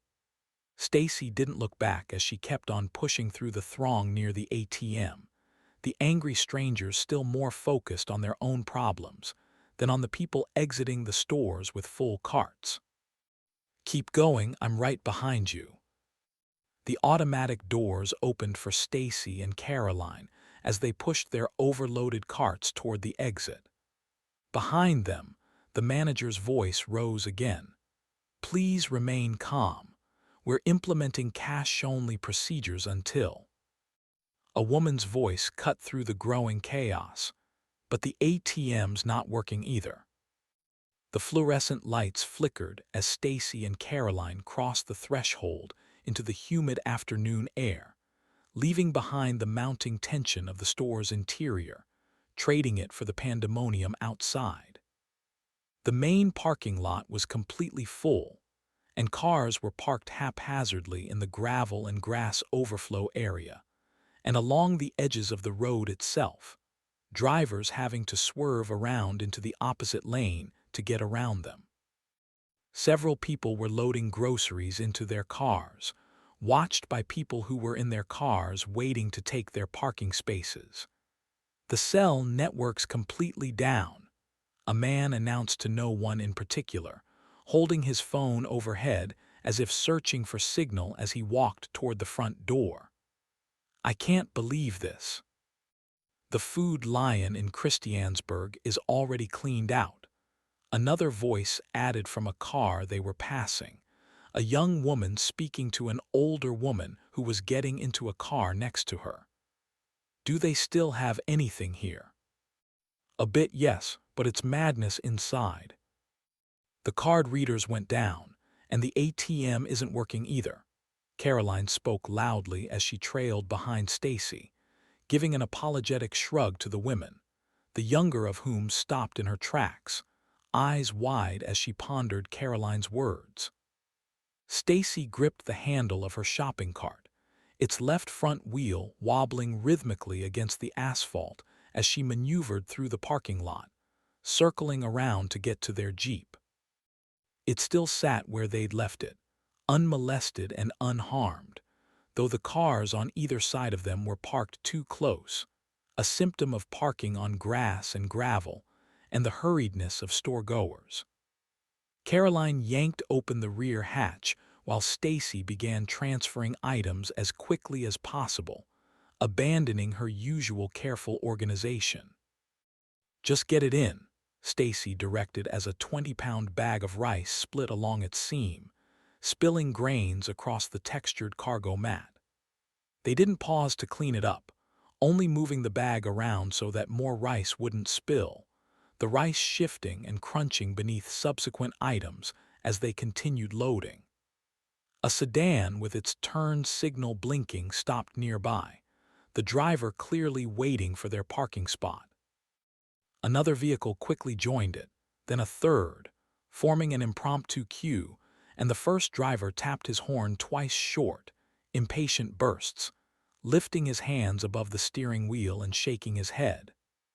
"They can wait," Caroline muttered, hefting a case of canned vegetables into the Jeep. The cardboard box sagged ominously in the middle, and she wedged it between the wheel well and a bag of pasta, using the structural support to prevent collapse. The Jeep's suspension settled noticeably as they continued loading supplies. Loose cans rolled across the well-worn cargo mat, clattering as they struck different parts of the interior panels. Caroline caught a glass jar before it could roll out the open hatch, securing it in a nest of bags of beans and rice. The person who'd been impatiently waiting for them finally gave up and accelerated through to an empty spot 3 rows over, cutting off a minivan that had been waiting with its signal on. The minivan's horn blared, long and angry, but the sedan's driver emerged, gesturing aggressively before noticing the police cruiser still patrolling the lot, his hands dropping quickly to his sides. "That's the last of it," Stacy announced, slamming the rear door. A car alarm began wailing from somewhere near the back of the lot, its rhythmic electronic shriek cutting through the general chaos of engines and horns. The sound sparked another horn, then another, building into a discordant chorus. Caroline quickly returned their shopping carts to the corral while Stacy started the engine, both of them securing their seat belts after getting in and locking the doors. "We good?" Stacy took a few seconds to just sit and think. "We get everything. I've got my purse, you have yours, we have all the groceries." Caroline ticked off the most important things. "I think we're good." "Good job in there, Mom." Stacy reached over and squeezed her mother's hand. "Thank you for coming with me." "Piece of cake." Caroline forced a smile as she looked out across the parking lot in front of them. Now comes the tricky bit. Through the windshield, they watched an elderly couple emerge from the store's entrance, pushing a cart loaded only with bottled water. The automatic doors remained open behind them, their sensors overwhelmed by the constant stream of customers still trying to enter. The store's interior lights flickered briefly, causing another surge of movement toward the exits. As they slowly pulled out of the parking lot, the transformation of the usually quiet community revealed itself block by block. The gas station's digital price display flickered erratically, its LED segments showing glitches before going dark completely. Lines at each pump stretched nearly to the road itself, much like the lines to enter the parking lot of Wilson's, and Stacy was forced to wait for several minutes until the traffic abated enough for them to pull out onto the main stretch. "I'll make a U-turn down here at the light," Stacy pointed ahead, having been forced to pull off in the opposite direction they needed to go. "Look at the hardware store," Caroline said, gesturing at the blue and gray building a few stores down from the grocer. The store's parking lot was packed full to its outer edges, and the automatic sliding doors remained propped open as a steady stream of people emerged carrying sheets of plywood, lengths of chain, and 5-gallon buckets. "What on earth are they doing?" Caroline turned in her seat as they passed the store, Stacy easing over one lane, preparing to move into the turn lane ahead. "Those are going to be useless against spores," Stacy muttered. "People are just panicking at this point, buying things just to make themselves feel better." "You saw the guy behind us with the toilet paper," Caroline laughed darkly. "Is he going to eat it once he runs out of food?" Stacy chuckled, the laugh dying in her throat as the town's credit union came into view. As they passed by, its colonial-style columns cast long shadows across the brick walkway, and the front doors were secured with thick chains, a hastily printed notice taped to the glass that was too small to read from the road. Two men faced each other on the steps, one dressed in a suit and tie and the other in jeans and a dirty t-shirt. The one in the jeans grabbed the other's shirt collar while bystanders raised phones to record the confrontation, the man's voice loud enough to be heard by Stacy as she lowered her window halfway. "I need my money." One man's voice carried across the parking lot as a third person stepped between them. "I need to buy food." The suited figure raised his hands, stumbling backwards as he tried to reason with the man in jeans, to no avail. Stacy and Caroline passed by the scene before the next moment played out, leaving the suited figure's fate to their imagination. Through gaps between buildings, they caught glimpses of the highway a quarter-mile distant. Traffic had backed up onto the exit ramp, creating a solid line of vehicles that stretched beyond view. A pickup truck loaded with furniture and appliances idled on the shoulder, its suspension sagging under the weight, a pair of state cruisers behind it, lights flashing. "I'm not going back through town," Stacy said, swerving sharply back into the right-hand lane. "This is getting too crazy. We'll take the back way." "I am happy to hear that." Caroline leaned back in her seat, shoulders sagging. "I don't want to see any more of this nonsense." "You can say bad words, Mom." "It's okay." "Any of this crap then." Stacy laughed at her mother's attempt to curse, Caroline joining in, mother and daughter squeezing each other's hands tight as they continued on the main road through town. At the next light, Stacy took a right and traffic eased up. Then she took another right, exiting out of the commercial part of town and into sparse neighborhoods. The pavement shrouded in shadow from towering oak and maple trees that lined each side of the road. Many of the houses they passed had activity in front of them, far too much for mid-morning on a weekday. Adults and children stood in their yards, some holding phones, others clustered in small groups as neighbors checked in with neighbors to see who had the most information. One house had a ladder out front, a woman standing at the bottom of it, peering up at her husband who trepidatiously walked across his roof, heading for a satellite antenna mounted to the chimney.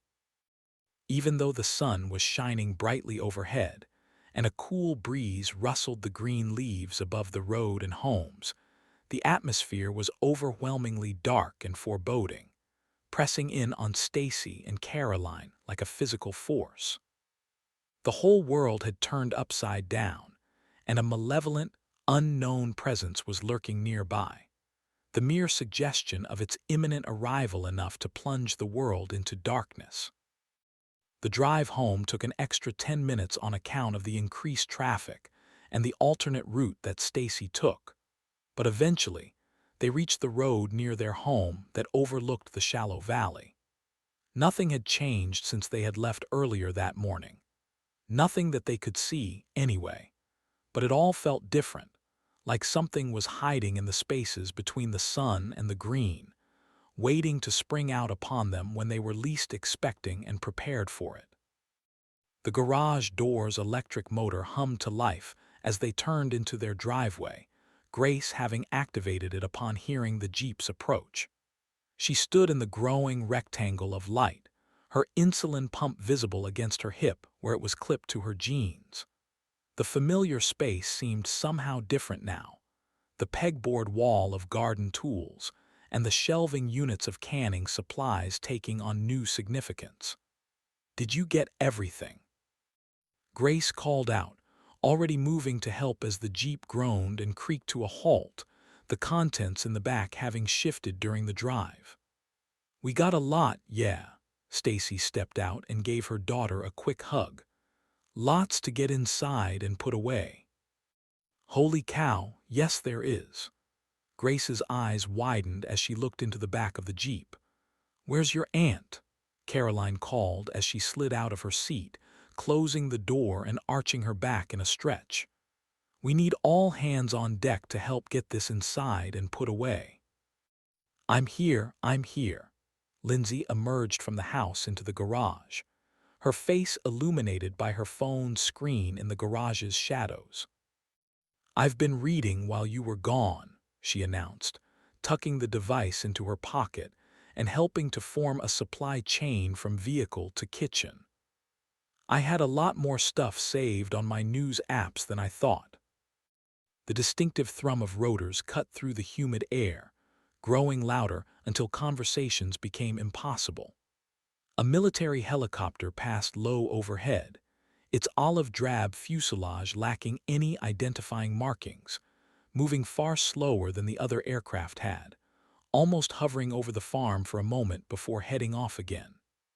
It banked southwest, toward Blacksburg, its downdraft setting the oak trees swaying, a large dish on the bottom of the craft spinning as it flew by. What on earth was that about? Stacy watched the helicopter slowly fly off. Are they looking for something? Inside the kitchen, they worked to organize their supplies while Lindsay shared what she and Grace had been up to. I gave up on trying to figure out how this is happening, and we focused more on the what of what's happening. Sounds like a smart move, Caroline said, pausing with an armload of pasta boxes.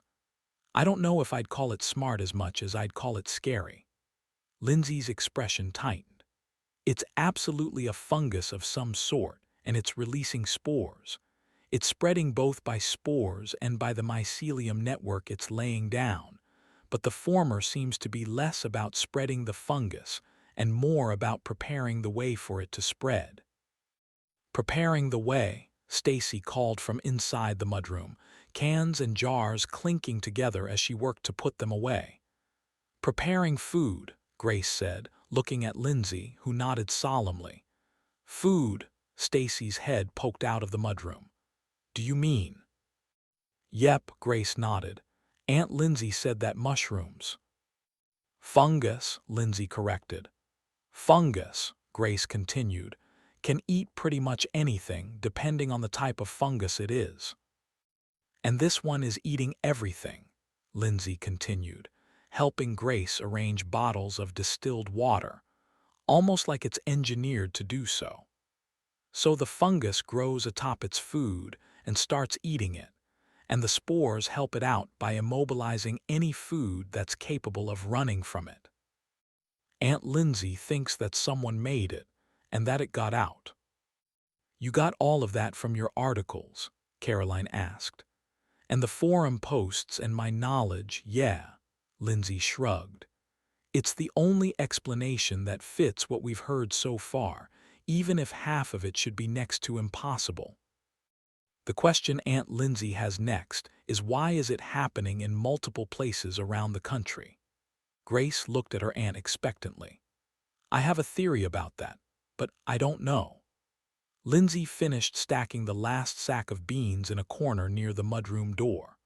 Her voice grew soft, losing most of the manic, eccentric excitement that it normally carried, her serious tone causing Caroline and Stacy to both stop working and watch her intently. Bottom line, I think this is going to get a lot worse before it gets better. Chapter 10. The SUV's engine maintained a steady drone as Stephen guided the vehicle off the eastbound highway exit ramp. The digital clock embedded in the dashboard's climate control display read 2:47 p.m., its red LED segments sharp against the black background. Dust and bug impacts from their hasty travel marred the windshield, forcing Stephen to trigger the washer fluid twice before the view cleared enough to properly assess their surroundings, the wipers squeaking across the glass, leaving faint streaks that distorted the afternoon light. The rest area materialized before them like an artificial oasis, a concrete island amid the eastern Colorado plains.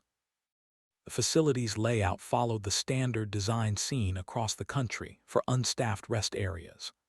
A central bathroom building flanked by vending machines, weather-beaten picnic tables scattered across a concrete pad that extended 40 feet in each direction, and mulch-covered trails that wound through the trees and brush for drivers to stretch their legs upon. Young cottonwood trees, none more than 15 feet tall, dotted the perimeter at regular intervals, their leaves trembling in the hot afternoon breeze. Patches of scrubby buffalo grass struggled to survive between cracked sections of concrete, the hardy stems brown from late summer heat.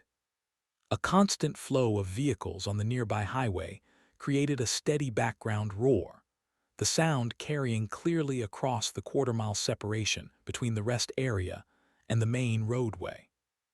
Sporadic horn blasts punctuated the mechanical drone, each one causing Stephen's hands to tighten imperceptibly on the leather-wrapped steering wheel.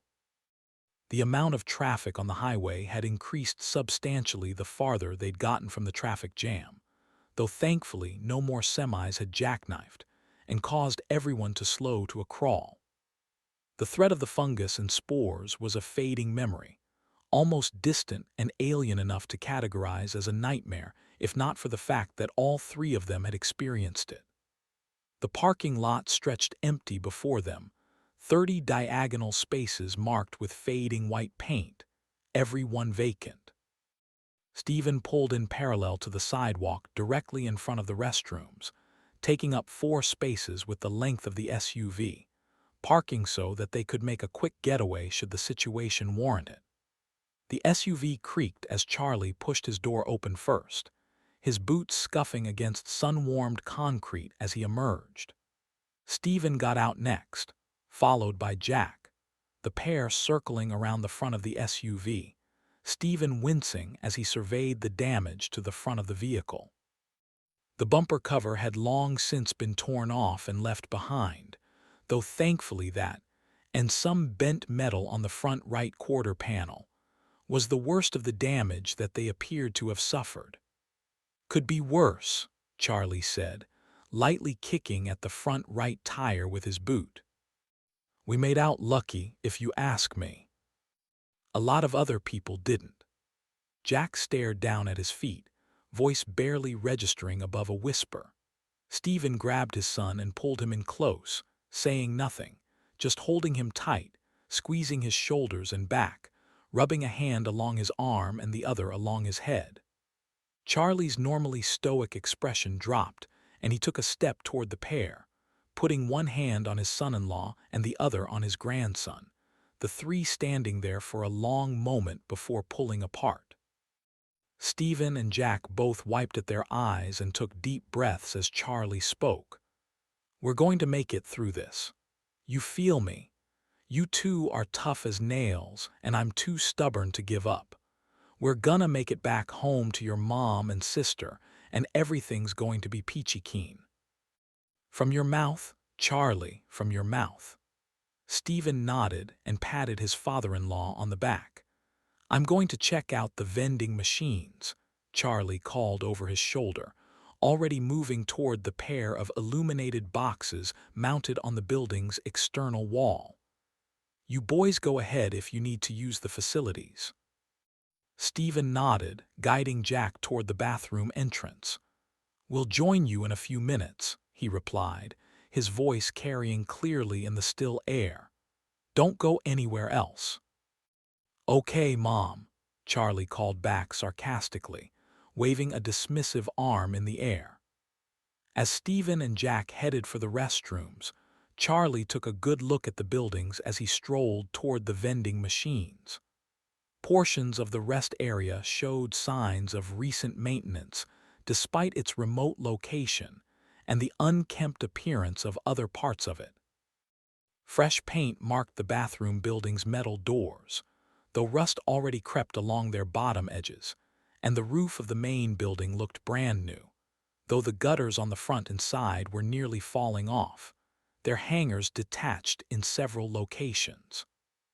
An overflowing garbage can near the building's corner suggested the maintenance crews hadn't been by today, and given the situation, likely wouldn't be by any time soon. Tucked away inside a shaded alcove, the vending machine's internal lighting was fighting a losing battle against the day's natural illumination, their power still on either thanks to the grid still remaining functional or some sort of backup power in place. The first machine displayed an array of snacks, bags of chips, candy bars, foil-wrapped beef jerky, and vacuum-sealed nuts, while the second offered bottled water and soft drinks. Charlie squinted as he examined the prices, a detail that caused his mouth to twist slightly as he reached for his wallet. The worn leather billfold emerged from his back pocket, its creases and scuffs telling the story of decades of use. Charlie began feeding dollar bills into the first machine's bill acceptor. The mechanisms whir and click, providing a steady rhythm as he worked his way methodically through the machine's inventory. The sound of each successful purchase merged with the highway's distant roar as he systematically emptied both machines, one item at a time, taking each item out and putting them on the ground in front of the machine, alternating between snacks and drinks to make the most of his time.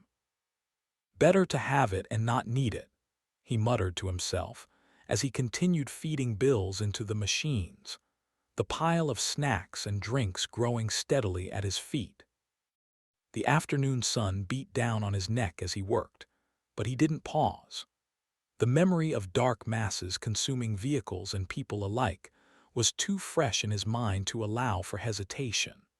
An airplane thundered overhead, flying low enough to rattle the vending machine's glass fronts. Charlie tracked its progress eastward until it vanished beyond the tree line, its propeller's distinctive thrum fading into the general background noise of the highway. He returned to his task with renewed urgency, aware that time was becoming an increasingly precious commodity. His wallet, once stuffed with dollar bills, was significantly less thick than it had been as he pushed each bill methodically into the machine's slots, the mechanism's metallic scrapes accompanying each selection. The spiral coils rotated with each press of the button, releasing packets and bottles that thumped into the retrieval bin below, and his piles of food and drinks were quickly starting to fall over at his feet, one of the bottles nearly rolling away before he jogged after it and caught it. Stephen and Jack emerged from the men's room, the heavy metal door clanging shut behind them with a resonating boom that echoed across the empty rest area. Charlie." Stephen's voice carried a note of concern as he approached. "You suddenly get peckish or something. You know we've got food in the car, right?" Charlie paused, another dollar bill half inserted into the drink machine's receiver. He didn't bother to turn and face his son-in-law as he spoke, his expression grave beneath 2 days of silver stubble. "Yup, but we need to gather whatever supplies we can while we still can," he explained, his tone measured but urgent. "We don't know when we'll find another chance to resupply. What happened back there?" He gestured vaguely westward. "That's just the start of all this." Stephen nodded slowly, processing the logic. "I can't say I disagree with you there. Jack, help your grandfather finish buying out the machines." Stephen pulled out his own wallet, retrieving a handful of dollar bills and handing them to Charlie. "I'll get a bag from the car to put all this in." The trio worked together to finish emptying the machines, then stuffed everything into an expandable, lightweight duffel bag from the back of the car, Stephen and Charlie carrying it between the two of them. They hoisted it up into the back of the SUV and began to distribute the items between their 3 camping backpacks.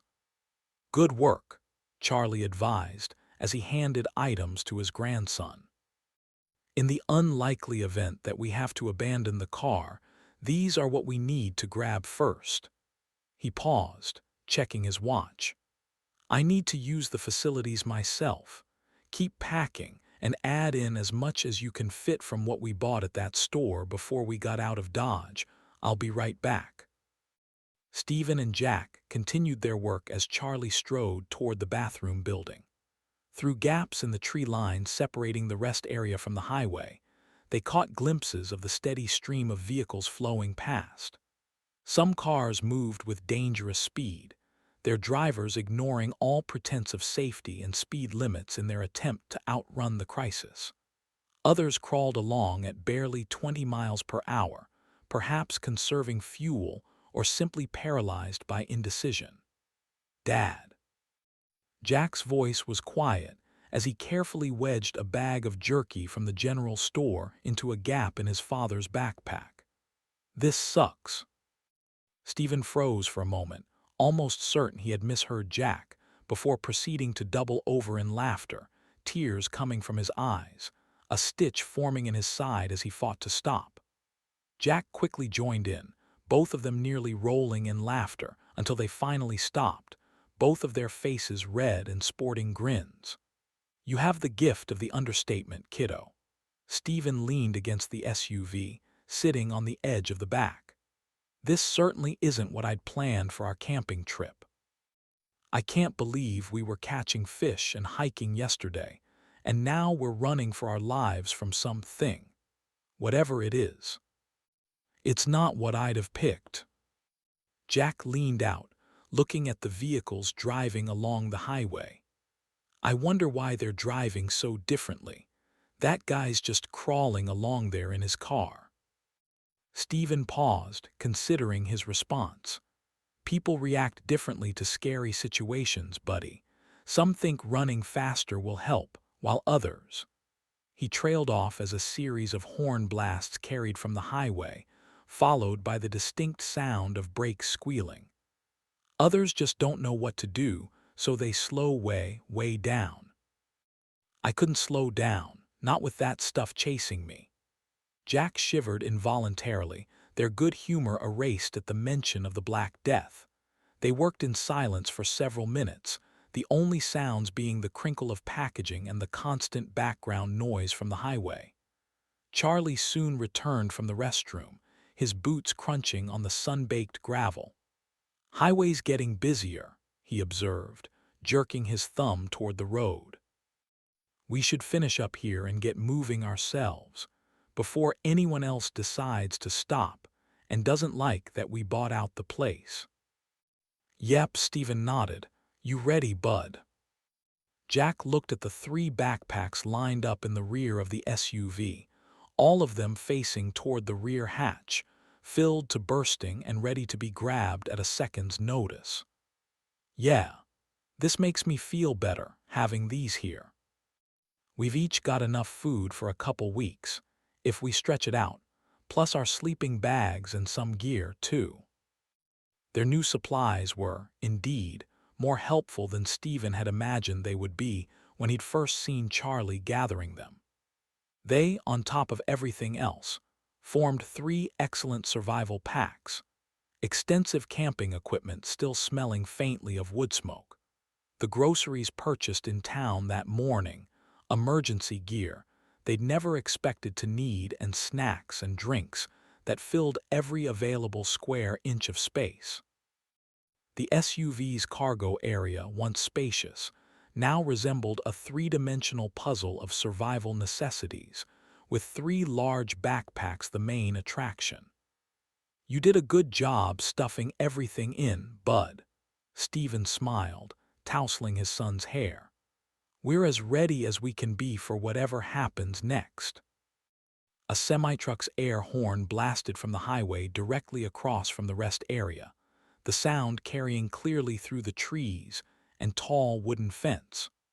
All 3 turned to look, though the thick foliage and fence prevented them from seeing the cause of the commotion. But the sound served as a reminder that their relative peace at the rest area couldn't last much longer. Back inside the SUV's cabin, Stephen fired up the engine and adjusted the center vents, directing cool air across everyone. They all buckled their seatbelts and opened bottles of water, soda, chips, and jerky from the machines, taking a few moments to rehydrate and refuel before getting back on the road. "I've seen oil spills move slower than that stuff back there," Charlie said, breaking the relative quiet.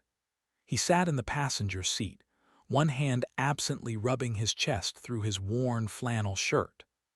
"The way it flowed between and over everything, it was like it was hunting."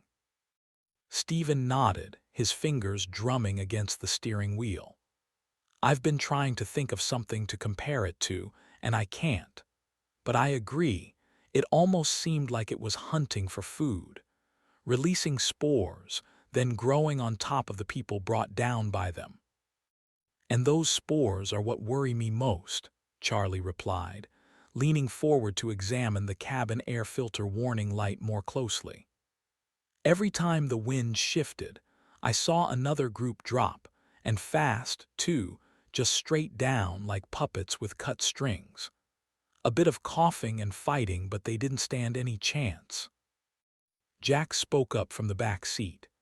By the time they were lying on the ground, they were still, and then that black stuff reached them and they were just gone.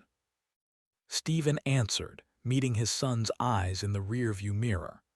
That's why we need to be extremely careful. He reached for the climate control panel, pointing out specific buttons and indicators. We should keep the recirculation on, even as far away as we are. Who knows how far or fast those spores can travel on the wind, or how many it takes to kill you. Charlie shifted in his seat, the leather creaking beneath him. The cabin filter isn't designed for biological containment, though. No, it's not, Stephen confirmed, his finger tapping nervously on the dash. Standard cabin filters only handle particles down to about 10 microns, I think. It's what the package said the last time I replaced it. Pollen, dust, that sort of thing. I don't know how large fungus spores are. As small as 1 or 2 microns, up to about 40. Jack answered from the back, his father and grandfather turning to look at him with arched eyebrows. What? Aunt Lindsay was obsessed with mushrooms when she was in school. It's all she talked about any time she came over. Boy's got a point, Charlie snorted good-naturedly, looking at Stephen. That sister of yours did always like fun guys. Har har, Stephen rolled his eyes, then grew more serious. I forgot about that, Jack.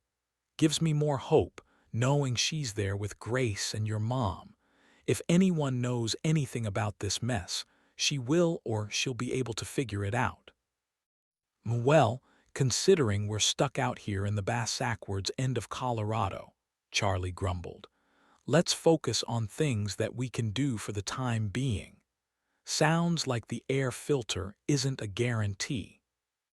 The highway's constant background noise filtered through the SUV's insulation, a steady stream of engines, punctuated by occasional horn blasts that grew more frequent with each passing minute. Charlie watched a pickup truck speed past on the nearby road, its bed loaded with household belongings hastily secured under a fluttering blue tarp. The items shifted precariously with each bump in the asphalt, a wooden dresser drawer threatening to bounce free, a bicycle handlebar poking through the covering like a metal skeleton trying to escape. The traffic had doubled since they'd stopped at the rest area, all of it heading eastward, while the westbound lane stood eerily empty save for the occasional government vehicle or military convoy that tore past.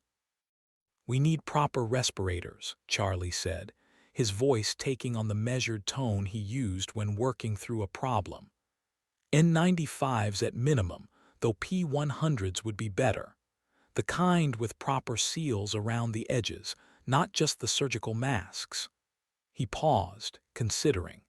Should have grabbed some from that hardware store back in town. If we'd known more about what was going on, Stephen pointed out. But we didn't, and that's okay.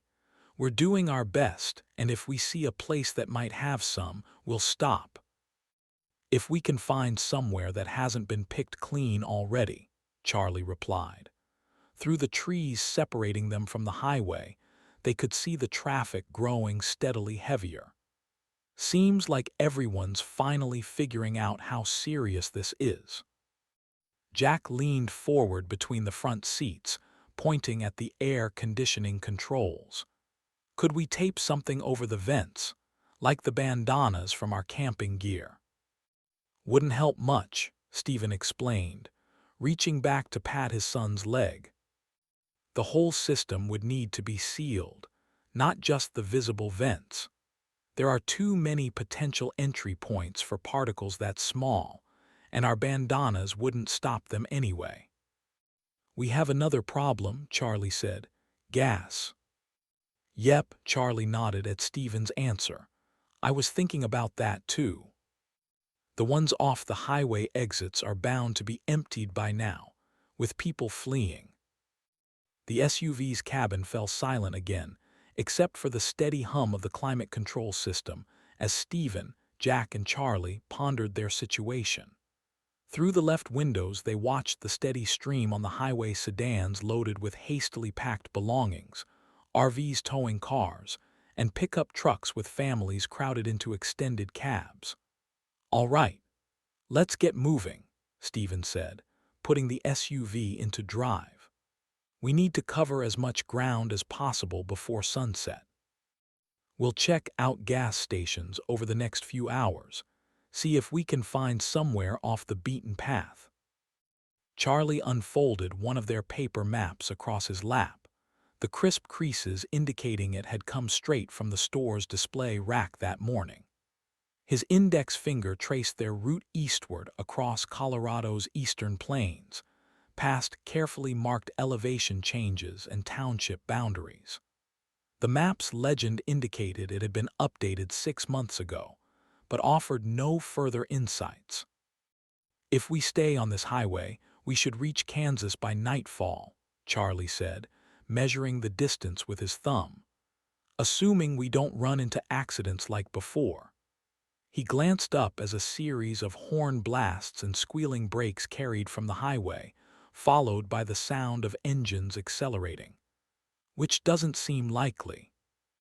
Stephen guided the SUV out of the rest area's parking lot, following the long, winding road that separated the facility from the highway. The afternoon sun hung just behind them as they merged onto the eastbound lanes, joining the steady flow of vehicles fleeing western Colorado. In the rearview mirror, the rest area quickly receded into the distance, the concrete island of quiet sanctuary growing smaller with each passing second, swallowed by the vast expanse of Colorado's plains. Chapter 11. The late afternoon Virginia sun bore down on the winter's homestead, rays of sunlight filtering through the trees, their chickens and goats going about their regular feeding and troublemaking, oblivious to the fundamental changes in the world around them. Darkness still clouded the horizon off to the southwest, though whether it was from storm clouds, smoke, or something more ominous was impossible to tell. Inside, life carried on, changed, stressed, worried life, but still life. There were tasks to be completed, preparations to be made, animals to be cared for, and a home to run.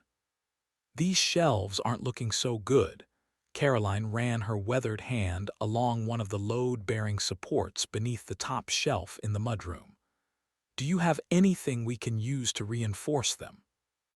The shelving unit's metal struts had begun to bow slightly under the weight of mason jars filled with home-canned vegetables, and the dozens of cans they'd brought home from the store, their rubber gaskets and metal bands showing the telltale oxidation of previous season's use.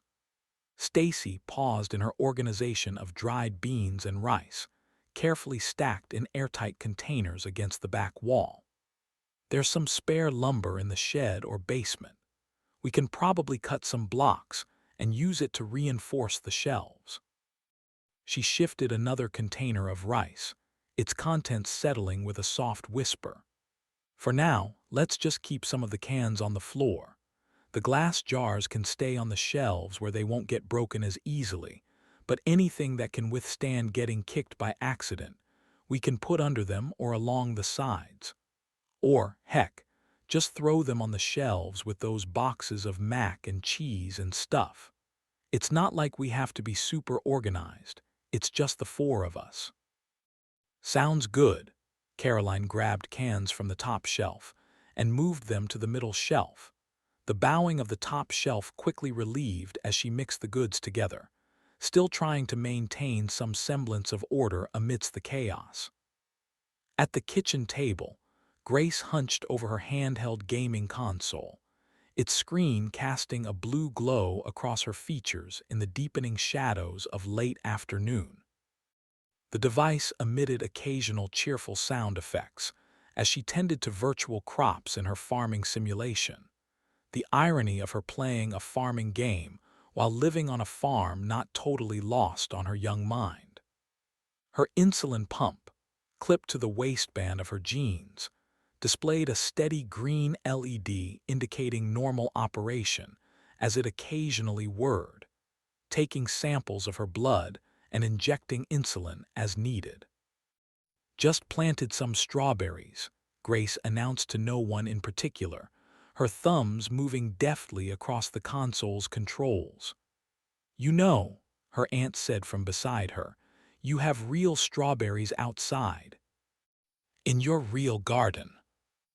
"Yeah, but I can't take those to the farmer's market and sell them for gold and buy a new horse with them." Grace glanced over, giggling as Lindsay rolled her eyes dramatically. "I know, Aunt Lindsay, I know.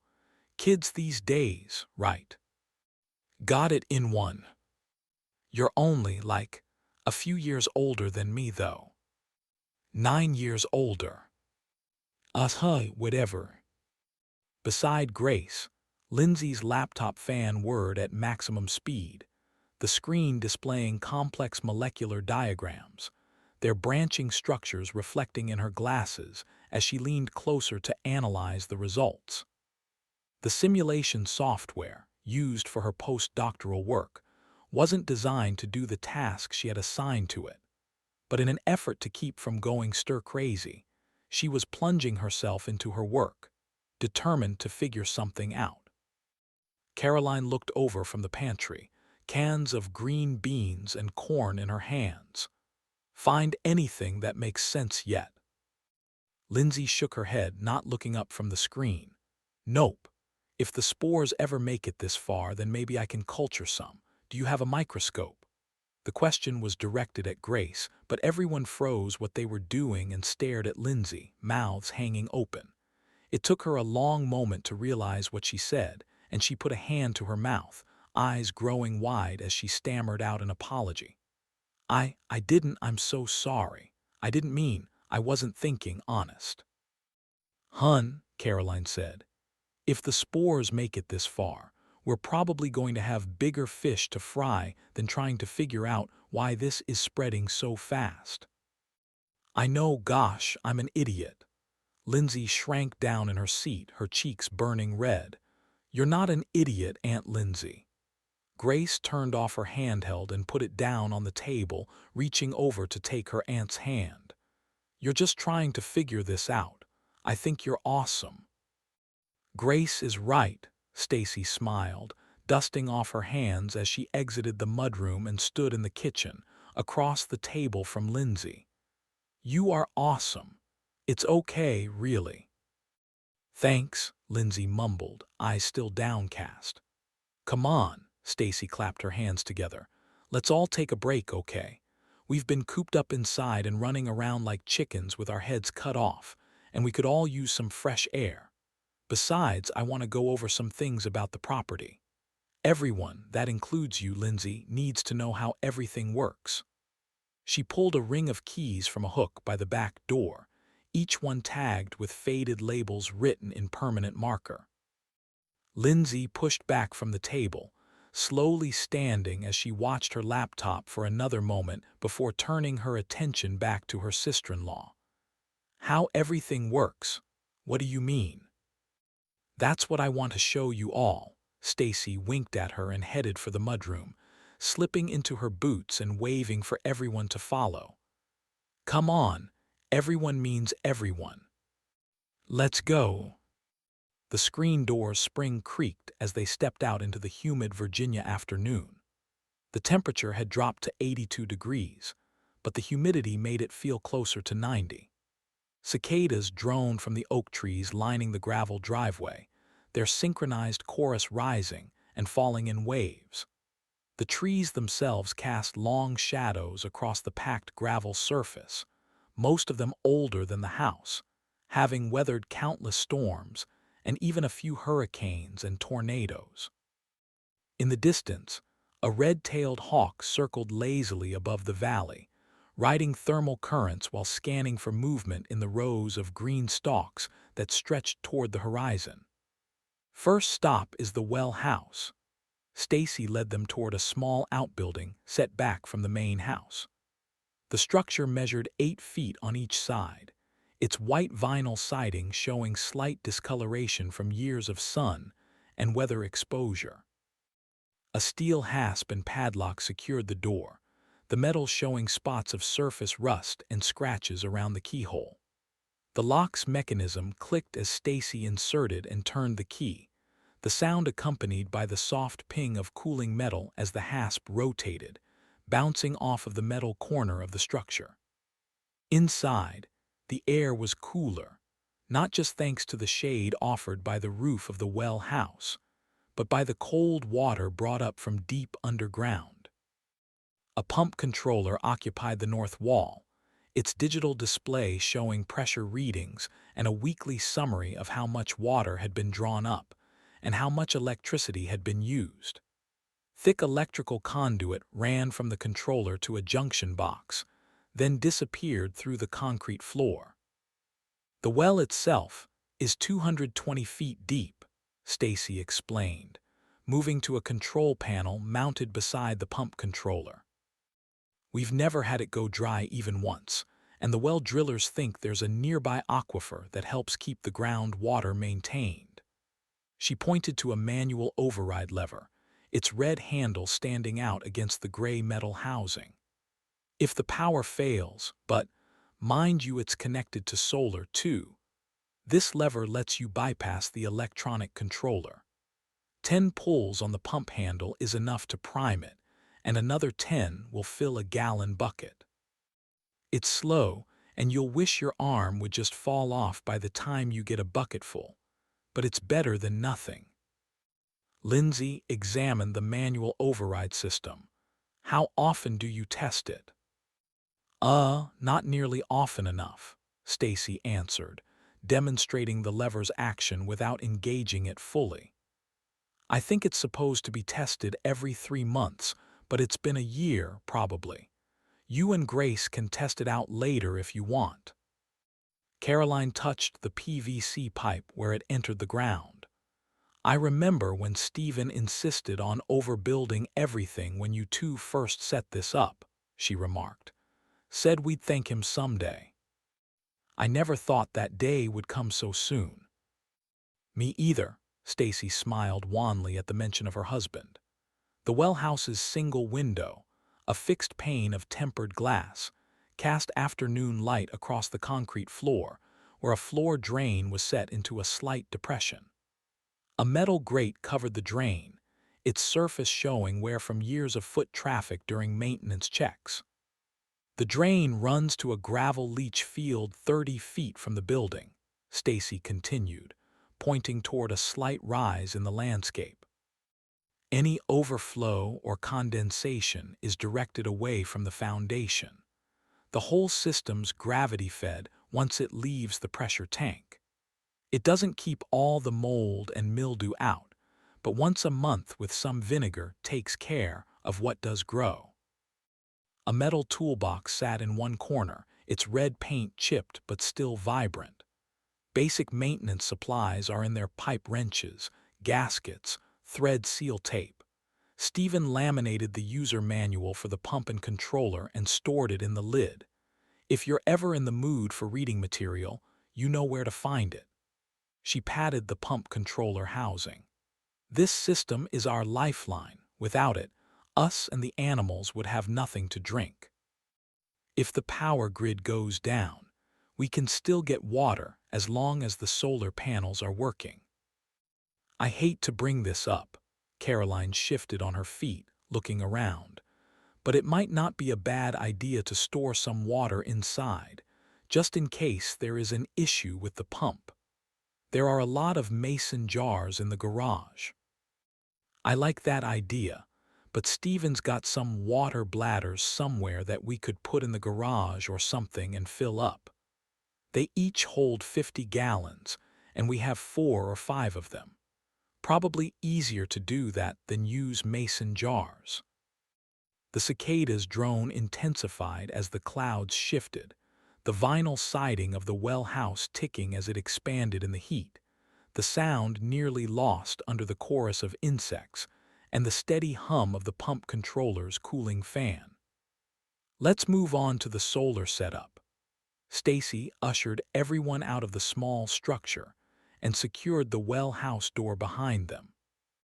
The padlock clicked shut as another aircraft passed overhead, its sound dampened by distance, but still clearly audible over the ambient noise of the afternoon. Everyone paused to watch its progress across the sky, heading southwest toward Blacksburg just as all the others had done earlier that day. The group followed Stacy around the house's eastern corner, their shoes crunching on sun-bleached gravel. Above them, the air shimmered above the asphalt shingles where 32 solar panels caught the late-day sun. The panels, arranged in 4 precise rows of 8, dominated the south-facing roof slope of the house. I know you all already know what these are. Stacy wiped sweat from her forehead. We installed them 3 years ago, just before the last big storm season, and they've already nearly paid themselves off. She pointed at the path of a thick gray conduit that ran down the exterior wall, its UV-resistant coating still glossy despite constant sun exposure. The main feed comes down here to the transfer switch. The transfer switch housing, a weatherproof metal box roughly 2 feet square, hung at eye level on the wall. Its rubber gasket seal remained intact, protecting the crucial electronics within from sun, rain, wind, snow, and general humidity. Stacy unlatched the cover, revealing a complex array of switches and digital displays. If the power goes completely down, you want to pull this, she continued, pointing to a large red lever centered in the panel. This will disconnect us completely from the outside power grid and let us power more off of the panels than we currently do by default. Lindsay peered at the digital display, squinting against the sun's glare. How much power does the whole system make? Under perfect conditions, 12.8 kilowatts, Stacy answered, pointing to a real-time production meter that currently showed 11.4 kilowatts. This is pretty good for the time of day, and for the panels not having been cleaned in a few months. The real key is the battery bank in the basement, though. 24 big honking batteries, each rated for 300 amp hours. Stacy led them to an exterior basement access door, its steel frame recently repainted against rust, unlocking the double locks with 2 different keys and throwing the doors open. Inside, fluorescent tubes flickered to life, revealing rows of blue-cased batteries mounted on heavy-duty shelving. Heavy-gauge cables, color-coded red and black, connected each unit to a central distribution panel. In the back half of the basement stood their washer and dryer and storage for household goods, along with stairs leading up to the main floor of the house. The system automatically powers essential stuff throughout the day and night, Stacy explained, indicating a schematic mounted on the wall. Refrigeration, well pump, security lights, and select outlets all run on solar even when we're grid connected, and the system is smart enough to transfer the solar around depending on how much energy everything needs. But if things go bad and we disconnect from the grid, then the system will automatically start powering the core essentials 24/7. Well pump, refrigerators and freezer first, then the microwave and a few lights and outlets second. A bank of inverters hummed steadily along one wall, converting the battery's DC power to household AC. Their digital displays showed charge states, load readings, and available capacity. A separate ventilation fan, drawing power directly from the solar array, kept the basement air moving through an exhaust fan to help maintain the temperature and prevent hydrogen buildup should the batteries overcharge.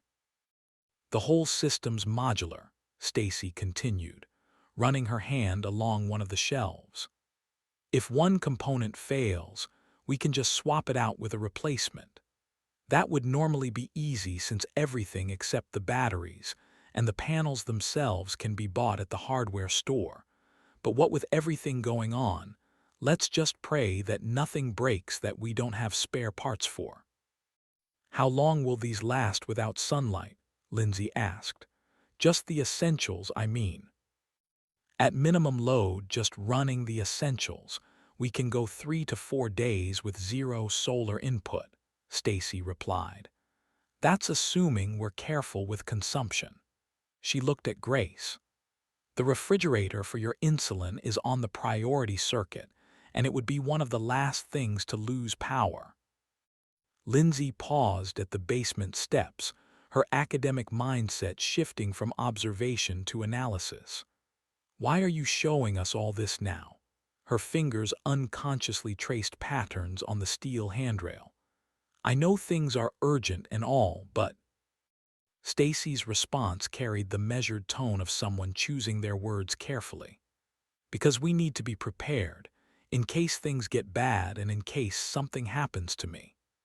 I'm the only one who knows how all of this stuff works, so if I fell and broke a leg, you would all need to know how to, I don't know, transfer the power over to just solar if the grid fails, or whatever else you might need to do.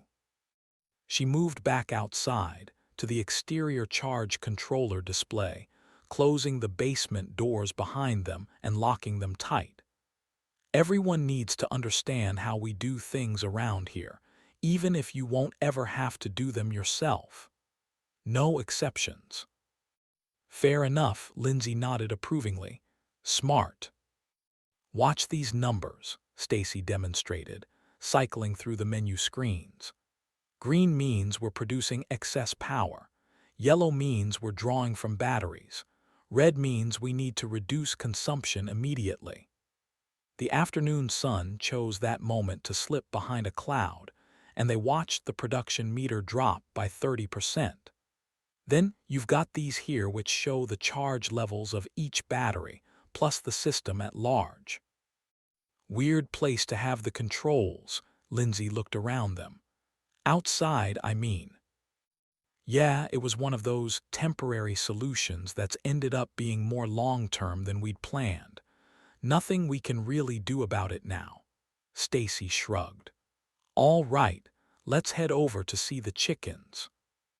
Their next stop was the chicken coop, its long rectangular run stretching 80 feet off of the enclosed space, the whole thing a few hundred feet to the east of the house, positioned downwind of the prevailing winds in the area, so that the smell wouldn't be a constant nuisance. Hardware cloth, buried 2 feet below the ground, surrounded the entire enclosure protection against foxes and other burrowing predators. The mesh extended upward 8 feet, and the enclosure was topped by solid roofing panels mounted on a slope. The roof isn't just for weather, Stacy explained, pointing upward. It's primarily to keep the chickens alive. Wild birds can carry all sorts of diseases, and if they fly overhead. Stacy trailed off, and Lindsay finished her thought. If a single bird left a dropping that was contaminated with bird flu, you could lose the entire flock. Exactly. Plus it keeps out the hawks and such. Stacy ran her hand along one of the pressure-treated support posts, sunk 4 feet into concrete footings. Everything's on a gentle slope, too, which keeps the ground dry and reduces the mess that we have to deal with. I wish we could free-range them, but with how prevalent bird flu is, that won't be happening anytime soon. 24 chickens scratched contentedly in the dirt, their russet feathers catching the late afternoon sun. The birds moved with the ease of experienced foragers, occasionally breaking into short sprints when one discovered something particularly appetizing. Their quiet clucks and warbles formed a soothing soundtrack to the fading day, punctuated by the occasional flap of wings, as they jostled for position around a newly exposed earthworm or grasshopper. A particularly large hen, clearly the matriarch of the flock, strutted with authority between the others, her head bobbing with each deliberate step. Near the sloped entrance to the enclosed coop, several younger pullets clustered together, mimicking the scratching techniques of their elders while maintaining a cautious distance from the established pecking order. Grace handles the feeding and cleaning schedule, Stacy continued. 6 cups of feed, morning and evening. The automatic waterers get looked over for clogs or issues every day, and she uses those rakes to clean out waste and puts down new hay from the shed. She indicated a series of nipple waterers mounted along one wall, fed by a gravity tank that maintained constant pressure, along with the cleaning tools stacked in one corner. Grace already knows this, and I know you two do as well, but if you go in the pen, you have to make sure your shoes stay clean. She can show you where the pan of bleach solution is, or you can use shoe coverings or a second pair of boots. Basically, just make sure everything outside the pen either stays out or is carefully monitored and controlled like the hay and feed to avoid getting the birds sick. Do you have any plans for if things get bad? Lindsay ventured, though Stacy didn't immediately reply. I haven't really thought about that yet. Mom, Stacy turned to Caroline. Caroline shrugged helplessly. I'm not sure. I'm sure we'll figure something out, Lindsay interjected, a fierce look in her eyes. It's still a long ways out. We have time. Not a lot, though. Stacy forced a thin smile, letting out a long breath as she turned back to the chickens, clearing her throat. Grace demonstrated the feeding routine, measuring out the exact amount into a galvanized funnel that led through into the run and down into a trough, allowing for feedings without having to step foot inside the run. The chickens crowded around, their soft clucking a stark contrast to the tension evident in the humans' voices.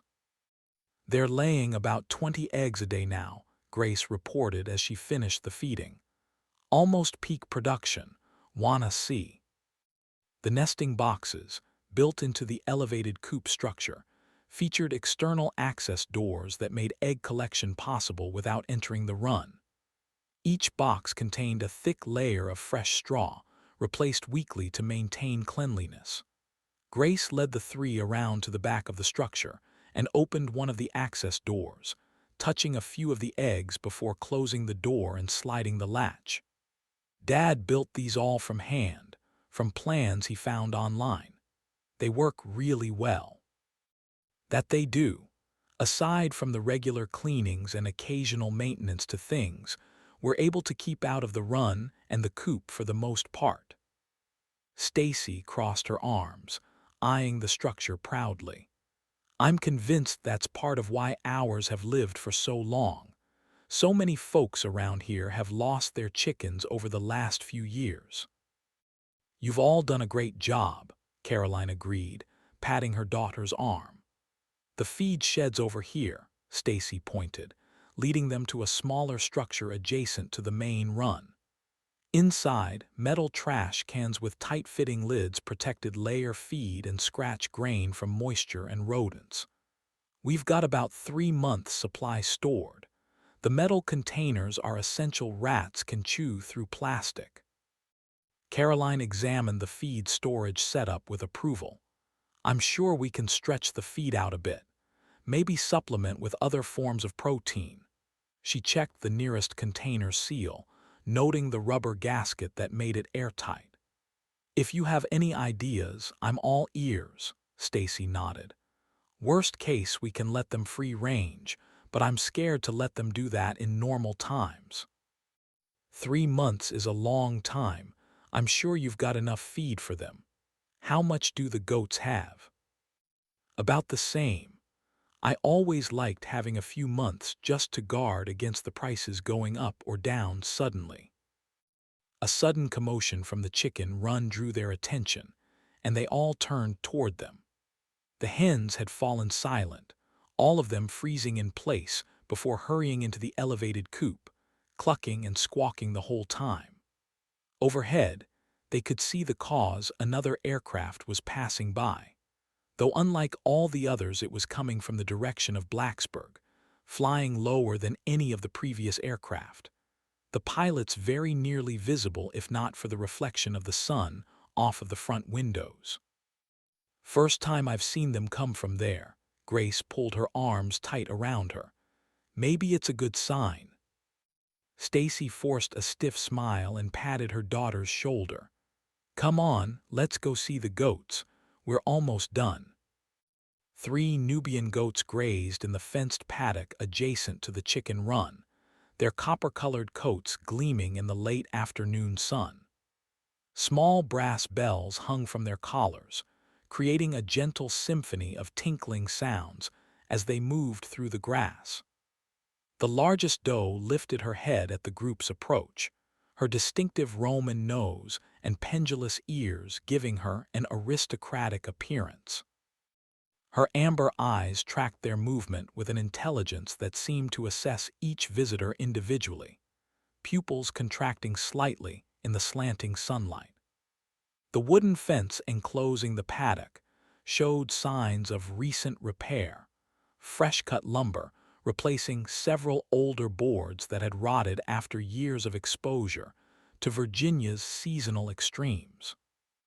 A metal feeding trough stood in the corner nearest the barn, its galvanized surface dented but serviceable, half filled with a mixture of alfalfa and Timothy hay that rustled softly when the smallest goat approached to nibble.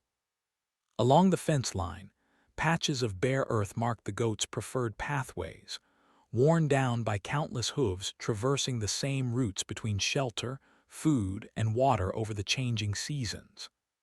And these are the goats, Stacy explained, approaching the gate. We milk twice daily. That's Grace's job again. 6 a.m. and 6 p.m. Each doe produces about 3 quarts per day. She demonstrated the gate's latching mechanism, a gravity-activated steel pin that dropped into a receiver welded to the frame. Always verify the latch drops completely, and watch out for them trying to hold the latch open behind you, too. These girls are escape artists. They'll shoulder the gate for hours until they find a weak spot. Grace reached through the fence to scratch behind the nearest goat's ears. Butterscotch got into the garden last month and ate half the tomato plants before we caught her. That's why we only let them free range under supervision, Stacy said, checking the latch one final time. But they're excellent at keeping the brush down around the property, better than any mechanical solution. The paddock's fencing consisted of 5-foot-high welded wire cattle panels, their galvanized coating still bright despite constant exposure to the elements. A covered feed station occupied one corner of the paddock, protecting hay and mineral supplements from rain. The structure's slanted roof directed water into a collection barrel, supplementing the goats' drinking supply during dry spells. Nearby, a milking stand waited for the evening routine, its wooden platform worn smooth from years of daily use. And our propane tank is our last stop, Stacy announced, leading them behind the house where a 500-gallon cylinder rested on a concrete pad. The tank's white paint reflected the sun's rays, its surface temperature cool enough to touch despite the afternoon heat. We just had it filled last week, Stacy continued, indicating the gauge mounted on the tank's center. The emergency shutoff is under the cover there, next to the gauge. If you ever smell gas inside the house, this is where you shut it off. Caroline examined the pressure gauge mounted near the service valve. What's your typical consumption rate? About 40 gallons per month in summer, 120 in winter, Stacy replied, running her hand along the rubberized supply line that disappeared into the ground toward the house's foundation. This feeds the water heater, kitchen range, and heating system. At current levels, we've got enough for 3 to 4 months of normal use. Lindsay studied the setup with academic interest. Any backup heating options? The fireplace in the living room has an insert, Stacy explained. And we've got a metric crapload of seasoned oak stacked over there. She pointed to a long, wide tarp covering a massive pile near one of the trees. It wouldn't be easy, but we could get that old cast iron cookstove in the garage cleaned up and use that if need be. But that's probably a much longer-term solution than we need to worry about. 3 months is a long time, Lindsay affirmed. That's just about it then, Stacy turned to everyone. Any questions, Mom? Lindsay.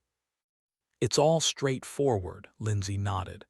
Thank you for showing us, honey. Caroline squeezed Stacy's hand. They really will be back soon, though. I know it. I hope so, Mom, I hope so. The group completed their circuit of the property, pausing near the garage. The late afternoon sun cast longer shadows across the lawn, temperature dropping as evening approached. A chorus of crickets had begun their songs in the long, deep grass near the trees, their chirping creating a steady background rhythm. Golden light filtered through the oak trees around the house, casting dappled patterns that shifted with each breeze. In the distance, a set of wind chimes hung from the porch eave began to stir, their hollow aluminum tubes producing discordant, haunting notes. Chapter 12. Stephen guided them along the eastbound highway, traffic moderate around them, but everyone going well over the speed limit. There were a few police cars here and there, but none of them made any attempt to stop people going 10, 20, 30 or more miles an hour over the speed limit. In fact, most of the police cars got off of the highway after short periods, turning around to head westward, where the lanes were eerily empty aside from emergency vehicles, and the occasional convoy of military vehicles or black SUVs. Charlie sat forward in his seat beside Stephen, methodically working the radio's tuning dial through its frequencies, while Jack leaned against the door. His seatbelt stretched nearly to its limit as he watched the endless cornfields roll past outside. The radio's display showed FM frequencies that rolled on by as Charlie rotated the dial, static filling the cabin, until the tuner reached 104.7, where an emergency broadcast cut through the white noise, the newscaster's voice calm and steady in spite of the words they were reading. Confirmed spread rates are exceeding 30 feet per minute in optimal conditions, the announcer stated. Authorities have found limited success in controlling the growth of the fungus through the application of flames and chemicals, but one source described it as akin to fighting a wildfire, with the speed and tenacity it spreads with. Mandatory evacuation orders are being issued, with residents urged to flee south, where it is believed that drier, hotter climates will potentially stunt the growth of the fungus. The following counties are under these evacuation orders: Adams, Arapahoe, Denver, Douglas. Charlie and Stephen exchanged a glance as the announcer continued reading out dozens of counties, then paused and took what sounded like a drink of water before continuing with a prolonged sigh. Current mortality rates in exposure zones are approaching 100%, the announcer continued, static lacing the edges of the broadcast and growing stronger with each second. Contact with airborne spores results in respiratory failure within. The broadcast dissolved into static mid-sentence. Daggum it, Charlie muttered, his fingers working the tuning dial. Lost it completely. He sighed, then continued methodically scanning through the remaining FM frequencies without any luck, then switched the band selector to AM. Try 840, Stephen suggested. That sign a while back said emergency broadcasts are on that frequency. Charlie rotated the dial to 840, but found only white noise. He continued through the entire AM spectrum, from 530 to 1710 kHz, encountering nothing but static across all frequencies. Nothing, Charlie reported, still adjusting the tuning dial in smaller increments. Nothing then and nothing now. The absence of even basic emergency service broadcasts hung heavy in the climate-controlled cabin.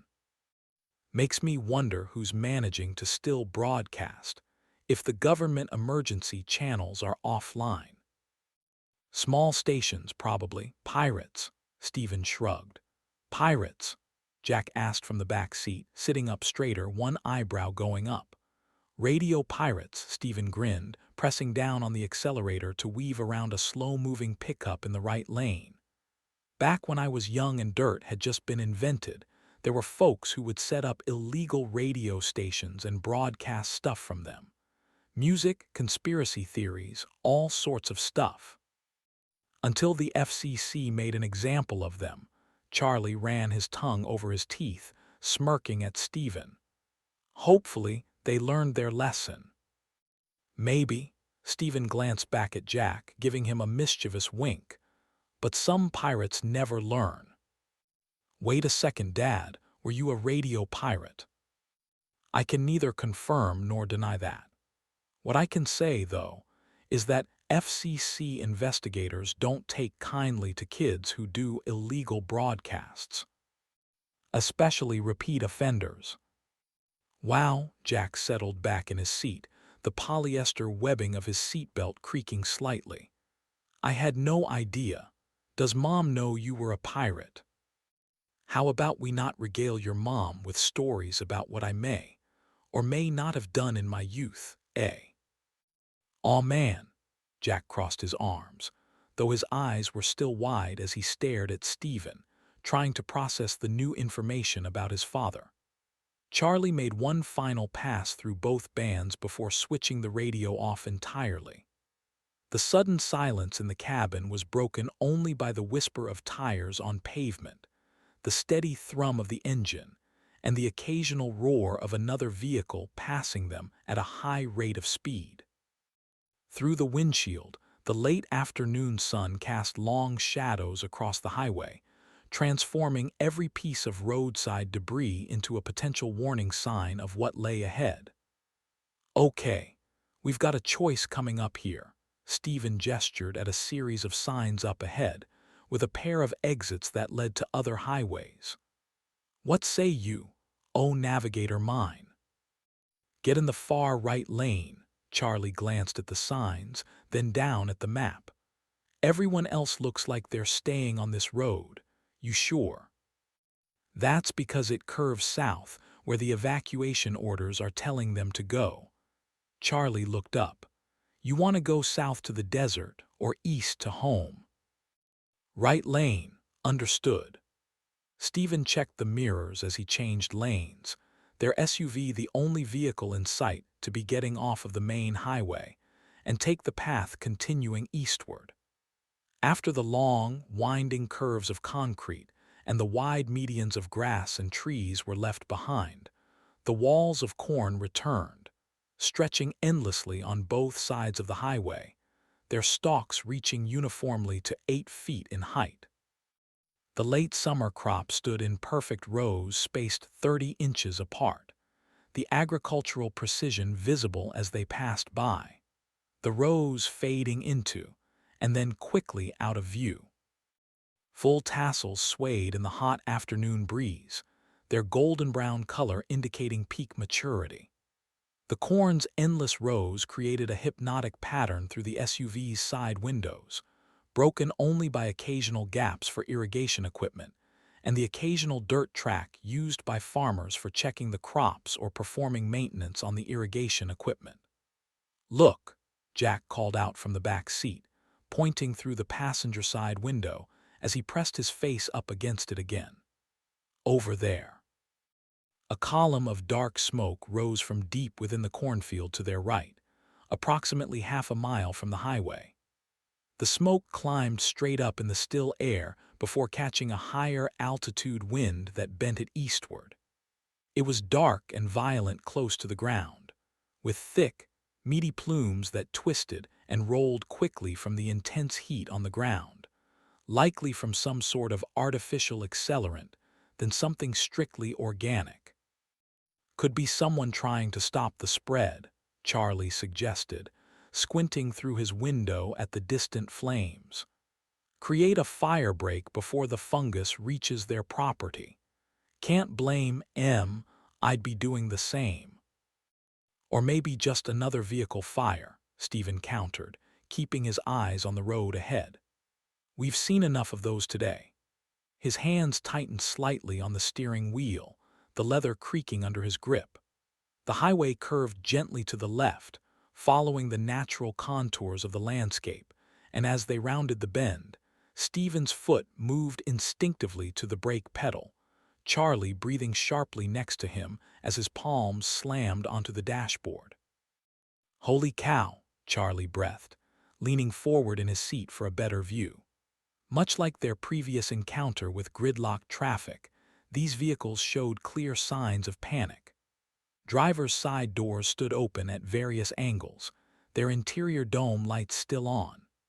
Personal belongings littered the asphalt, suitcases spilled open, children's toys scattered across lane markers, a laptop computer shattered into components across the shoulder. A rolled-over tanker truck dominated the scene, its white, bulbous tank angled across both lanes like a massive barrier. The tractor unit had rotated nearly 180 degrees during the incident, its diesel fuel tank ruptured, the surrounding pavement wet from the still-active leak. Beneath the trailer's rear axles, a crushed sedan remained wedged in place, its roof compressed to half its original height. The sedan's airbag deployment powder still dusted the surrounding asphalt, the accident recent enough that it hadn't been blown away by the wind. Safety glass from multiple vehicles covered the highway in a sparkling carpet, catching the late afternoon sun like scattered diamonds. Each fragment reflected light individually, creating an almost beautiful effect that belied the scene's horror. "Maybe we should have gone south," Charlie growled. "Why did they all abandon their rides?" "I dunno, but we're going to have to find another way around," Stephen announced, already scanning the shoulder for a suitable off-road route.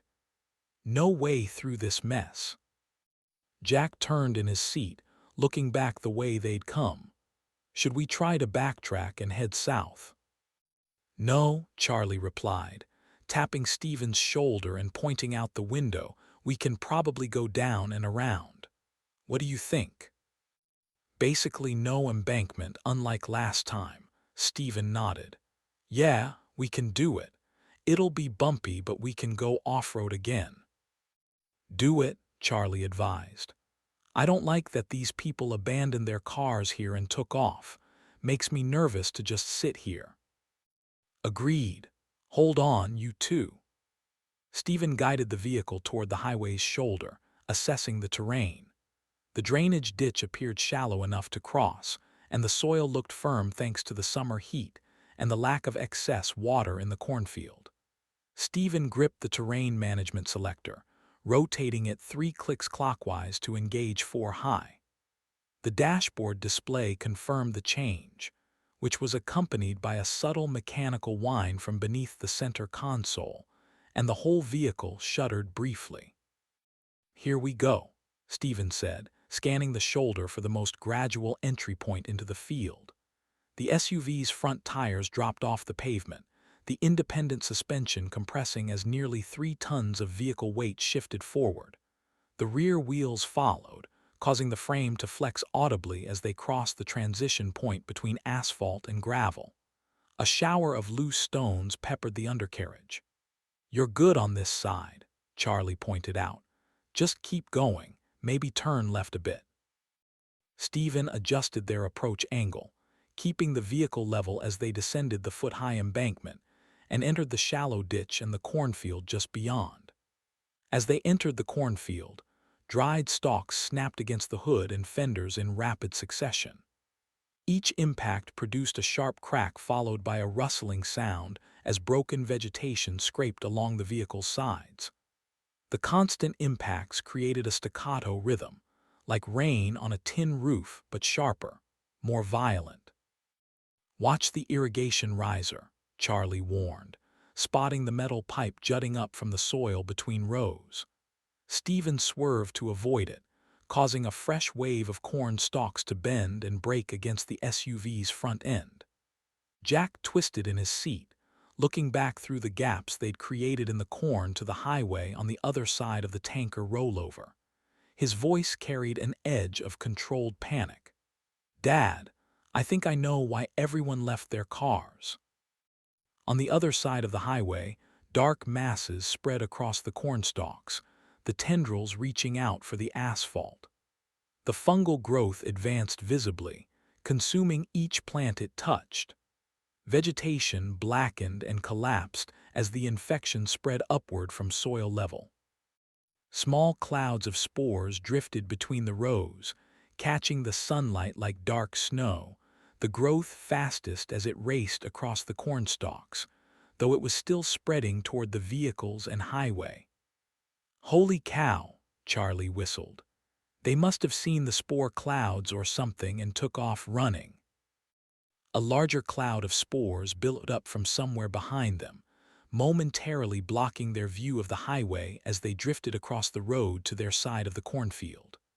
"Okay," Stephen said, turning the wheel sharply to cut into the cornfield proper, heading perpendicular from the highway and the fungal growth. "We need to get away from that crap now. Charlie, where's the next road? I think we're going south right now, probably 4 or 5 miles from the turnoff earlier." Panic and tension laced Stephen's words, but he focused his attention on driving, pushing the SUV through the thumping stalks of corn as fast as he could, the steering wheel bucking and trying to pull left and right beneath his grip. I don't know," Charlie's gaze darted across the map. "Just keep going south, then we can turn east again, try to meet up with the highway again." "What if it's already in front of us to the east?" Stephen chanced a glance in the rearview mirror, no sign of the growth anywhere behind them. "What if that's where it came from?" "Then I don't know." Charlie's frustration showed as both fists clenched, his body stiffening as he rubbed at his sternum with one of them. "We're flying blind here, boy, and I don't know up from down." The SUV's frame shuddered as they struck a subsurface irrigation pipe, its presence hidden by the corn until impact. The collision launched them briefly airborne, the SUV nearly bottoming out upon landing. Warning lights flickered across the dashboard, ABS, traction control, stability system, all registering complaints about the abuse. Charlie, Jack, and Stephen all cried out as they were jerked upward in their seats and then back down again, their seatbelts cutting hard into their laps and shoulders, and the gear in the back shifted and rattled, the cargo net coming off of a couple of attachment points. "Fence!" Jack called from the back seat, spotting the steel posts through gaps in the corn. "I just saw a fence line off to the left." Stephen cranked the wheel left, attempting to follow the fence line back toward what he hoped would be some sort of road. "Hold on, Holy, hold on!" Stephen screamed as the corn abruptly ended, the SUV bursting into open space at nearly 40 miles per hour, the sudden transition from resistant vegetation to clear ground causing the vehicle to surge forward. A 2-story farmhouse materialized ahead, its white clapboard siding weathered to the color of old bones. Decades of sun exposure had stripped away any protective finish, leaving the wood grain visible even from so far away. A massive oak tree dominated the front yard, its trunk thick enough that 3 adults' linking arms couldn't encircle it. The tree's lowest branches spread 30 feet in each direction, creating a canopy that shaded half the yard from the afternoon sun. Stephen's foot moved to the brake pedal, pressing it to the floor, and the anti-lock brake system activated immediately, pulsing as it tried to prevent the wheels from locking up. The SUV's tires broke traction on the soft soil, though, creating twin furrows as they slid forward, and while the stability control system tried to compensate, the vehicle's momentum proved too great to overcome. The oak tree filled the windshield. Impact was inevitable and violent. The SUV's front crumple zones compressed, absorbing the initial collision forces, while the frame rails buckled in their predetermined failure points, redirecting energy around the passenger compartment. Multiple airbags deployed simultaneously, filling the cabin with the sharp scent of sodium azide propellant, and each of their seatbelts tightened, preventing them from being launched forward. The impact spun them clockwise, centrifugal force straining their seatbelts as the vehicle rotated twice before finally stopping. Steam hissed from the ruptured radiator and the engine died, leaving only the tick of cooling metal and the whisper of settling debris as all three figures in the SUV sat still, eyes closed and unmoving. Through the spiderweb of cracks in the windshield, the oak tree stood just as it always had, indifferent to the violence it had just absorbed. Chapter 13. The evening settled over the farmhouse as shadows lengthened across the property. Through the house's west-facing windows, the setting sun cast elongated patterns across the polished granite countertops, their gray and white speckled surface catching the light at odd angles. Caroline stood at the butcher block island, methodically dicing carrots and celery stalks with a detached, carefree precision formed from a lifetime of practice. Her knife work was clean and efficient, each vegetable reduced to uniform quarter-inch cubes that would cook evenly in the simmering stock. The kitchen's overhead fixtures flickered briefly, their warm light dimming for a fraction of a second before stabilizing. The digital display on the wall-mounted oven reset itself with a soft electronic chirp, the green LED numbers blinking 12:00 before Stacy reached over to reset it. 5 minutes later, the lights flickered again, this time accompanied by a barely perceptible hum from somewhere as an appliance reset, its motor kicking back to life. A well-used ceramic enameled cast iron stockpot, its bottom marked with the patina of countless meals, sat centered on the largest burner of the 6-burner gas range. Steam rose in steady wisps from beneath its heavy lid, carrying the distinctive aroma of fresh thyme, sage, and chicken stock throughout the house. The herbs had been harvested that morning from the kitchen garden, their oils releasing slowly into the golden chicken stock that had been simmering since early afternoon. Surprised the power grid hasn't given up the ghost yet, Caroline paused her knife work to wipe her brow with the back of her wrist. Reminds me of that ice storm you all had a couple Christmases ago, when we were all here. She scraped the diced vegetables into a stainless steel bowl, the knife's blade making a soft scraping sound against the wooden cutting board. How long until it goes out? Grace stood near the sink, where she was working on the biscuit dough. Her hands were covered in flour, leaving white prints on the countertop. Stacy shook her head, finger hovering over the clock reset button on the microwave, trying to decide whether it was worth resetting or whether it would just go back off in a few minutes.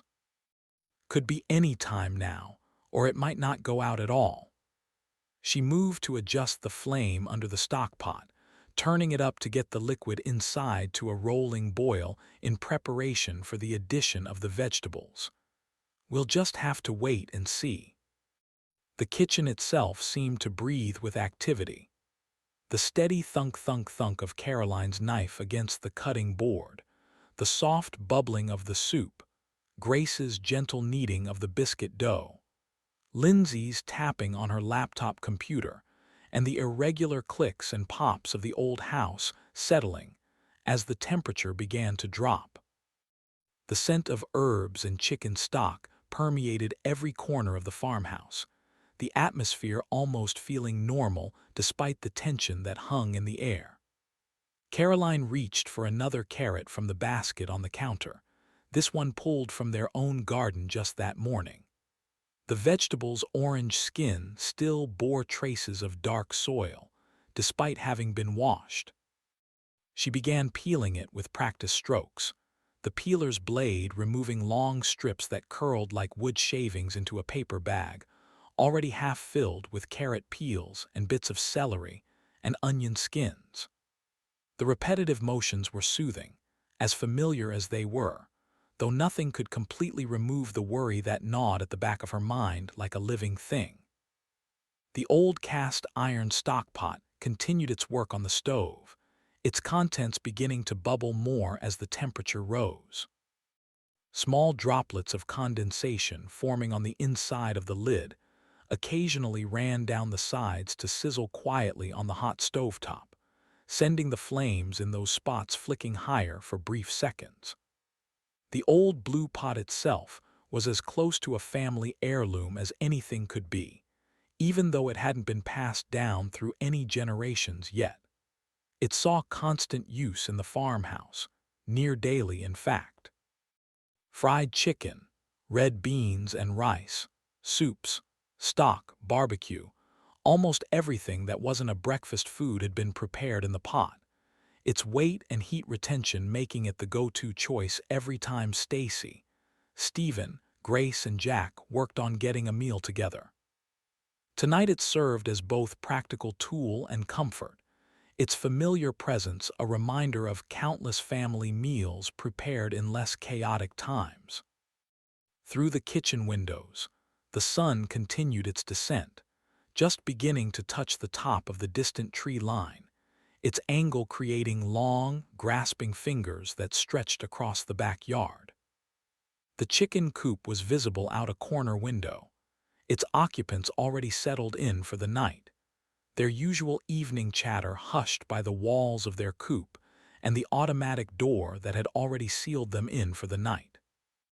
The goats' bells weren't audible from inside the house, but they still tinkled gently as the animals lay in the grass, chewing their cud. Near the sink, Grace worked methodically at her own task, her hands covered in a mixture of flour, buttermilk, and shortening, as she kneaded the biscuit dough. The countertop around her was dusted with a fine layer of all-purpose flour, and measuring cups stood in neat rows, their contents precisely measured according to Caroline's handed-down recipe. The dough beneath her hands was beginning to develop the proper texture, becoming smooth and elastic with each fold and press. While the other three were busy with preparing the soup and biscuits for dinner, Lindsay sat hunched over her laptop at the oak kitchen table, her fingers flying across the keyboard as she input another set of variables into her modeling software. The computer's cooling fan nearly screamed as it struggled to cool the machine, and she had propped it up on a pair of Grace's school books and pointed a small fan at the underside, desperate to keep it from overheating. "Aunt Lindsay," Grace called out, pausing in her kneading, "what exactly are you trying to figure out now?" She reached for more flour to dust the countertop, the movement practiced despite her young age. Before Lindsay could answer, a sharp electronic tone cut through the kitchen, the distinctive beep of Grace's insulin pump, signaling its scheduled evening dose. Grace wiped her hands methodically on a nearby dish towel, making sure to remove all traces of flour before lifting the hem of her t-shirt to access the pump clipped to her waistband. The device's LCD display glowed bright, showing 18% reservoir remaining. She pressed the appropriate sequence of buttons, administering her evening dose without comment. The overhead lights chose that moment to flicker again, this time remaining dark for a full 3 seconds before returning to life. In that brief darkness, the only illumination came from Lindsay's laptop screen and the small LED display on Grace's insulin pump. The sudden return of light revealed Lindsay, still focused intently on her screen, though her expression had grown more concerned.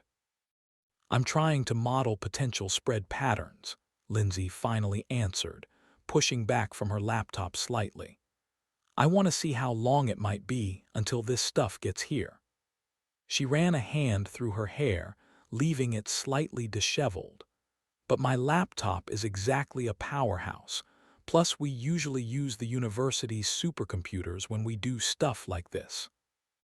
The laptop's cooling fan suddenly ramped down as another simulation failed, the program displaying an error message. Lindsay muttered under her breath and started again, her fingers returning to the keyboard with renewed determination. The table around her laptop had accumulated several notebooks filled with handwritten equations and diagrams, their margins crowded with hastily scribbled annotations. "Mom," Grace called out, returning to her biscuit preparation. "How many should I make?" "The usual dozen." Her hands returned to the dough, though her gaze kept darting to her aunt's increasingly frustrated expression. Stacy moved closer to the counter, examining the amount of dough. "Better make it 2 dozen. I think we could all use a bit of extra comfort tonight." "Uh-huh," Grace grinned. "Butter and jam, you mean?" "Hey, butter, jam, and fresh biscuits are comfort." Stacy grinned. The kitchen settled back into work, Grace's methodical dough preparation, Lindsay's rapid typing and scribbling, Caroline's chopping, Stacy's preparation of the chicken, and the steady simmer of the stock pot providing a constant background note. After a few minutes, Caroline cleared her throat and Stacy glanced over at her mother. Caroline tilted her head toward the kitchen table, where Lindsay was still engrossed in her laptop computer. Stacy mouthed, "What?" to her mother, who just tilted her head toward Lindsay again. Stacy's brows furrowed in confusion before she understood, eyes widening, and she nodded at her mother. "Hey, Lindsay," Stacy said after a moment. "Could you help Grace with the dough? She could probably use a break for a bit." "Yeah, sure." Lindsay closed her laptop with a decisive click, the cooling fan's whine gradually subsiding into silence. "I could use a break myself. This is starting to give me a headache." She pushed back from the oak table, her chair legs scraping against the worn linoleum floor, and moved to take over the biscuit preparation while Grace cleaned up at the sink. The dough felt cool and elastic under her fingers as she resumed kneading where Grace had left off. "You don't have to solve all the world's problems, you know." "Yeah, I know. I've actually been thinking about Grace's insulin as well," Lindsay said, working the dough with measured strokes. Flour dusted her forearms as she folded and pressed the mixture against the countertop. "How much do we actually have on hand now? 2 months or so?" Stacy looked at Grace, who nodded. "Yep, 2 months worth now, counting what we got today. Each vial lasts about 10 days with her current dosing schedule." Grace dried her hands on a dish towel. "Mom, what happens if," she started, but Stacy cut her off with gentle firmness. "We have enough for now, sweetie, and we'll figure out how to get more before we need it. Jimmy said they're getting a shipment next week. Plus, if they don't, there are other pharmacies we can try once things settle down." "If they settle down," Grace mumbled as she plopped down at the kitchen table, reaching for her game console, but not turning it on quite yet. "Positive thoughts, kiddo." "It's hard to be positive right now, Mom." "That's when it's most important to be positive. You know that." Stacy gave her daughter a pointed look. "It's easy to be positive and keep your chin up when things are going well, but it's how you respond when things are tough that really defines you as a person." Lindsay shaped the biscuit dough into a uniform rectangle. "Should we go ahead and switch over to solar?" She gestured toward the ceiling with a flour-covered hand as the lights gave another slight flicker. This feels like the power's going to go out any minute. I'm starting to wonder that myself, Stacy replied. But that feels kind of final, you know. I'd rather wait as long as possible. I guess I'm more concerned about Grace's mini fridge. Oh, that one runs directly off the battery bank. Stephen made sure that circuit will always have power, no matter what. Smart man. Caroline scraped more vegetables off of the cutting board into the pot. I think we're ready for the chicken when you are. How long have you had this set up? Lindsay asked. Stephen got it all finished up last spring, Stacy answered. After a 3-day outage during the ice storm. We had a generator hooked up for the mini fridge and other things, but we almost ran out of gas running it nonstop. Stacy stirred the simmering soup as she added in the cubed chicken, steam rising around the wooden spoon. Stephen was scared to death of what might happen if a hurricane or something hit in the summer and we lost power for a week or two, so we got the system. The batteries alone cost more than my first car. Sounds worth it, though. Oh, absolutely. Lindsay cut the biscuit dough into uniform 2-inch squares with a bench scraper, arranging them on a heavy steel baking sheet before sliding it into the oven. The kitchen's humidity had increased from the combined effects of cooking and falling evening temperature, causing condensation to bead on the windows. Flour was pale against her tanned skin as she worked methodically through the remaining dough, the scent of butter permeating the air, rich and comforting, mingling with the earthy aroma of fresh herbs they'd snipped from the garden just before sunset. Caroline lifted the pot's lid and Stacy dumped in a large bag of spiral noodles. They set the timer on the microwave and did a quick cleaning of the counters and sink, loading dirty dishes into the washer and wiping everything down. A bit later, steam rose in lazy spirals as they ladled the golden soup into heavy ceramic bowls, part of a set Stacy and Stephen had received as a wedding gift. Grace arranged the freshly baked biscuits in a woven basket, laying them carefully on a clean cotton kitchen towel. The biscuits' tops had baked to a perfect golden brown, their surfaces showing subtle variations in color where butter had melted during baking.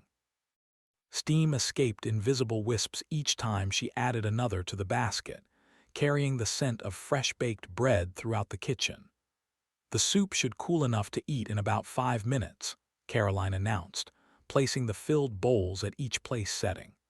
Or if you'd like to have burned mouths and tongues, feel free to eat now. The oak table's surface reflected the kitchen's overhead lights, its worn finish telling stories of years of family meals. Lindsay pulled her phone from her pocket after they settled into their chairs and said a quick prayer, the screen illuminating her face with its harsh glow. The device showed no signal bars, and where the carrier name should have been, "Only emergency calls only," appeared in stark white text. She placed the phone face down on the table with a quiet sigh. "Still nothing?" Stacy asked. "I haven't checked mine in hours." "Yeah, still nothing. Oh, that reminds me. We should all charge our phones before we go to bed tonight. If you have any old phones, like ones you upgraded from, charge those too. Best case, if the grid comes back up, we can make emergency calls, and even if not, we can still use them as flashlights." "Oh, that's a fantastic idea," Caroline nodded, Stacy agreeing with her. They each began to eat, tentatively at first but faster as the soup cooled, soft conversation interspersed with the tinkle of knives and spoons spreading butter and jam and scooping noodles, vegetables, chicken and broth into their mouths. The kitchen's lights flickered once more, longer this time, 5 full seconds of darkness. When the lights returned, they cast harsh shadows across the countertops. Through the window, the sun continued drifting downward, its light nearly gone behind the tree line. Heat and humidity still clung to the air outside, though, and insects began to beat themselves against the windows, trying to find their way inside to the lights they so desperately sought. Outside, clouds began to obscure the starry sky, their shapes visible only as darker patches against the deepening twilight. Caroline set her spoon against the edge of her bowl, the metal making a soft clink against the ceramic. "Okay, we've been avoiding this topic. I know I have, but we should discuss it. We need to think about getting more insulin before things get even worse," she said, her voice carrying the measured tone of someone who had lived through enough crises to recognize the signs of escalation. "The pharmacy shelves won't stay stocked forever." Grace said nothing, her eyes down on her soup bowl and biscuits. The kitchen's overhead lights flickered again, dimming to half-brightness before stabilizing. Through the windows, the security light in the backyard clicked on automatically, its motion sensor triggered by nothing visible, perhaps a deer, or merely a branch moving in the wind. "I don't want to worry about that tonight, Mom." "I'm already worried about it." Grace's voice was quiet, nearly inaudible. "Oh, honey."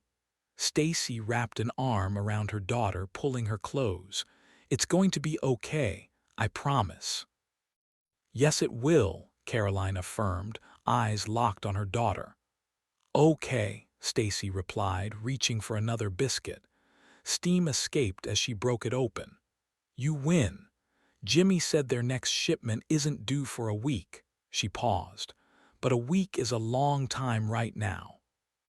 Grace adjusted her insulin pump's position on her waistband, the device's plastic case making a soft scratching sound against her jeans. "What about the hospital pharmacy in Blacksburg?" she asked, her fingers unconsciously tracing the pump's infusion line through her shirt.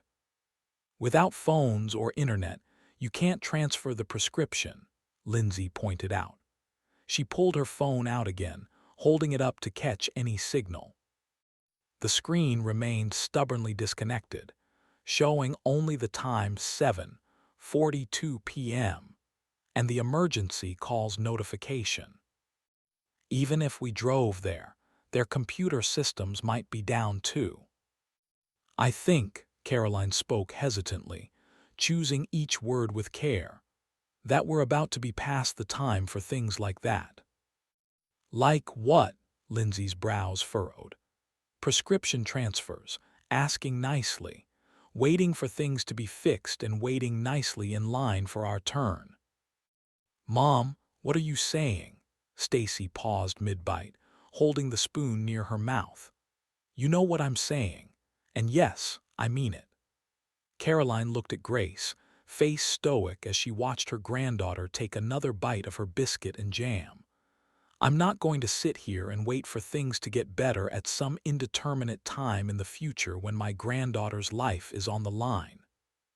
2 months, though, Mom, is nothing. First you wait a week, then 2, then a month, then 2 months, then what?" Caroline snapped her thumb and forefinger, her voice cold, hard, analytical. She was a woman transformed, no longer the kindly grandmother, but a soldier preparing for war. "Time passes like that in a crisis. If you don't move fast at the start, you're left to hope and beg for scraps. I'll do that for a lot of things, but not my granddaughter's life. You get me?" Stacy almost argued, not because she disagreed, but out of pure reflex based on the habits of day-to-day life. "Yeah, you're right." Stacy took a deep breath, looking at Grace. "You okay?" "I'm fine, Mom," Grace shrugged. "I've been thinking about this a lot today myself." "I hate that you're having to think about this at all, but you're a smart kid." Stacy closed her eyes, gritted her teeth and exhaled, then looked at her mother again. "Okay, you're right, thank you." Caroline's voice, eyes and expressions softened again, once more becoming the kind, matronly figure she eagerly loved to embody. "Of course, it's what I'm here for." "We should make a list of every pharmacy within 50 miles, Lindsay said.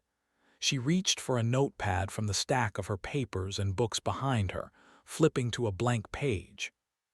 Map out a route to check each one. We explain the situation, maybe take one of her empty vials to prove we need it, and see if they'll sell us more. And if not, Caroline's voice was laced with the slightest hint of something cold, almost predatory. Well, she sat back in her chair and raised her eyebrows. We'll burn that bridge when we come to it. How much space does your mini fridge have? Stacy asked. Enough for probably a year. Yeah, if I take them out of the boxes, I could fit that much. Grace shrugged. Don't really need the boxes anyway. I can write the expiration dates on the vials. Okay, good. Stacy took the last bite of her soup and pushed it back a few inches, taking a long drink of water. Sounds like we have a plan. And what if the plan needs to change? Lindsay looked up from her notebook. Like if things get bad out there. Then we do what we must. Caroline answered, voice firm and hard once again, her meaning unmistakable. The kitchen's digital clock reset itself for the third time that evening, its display blinking 12:00 in steady green digits as the power flickered again. In the hallway, though, the grandfather clock's brass pendulum swung in perfect 4-second arcs, each swing accompanied by the precise click of its escapement mechanism.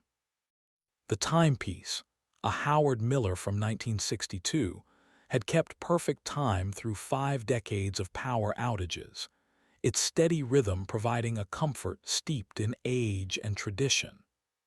Beyond the windows, the evening sky had taken on an unsettling orange cast. The color wasn't the usual sunset aftermath, but something more pervasive, a diffuse glow that seemed to come from the southwest, where the discoloration intensified near the horizon, the unnatural illumination painting the undersides of clouds in shades of amber and rust. The old grandfather clock struck 8, its chimes resonating through the house's wooden frame. Each note seemed to hang in the air longer than usual, as if the very atmosphere had thickened. Through the windows, the orange glow pulsed almost imperceptibly, like the beating of a vast, distant heart. Chapter 14. The acrid chemical smell hit Stephen first. Propellant from the deployed airbags filled the SUV's cabin with its distinctive sharp, antiseptic odor. Steam hissed from beneath the crumpled hood, where the radiator had ruptured on impact, the sound mixing with the steady tick-tick-tick of the cooling engine block and the rhythmic drip of fluids onto parched soil below. The late afternoon sun cast long shadows through the spider-webbed windshield, its laminated safety glass holding together, despite a complex network of cracks radiating outward from the passenger side where they'd struck the massive oak. Blood trickled warm and sticky down his temple, pooling along his collar before soaking into the cotton fabric of his shirt. Pain pulsed behind his eyes in waves of increasing intensity, each throb revealing new sensations, the constricting pressure of the seatbelt cutting across his torso, the rustle of the cornstalks in the wind, the groans of his son and father-in-law as they, too, struggled to return to full consciousness. The hood had accordioned upward on impact, both latch mechanisms completely sheared away by the force of the collision. Several feet of solid oak trunk hadn't yielded an inch. Instead, the SUV's front end had crumpled against it like an aluminum can before the whole vehicle had spun away, coming to rest near the tree. The dashboard electronics flickered erratically, the vehicle's computer system broken beyond repair, but still doing its best to operate despite the fatal damage. Through the fractured windshield, Stephen could make out fragments of debris scattered across 30 feet of grass, plastic housing from the headlights, chrome trim pieces wrenched free during impact, and the vehicle's front license plate, now bent at an impossible angle and embedded in the side of the oak tree. Charlie, Jack, Stephen managed to croak out, turning carefully to check on his passengers. The movement sent a dull ache through his chest where the seatbelt had caught him, but his arms and neck still moved well enough, though they were sore. "You two okay?" Charlie winced as he shifted in the passenger seat, gingerly testing his limbs, feeling his arms and legs for any signs of damage. "I'm okay," he said, voice rougher than usual. "That was a hell of a hit we took. Jack, you okay?" "I'm fine," Jack called from the backseat, sounding shaken but coherent. "My chest hurts." "Take a deep breath, bud. Any sharp pains?" The answer came a few seconds later. "Ow, no, just sore. One of the tent poles hit my leg, too, cut my jeans up. What happened?" "Tree jumped out at us," Stephen said, attempting to inject some levity into his voice despite the situation. "No idea where it came from." He pressed the seatbelt release once, then harder a second time, the mechanism finally clicking as it freed him. "Everybody out. Let's see what the damage is and check each other over." They exited the vehicle with unsteady movements, legs wobbling slightly as their shoes hit solid ground. Charlie moved more slowly than the other two, one hand pressed against his chest where his own seatbelt had caught him, rubbing his palm over where his heart was, and taking a few deep, unsteady breaths. The impact had driven the radiator support nearly 8 inches backward, destroying the entire cooling system. Both front wheels splayed outward at unnatural angles, the frame clearly bent beyond any roadside repair. A growing pool of mixed fluid spread beneath the vehicle, coolant, transmission fluid, oil and brake fluid all joining together to mix with the grass and dirt. "She's done for," Stephen announced, wiping sweat from his forehead with the back of his hand. The temperature had to be pushing 90 degrees. "You think so?" Charlie quipped sarcastically. "Don't want to call AAA." "Wish we could. Nobody could fix this, even in a shop." Stephen sighed, looking over at Jack. "Mom's gonna be bummed." "Yeah, she liked this car. I bet she'll like a new one better." Stephen snapped his fingers. "Oh, that reminds me." He pulled his phone out of his pocket and powered it on, then opened his camera. "Just in case things have settled down by the time we get back home, we'll see what the insurance company will do." Charlie and Jack watched Stephen circle around the car, taking a couple dozen photos before shutting his phone off and returning it to his pocket. Charlie lifted an eyebrow. "You done?" "Yep." Charlie nodded grimly, still massaging his chest. "Good. Let's get our gear out and figure out our next move. I don't need to remind you what's not that far away from us, do I?" "Fair point, let's go." Stephen and Jack moved to the rear of the SUV, the cargo area thankfully undamaged by the frontal impact. They retrieved their camping backpacks, still loaded with the extra supplies that they'd stuffed into them, and set them on the ground beside the vehicle. The late afternoon sun stretched their shadows long across the farmyard as they took stock of their surroundings. The oak that had stopped their vehicle dominated the immediate view, its trunk nearly 4 feet in diameter where they'd struck it.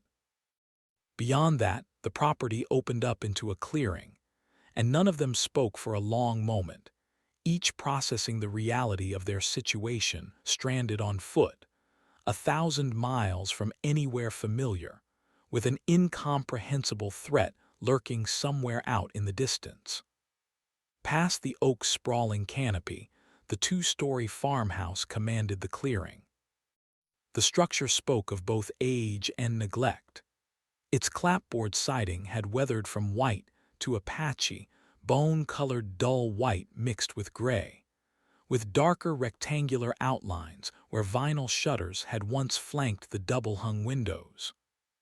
The windows themselves remained intact, their wavy glass panes suggesting they were original to the house's construction. A wraparound porch stretched across the front and continued around to the eastern side, its wooden floorboards worn smooth by generations of foot traffic. The porch's support posts showed signs of recent repair, perhaps within the last 5 years, with newer pressure-treated lumber spliced into the original columns where they met the decking. The roof above the porch retained most of its standing seam metal panels, though several showed spots of surface rust, and a few had been replaced outright, their metal still shining and bright next to their faded and rusty brethren. "Looks like somebody's been maintaining it," Charlie observed, his voice carrying easily in the still afternoon air. He gestured toward a satellite dish mounted on the western gable end. "That's a newer model, probably installed in the last year or two. Caroline and I have one just like it." Stephen nodded, noting other signs of ongoing habitation. A garden hose coiled neatly beside a frost-free spigot on the front porch, stacked firewood under a tarp along the eastern wall, and an electric meter mounted on a post off to one side of the porch. "Question is, where are they now?" "Maybe in the barn," Jack suggested, pointing toward the outbuilding that stood approximately 50 yards behind the house. The barn dominated the rear of the property, a traditional heavy timber frame structure with vertical board siding painted deep red. While the house's paint had deteriorated significantly, the barn's coating appeared more recent, though early signs of fading were visible where the afternoon sun hit it directly. The structure's roof peaked nearly 40 feet above grade, covered in galvanized steel panels that still held their silvery sheen. A gravel drive curved from a dirt road past the house to the barn's main doors, the crushed stone still clearly defined despite weeds encroaching along its edges. The drive's surface showed recent tire tracks, suggesting regular use and a series of smaller outbuildings. What appeared to be a chicken coop, tool shed, and pump house clustered near the barn's northern side. "We should check the house first," Stephen said, moving his pack away from the SUV and placing it near the base of the oak. "I kind of doubt if anyone's home, given we just slammed our car into their tree, but you can never tell." The sun continued its westward arc, lengthening the shadows cast by the oak and house across the farmyard. A light breeze stirred the surrounding vegetation, carrying with it the sweet scent of the late summer cornstalks growing in the fields all around the building. The peaceful scene stood in sharp contrast to the devastation they'd witnessed along the highway, making it feel almost surreal, as if they'd driven through a portal into a world where the horror hadn't yet arrived.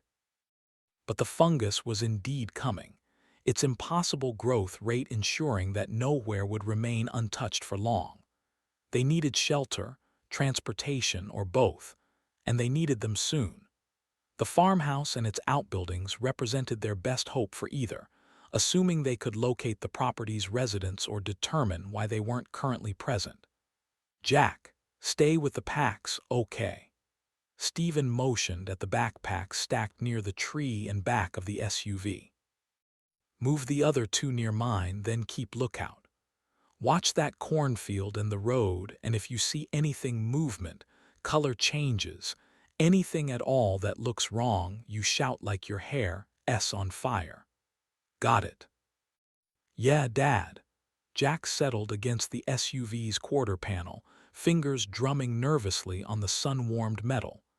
"Be careful, okay?" "We will," Stephen nodded. "What's this we you speak of, boy?" Charlie grumbled good-naturedly.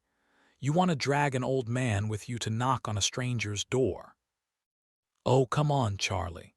You're not just my human shield." Stephen grinned as the pair headed toward the house, leaving Jack near the oak tree to move the other two backpacks from near the back of the SUV.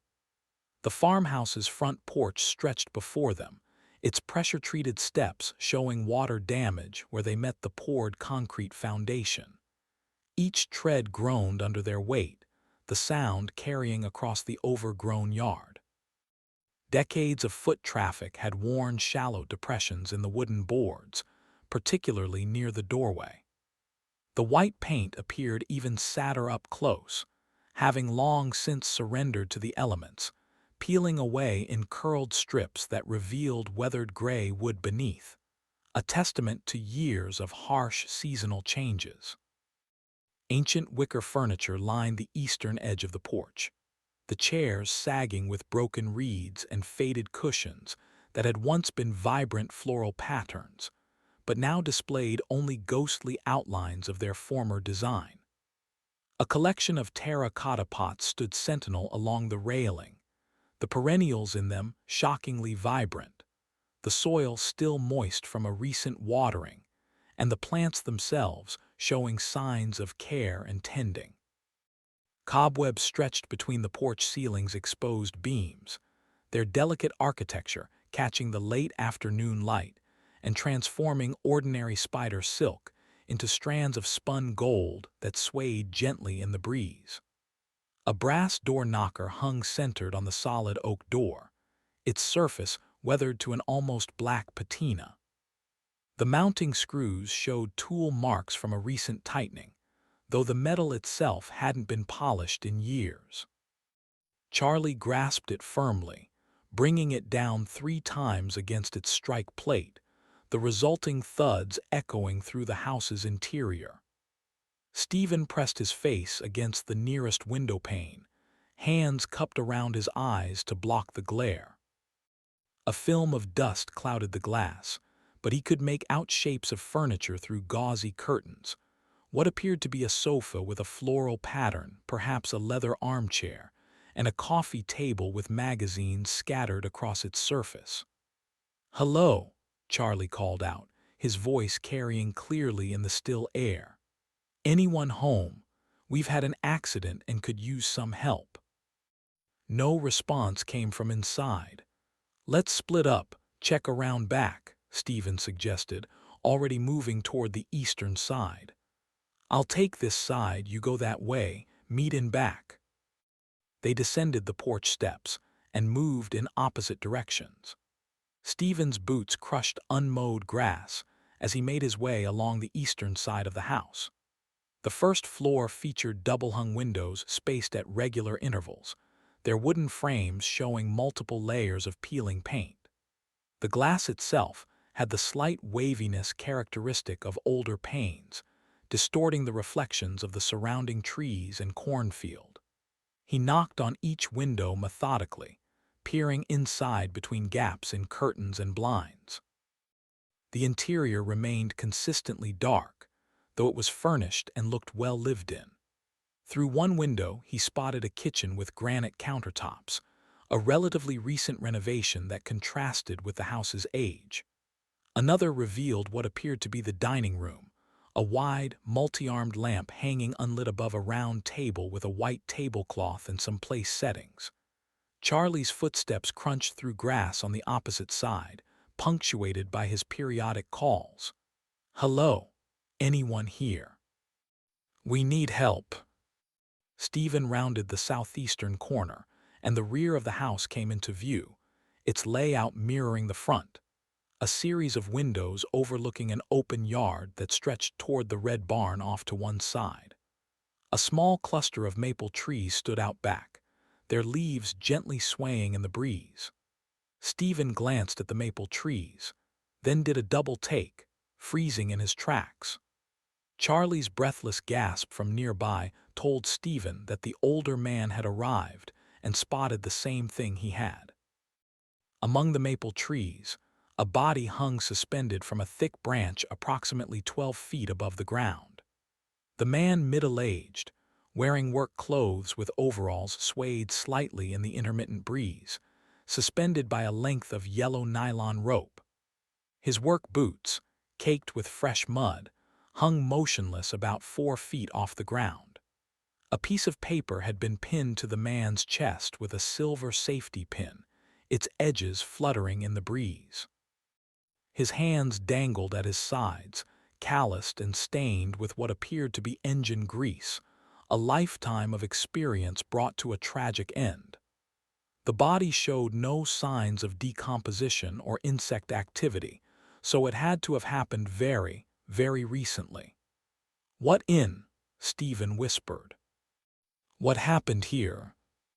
"Think he owns this place?" "He looks like a farmer, good Lord, Charlie." Stephen fought the nausea rising from the pit of his stomach. "This is awful. What do we even do here?"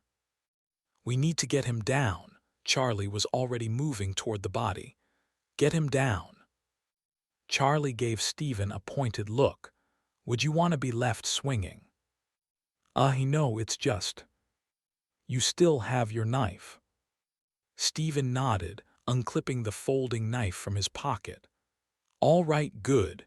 Come on, I'll help steady him."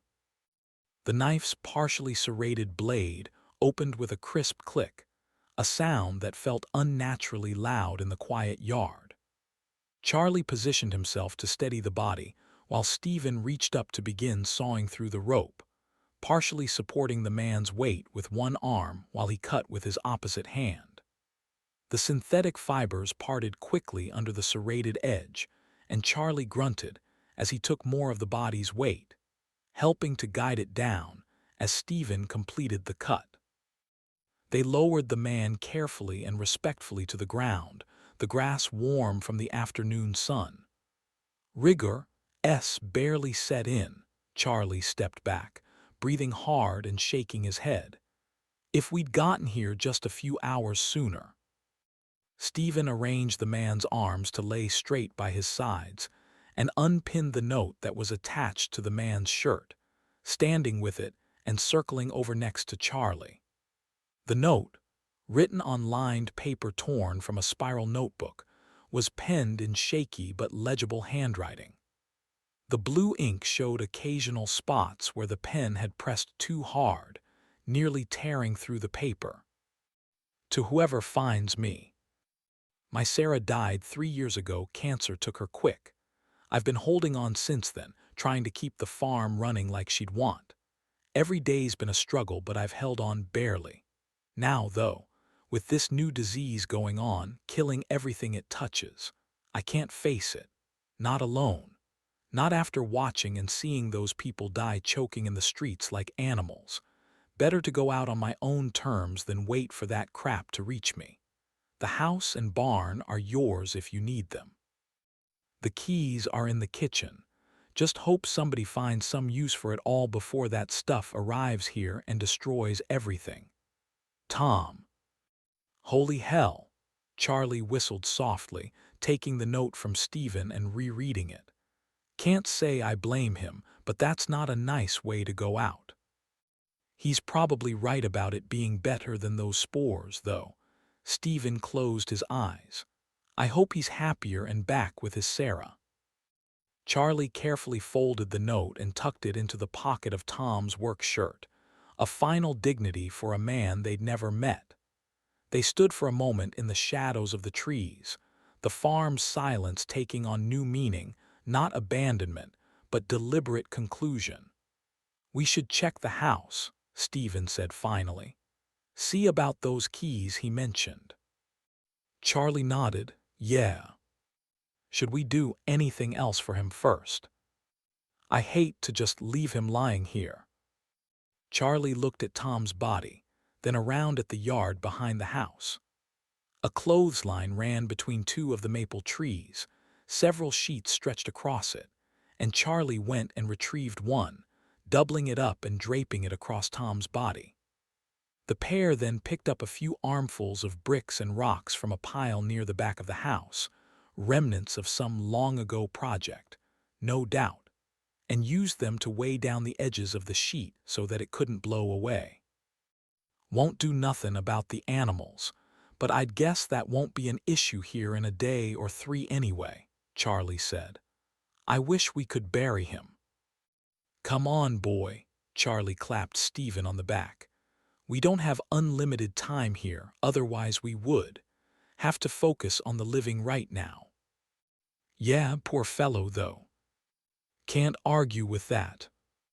Stephen and Charlie made their way back around the farmhouse, each of them quiet as they thought about the man they just encountered.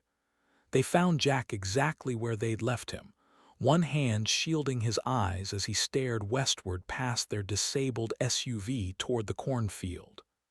"You were gone for a while," he said, waving to them. "Did you find anything?" "Nothing good," Stephen shook his head.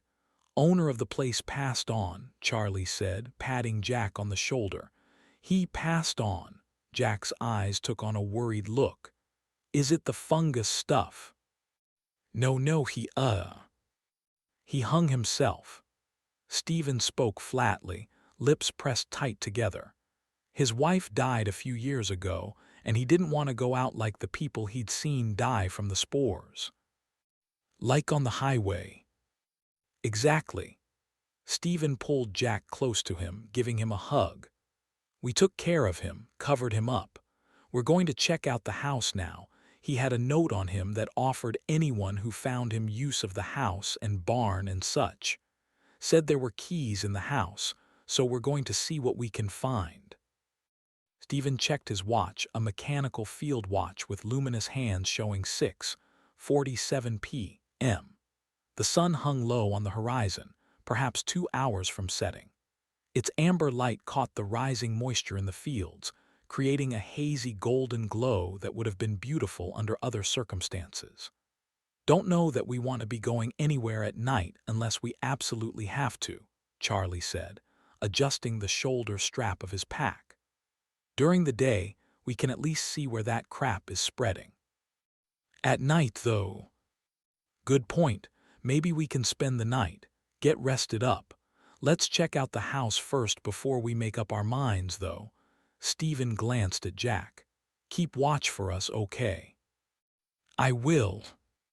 "The barn might be better," Stephen said, gesturing toward the red structure as he and Charlie headed back up toward the front porch of the house.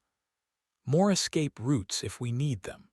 Better visibility, too, those large sliding doors on both ends."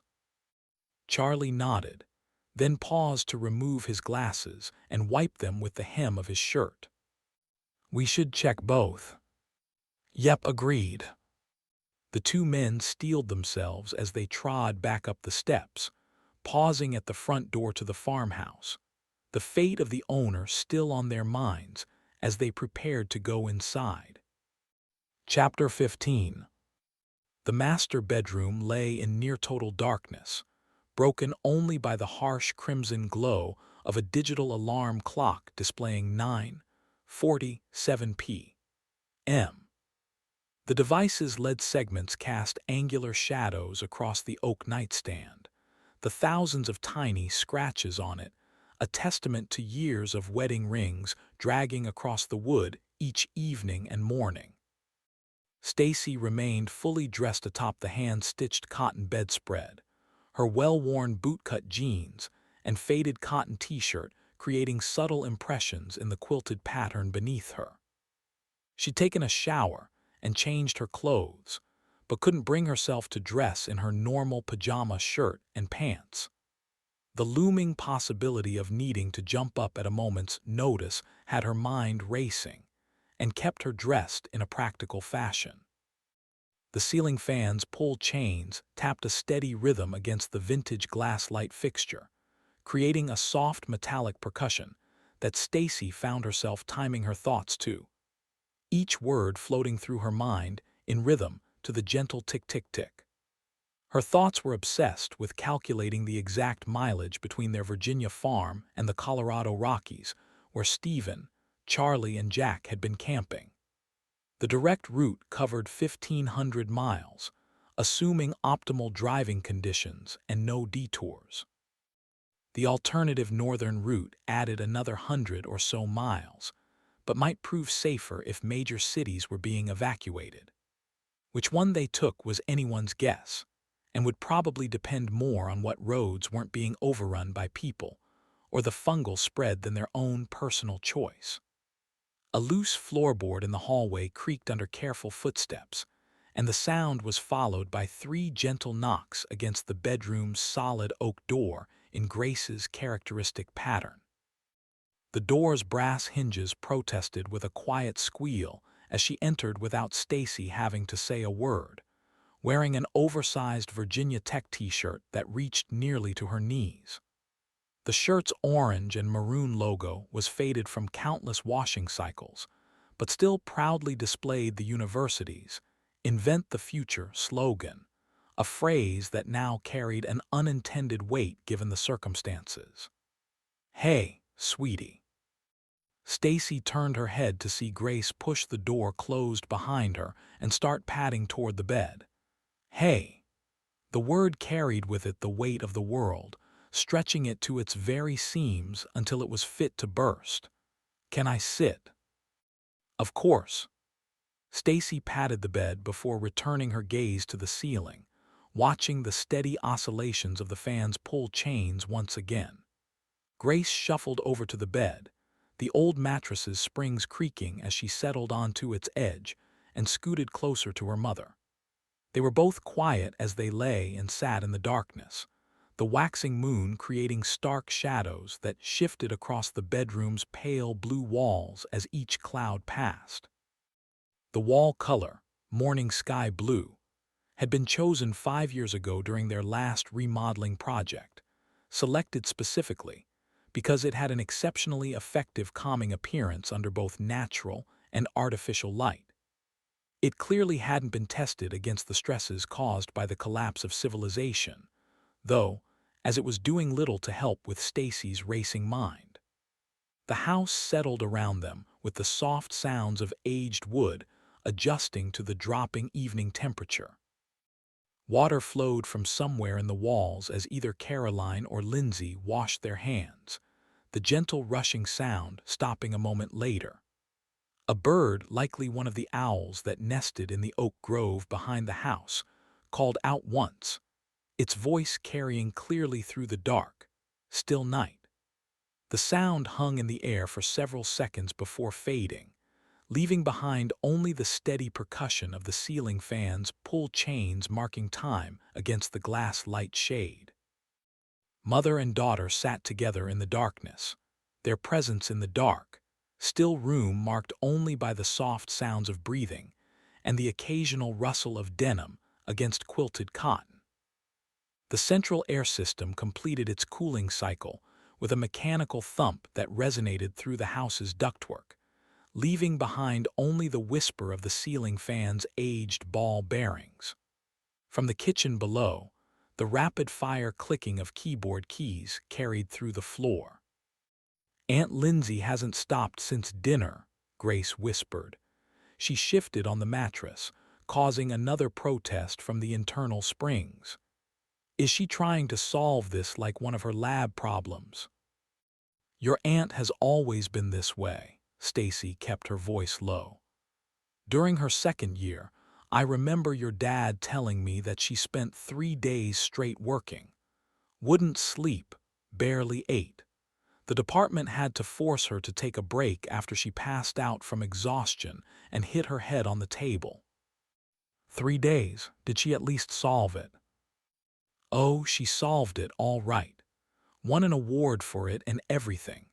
That's Lindsay. She can't let go of a problem once it gets into her head.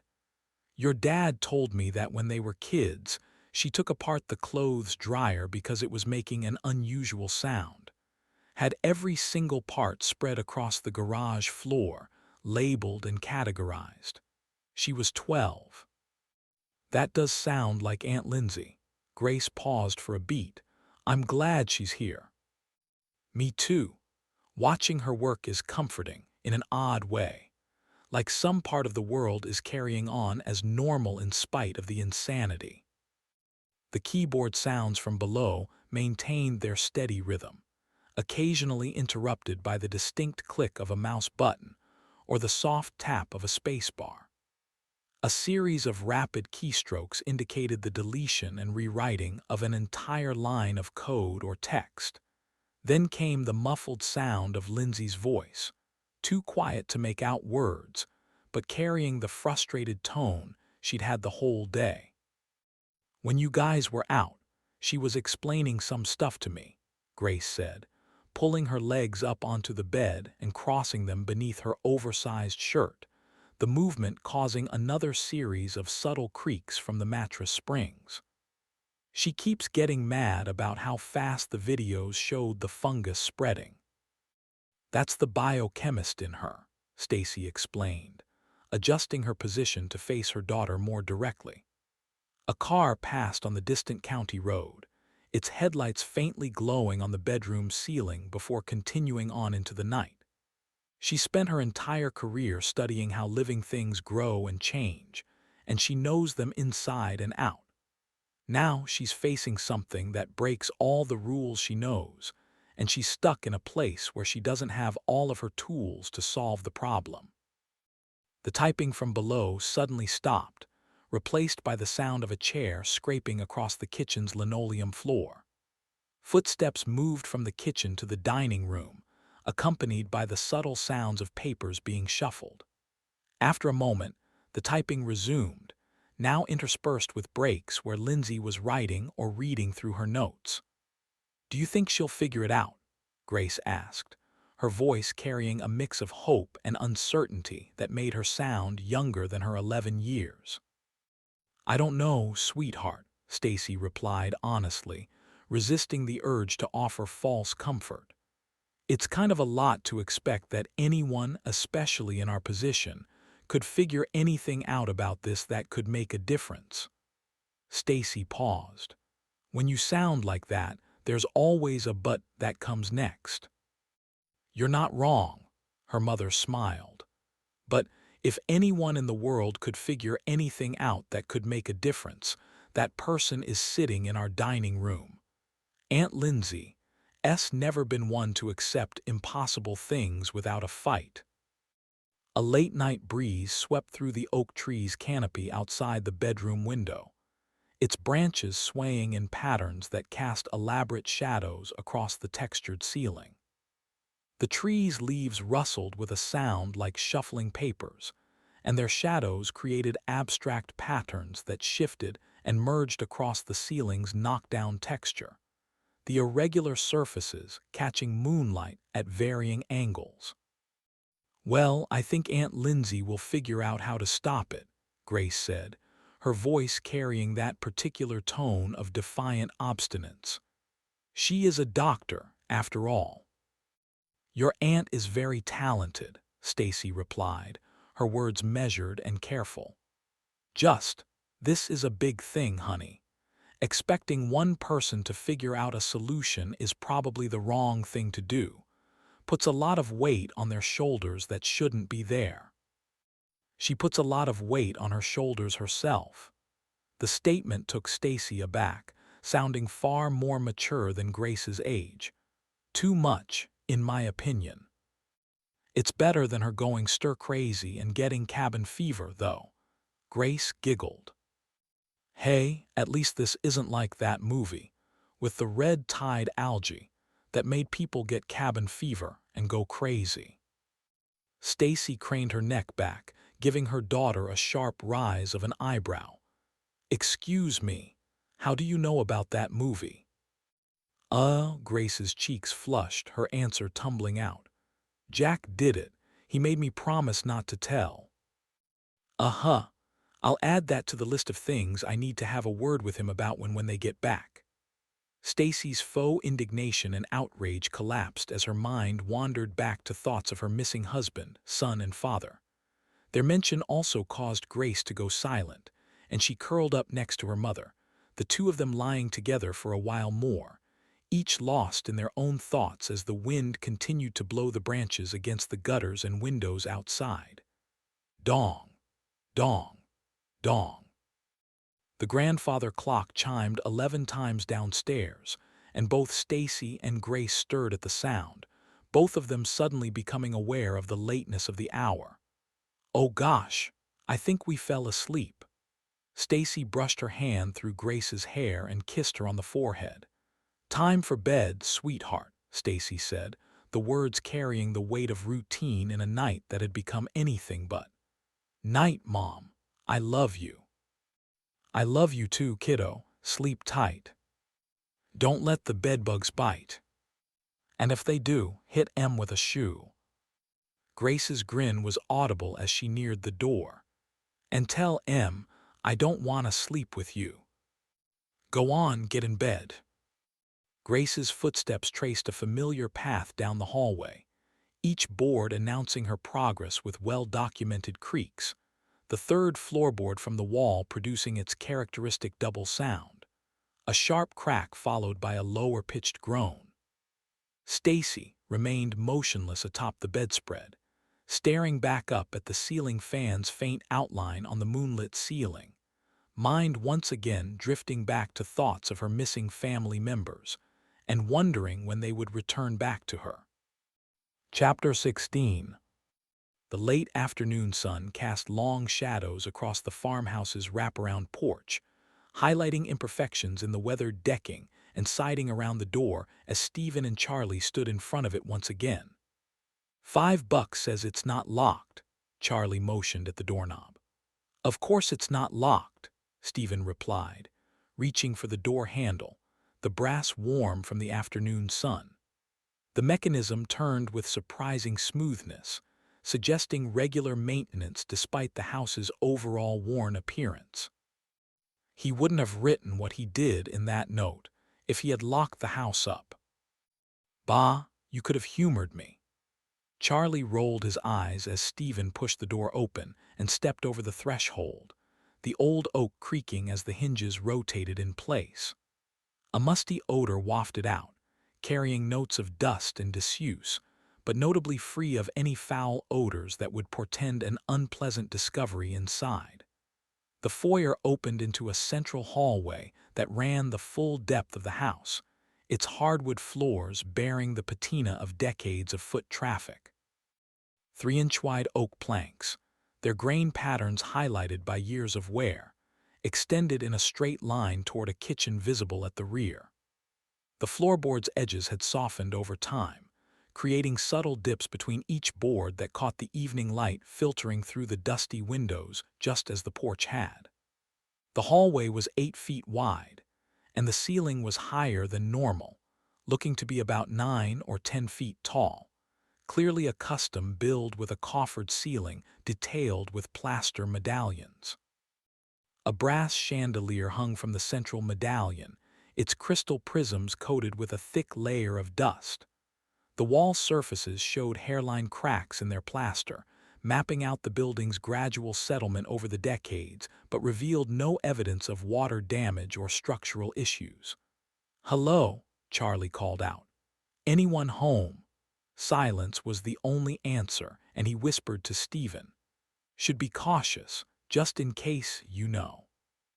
"You really think someone took to hiding in here with his body hanging out back?" "I'm not saying I think anything, just be careful." Stephen nodded, and they continued to advance down the hall. 4 doors, 2 on each side, stood partially open, revealing glimpses of sheet-draped furniture within.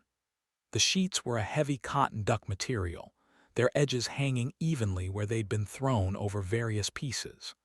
The fabric's color was yellowed by time and sunlight, especially on 2 sides, suggesting that they'd been in place for years. Stephen moved toward the first door on the right, pushing it fully open with the toe of his boot. "Living room," he reported in a low voice, scanning the space. "Furniture's all covered except for that armchair and the TV. Couches, couple of rocking chairs, some dressers, grand piano over there." The piano's distinctive silhouette was unmistakable beneath its protective covering. "I'm betting he covered this all up when his wife died." Charlie took the first door on the left, finding the dining room they'd seen from the outside of the house. "I bet you're right." Charlie spoke louder, calling across the hall, his caution starting to fade as it became apparent that the house was, indeed, empty. They proceeded methodically down the hallway, checking each room in turn. The second door on the right opened into a study lined with built-in bookcases, and several leather-bound texts occupied prominent positions on the shelves, their spines showing frequent use. the room's odor carrying undertones of leather and paper. A desk positioned beneath a window held a closed laptop computer and a framed medical license, though the glass's reflection made the name illegible from their position in the doorway. The second door on the left revealed a small bathroom with two sinks, its hexagonal floor tiles and pedestal sinks speaking to the house's 1920s origins.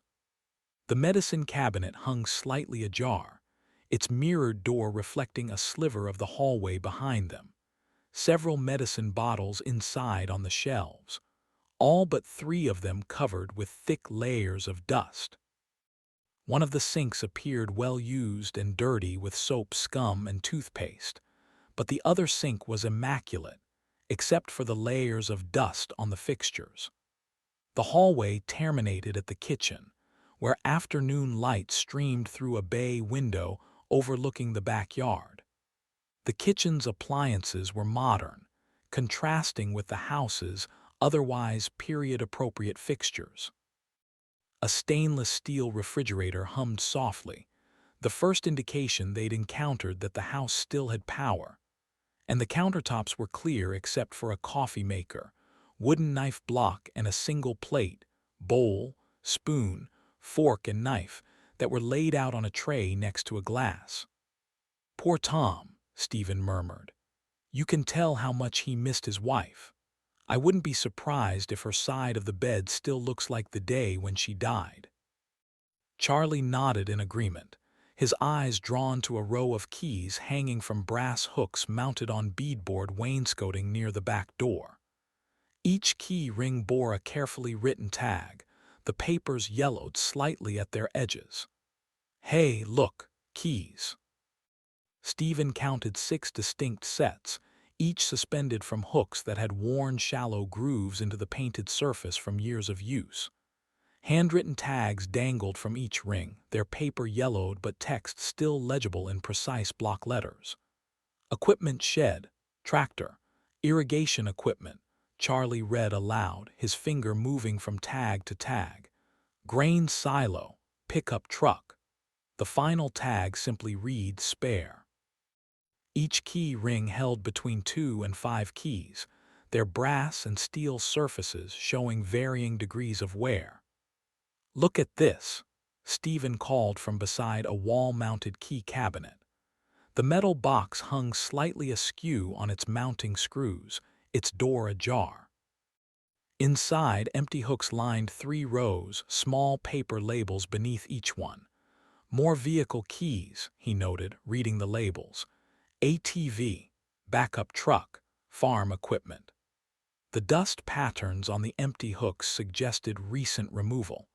"Let's check the rest of the place out, see if there's anything useful, then we'll grab these and head out."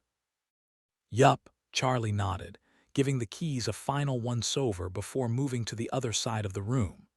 "Hey, check this out," Charlie called from the mudroom adjacent to the kitchen. A row of hooks near the back door held work jackets and rain gear. Work boots stood beneath, their soles caked with fresh mud, and a charging station on a shelf held empty slots for what appeared to be 2-way radios. "Too bad the radios are gone," Charlie brushed the charging station with a finger. "Would have been nice to have those." "Oh well, let's check upstairs." Stephen led the way up the stairs, Charlie following behind. The upstairs bathroom, the first door they encountered, had a pedestal sink supporting a medicine cabinet mounted at eye level, its mirrored door reflecting the light streaming in through a frosted glass window. Stephen eased the cabinet open, revealing 3 shelves packed with medical supplies, including a box of N95 masks prominently displayed on the middle shelf. 8 masks, Charlie counted, lifting the box. The packaging showed minimal shelfware, its corners still sharp. "Elastic looks fresh too, and hey, they have rubber seals." He stretched one band experimentally, the material snapping back into shape. The mask's metal nose piece remained firmly attached, its surface unmarred by age. "These might help against that crap that the fungus gives off." "The spores, yeah." Stephen turned the box of masks over in his hand and nodded. If breathing them in is what hurts people, then yeah, these might make all the difference. No way are they small enough to pass through this. You can see them floating in the air. Good. A rustle of plastic came from Charlie's pocket as he pulled out a white grocery bag. Here, I grabbed this from the kitchen. Throw everything in here. No telling what might come in handy. Stephen gathered prescription bottles from the upper shelf, their labels showing various medications, blood pressure regulators, antibiotics, pain management prescriptions. The dates remained current, most filled within the last 3 months, except for a few still covered in dust on a shelf by themselves. The prescription date over 3 years ago. Proper medical supplies too, Stephen noted, examining the lower shelf. Sterile gauze packages, medical tape, and antibacterial ointments filled the space. They added these to their collection, the bag growing heavier with each addition. Any beta blockers? Charlie's hand trembled as he held the bag, rifling through the prescription bottles. I didn't see any in the downstairs bathroom. Metoprolol, atenolol, anything like that. Charlie, what's going on? Stephen's attention fully turned to his father-in-law, looking the older man over from stem to stern. Are you out of meds? Not yet, Charlie said, his voice low.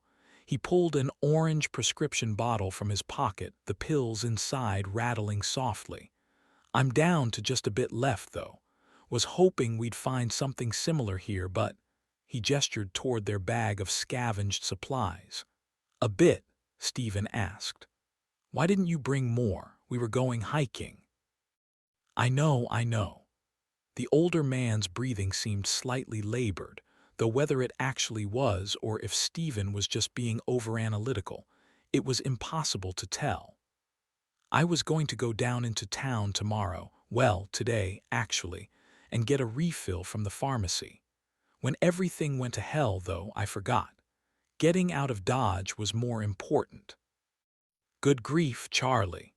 Stephen banged his fist against the bathroom door, leaning against the hallway wall, putting a hand to his eyes.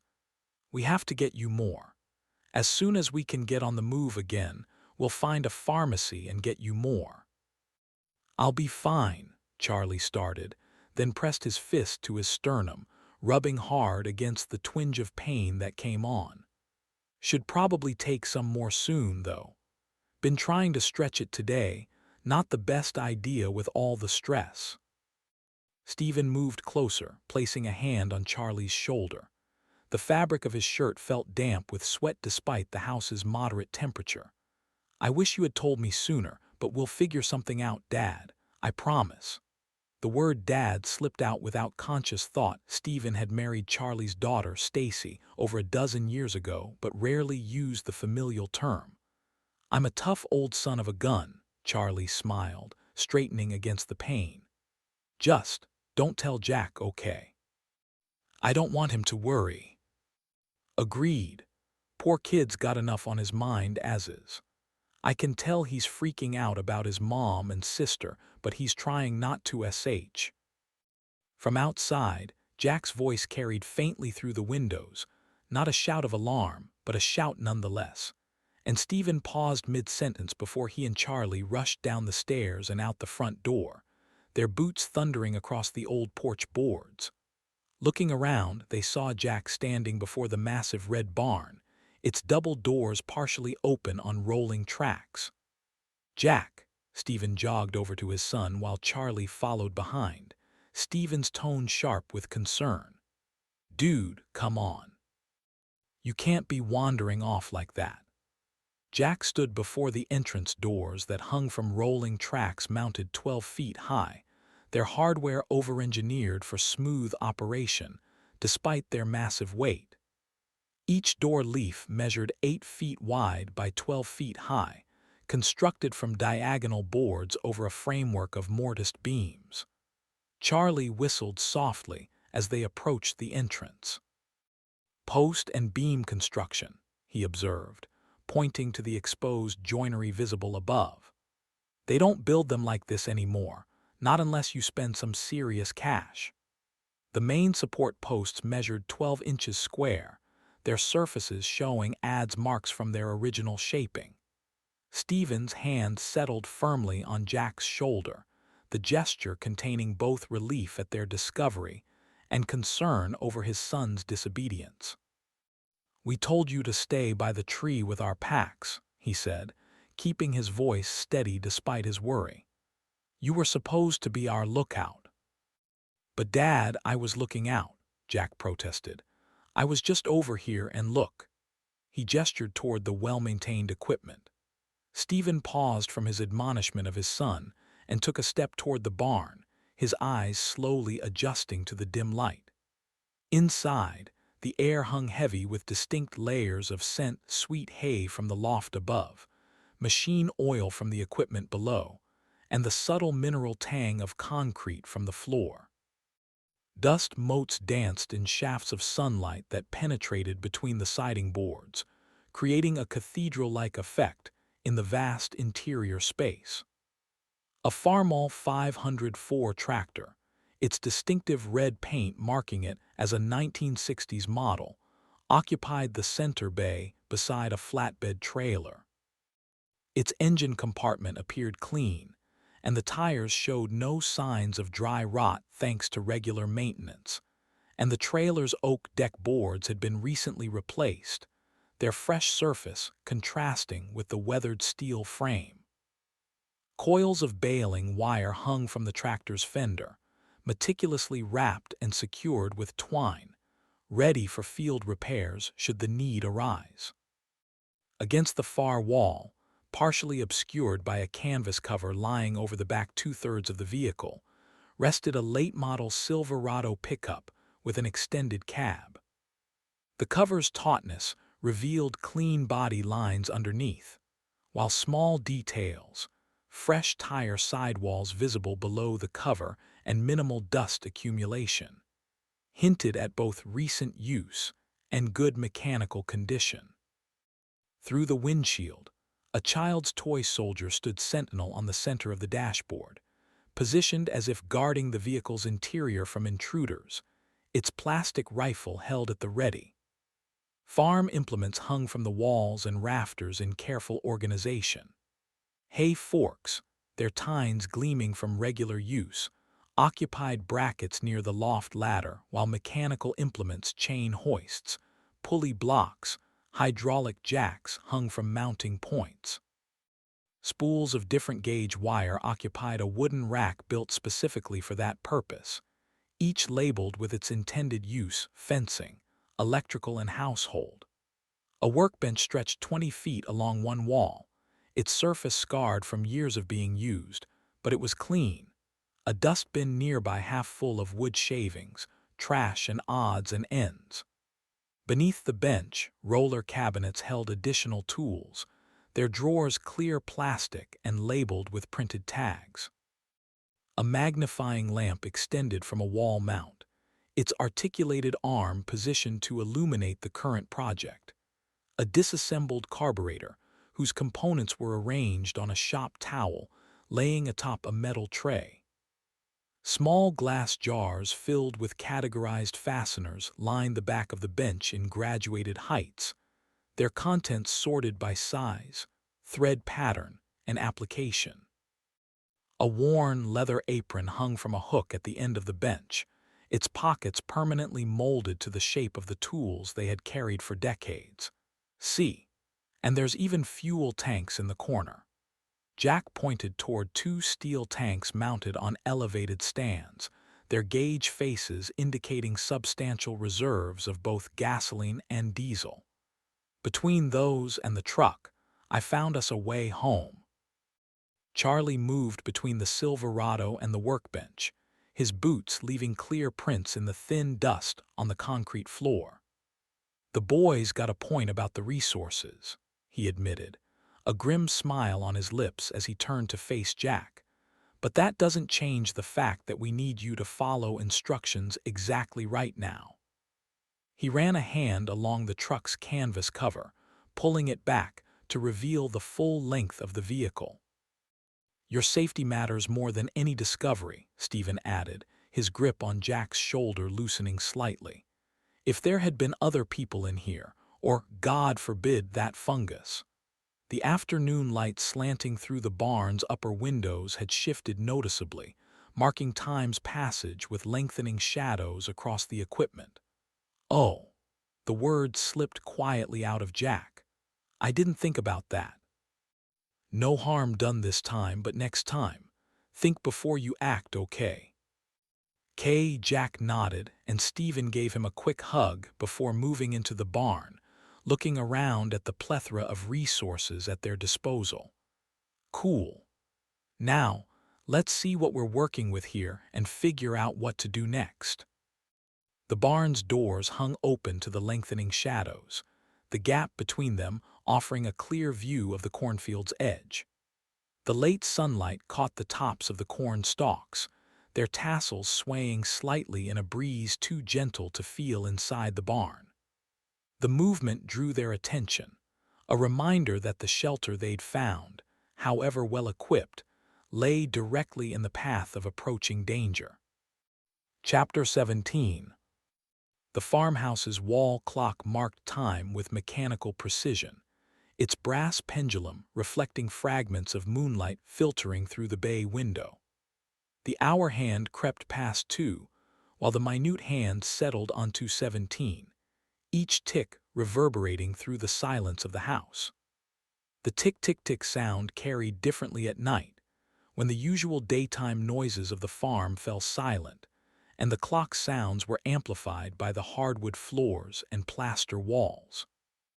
Upstairs in the master bedroom, Stacy shifted position for the 100th time, the cotton sheets rustling beneath her.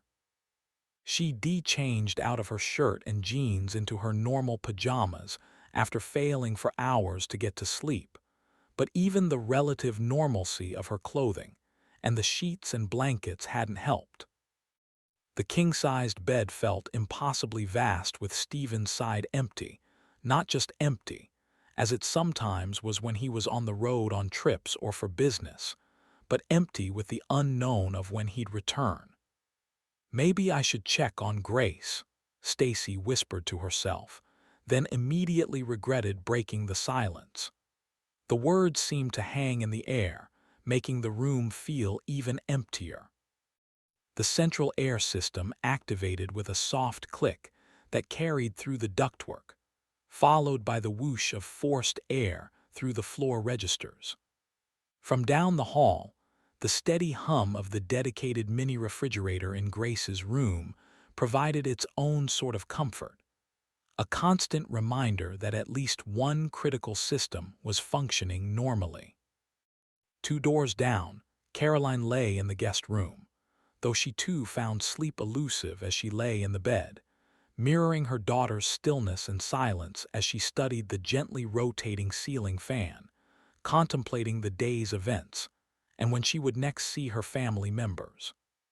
In the kitchen below, Lindsay stood at the deep farmhouse sink, its faucet protesting with a metallic squeal as she filled a glass with water. Her laptop sat open on the granite countertop. She had moved from the table to the counter to try and relieve the growing pain in her lower back, running more software as she continued to work on the impossible problem that was before her.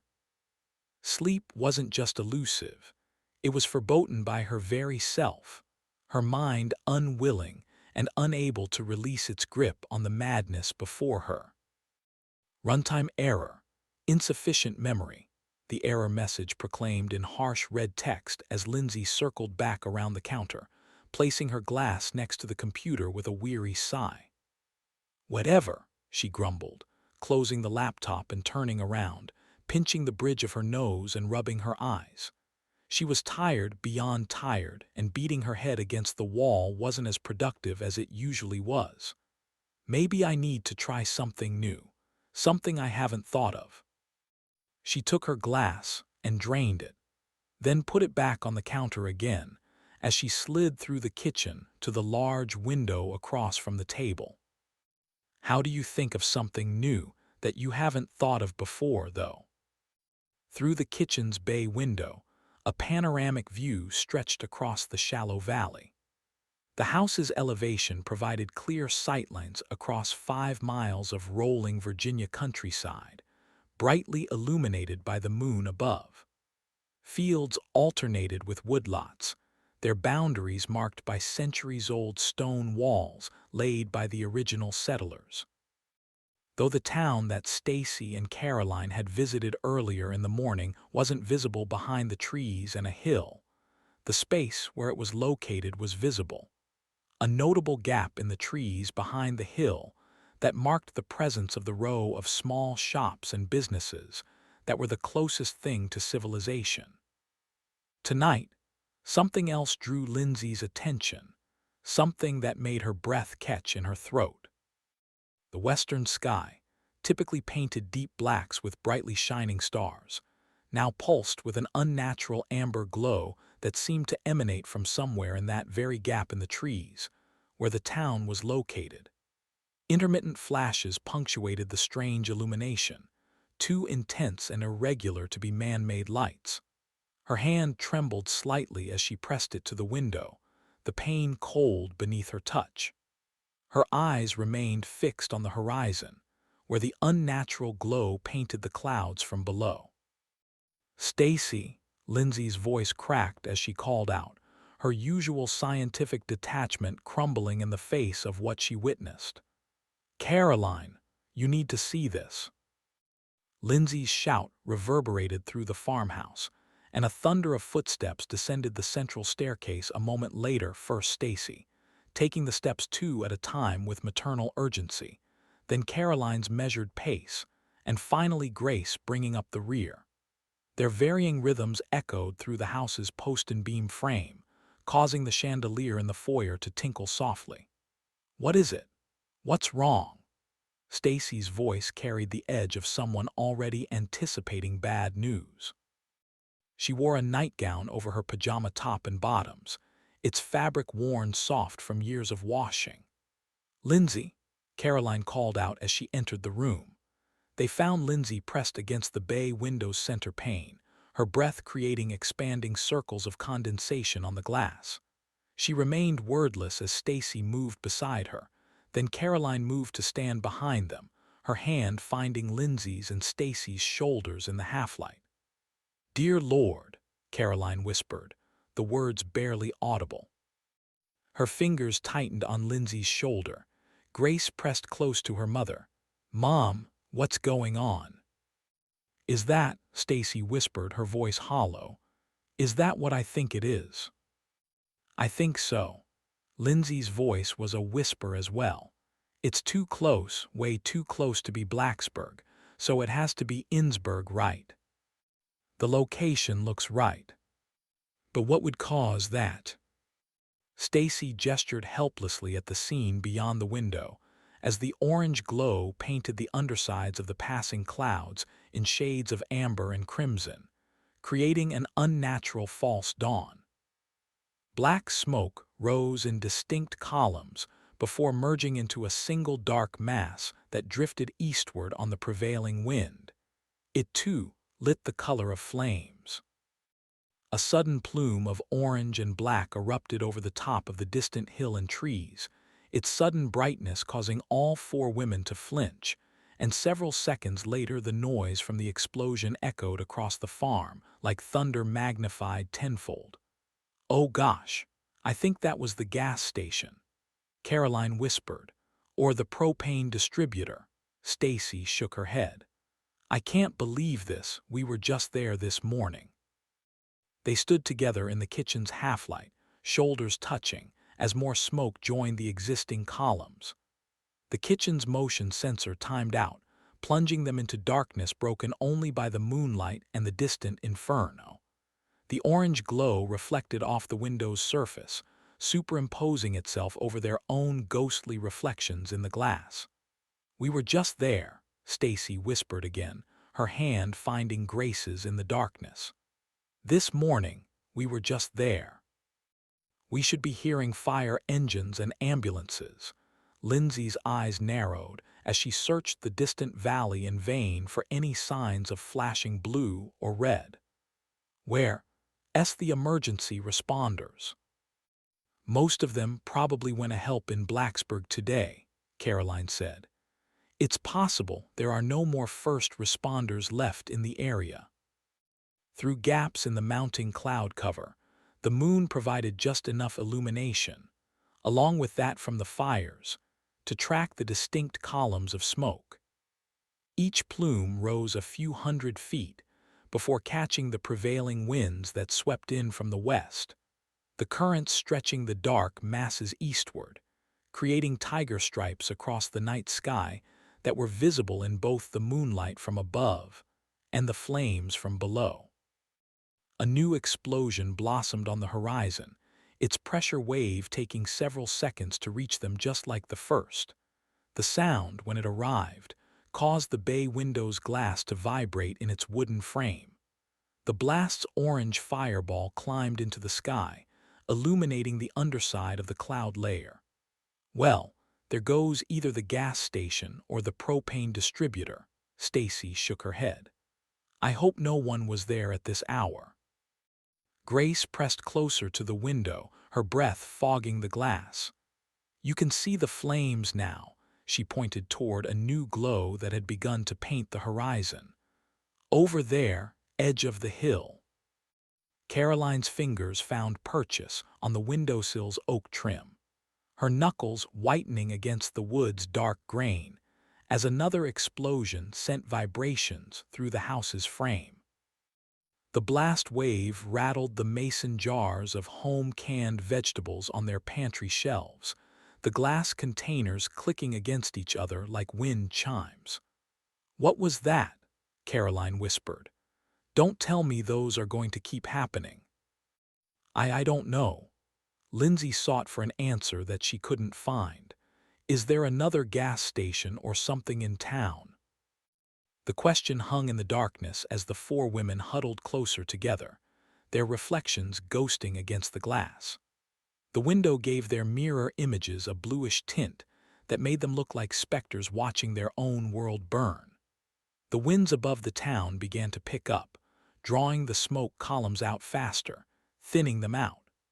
Small pieces of burning debris rode the air currents, their orange trails inscribing lazy arcs across the night sky before winking out. Grace's insulin pump emitted its standard low battery warning, 3 short electronic chirps followed by a single longer tone. The sound carried clearly in the darkness, knocking Stacy out of her trance, and she looked down at her daughter. Better get new batteries swapped in, Kay. Yeah, they're on the charger, Grace affirmed.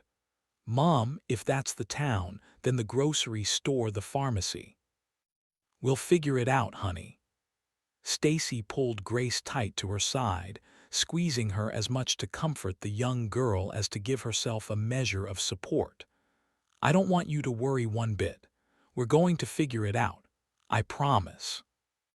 The room fell silent again as the four watched the distant fires burning, a slew of questions in each of their heads, all unanswered, and all with the distinct possibility of never being answered, either.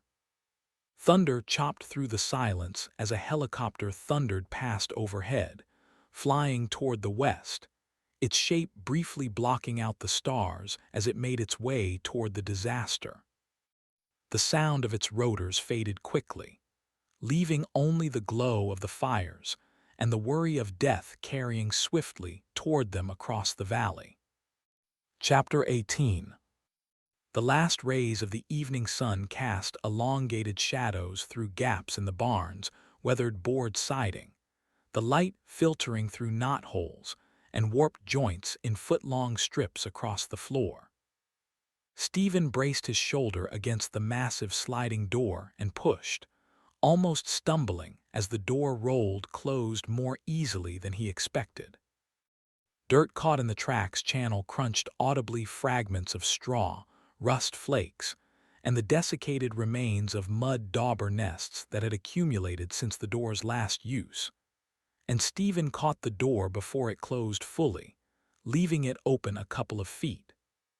The musty scent of aged timber, oil, diesel, gasoline, and dust rose around him as the access to fresh air was more closed off.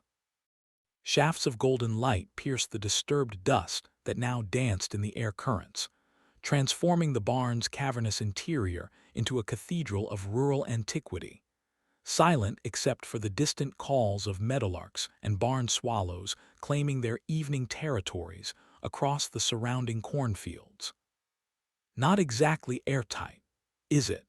Charlie called out from where he and Jack were putting their supplies into the back of the silver pickup truck. "I know we already talked about this, but are you sure this is the best choice? The house is a lot more sealed up, and we could park the truck out on the front porch." Stephen nodded, studying the large gap at the bottom of the sliding doors, which extended nearly 12 feet across the door's width. He tested the door's latch mechanism, a simple gravity-operated hook and eye setup, the metallic clank of the hook dropping into place providing some small reassurance. "If the house had a garage, I'd say yes. But if that stuff sneaks up on us in the middle of the night and gets all over the truck, we're toast. Better for us to sleep right next to it or even in it." "MMA-chem," Charlie grunted. "Jack, make sure all that goes in the truck bed, not the cab," Charlie directed as he carried their portable stove in both hands, the aluminum frame catching glints of sunlight coming through the cracks in the barn.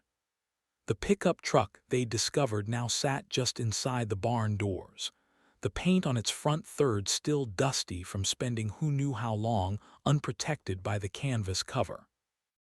They'd tested the engine earlier. It had turned over on the first try, the battery maintained by a trickle charger they'd found still plugged into an outlet on the east wall, and then moved it near the rolling doors to the barn so that they could make an easy exit should the need arise. After a brief discussion, they decided to spend the night in the barn for a few reasons.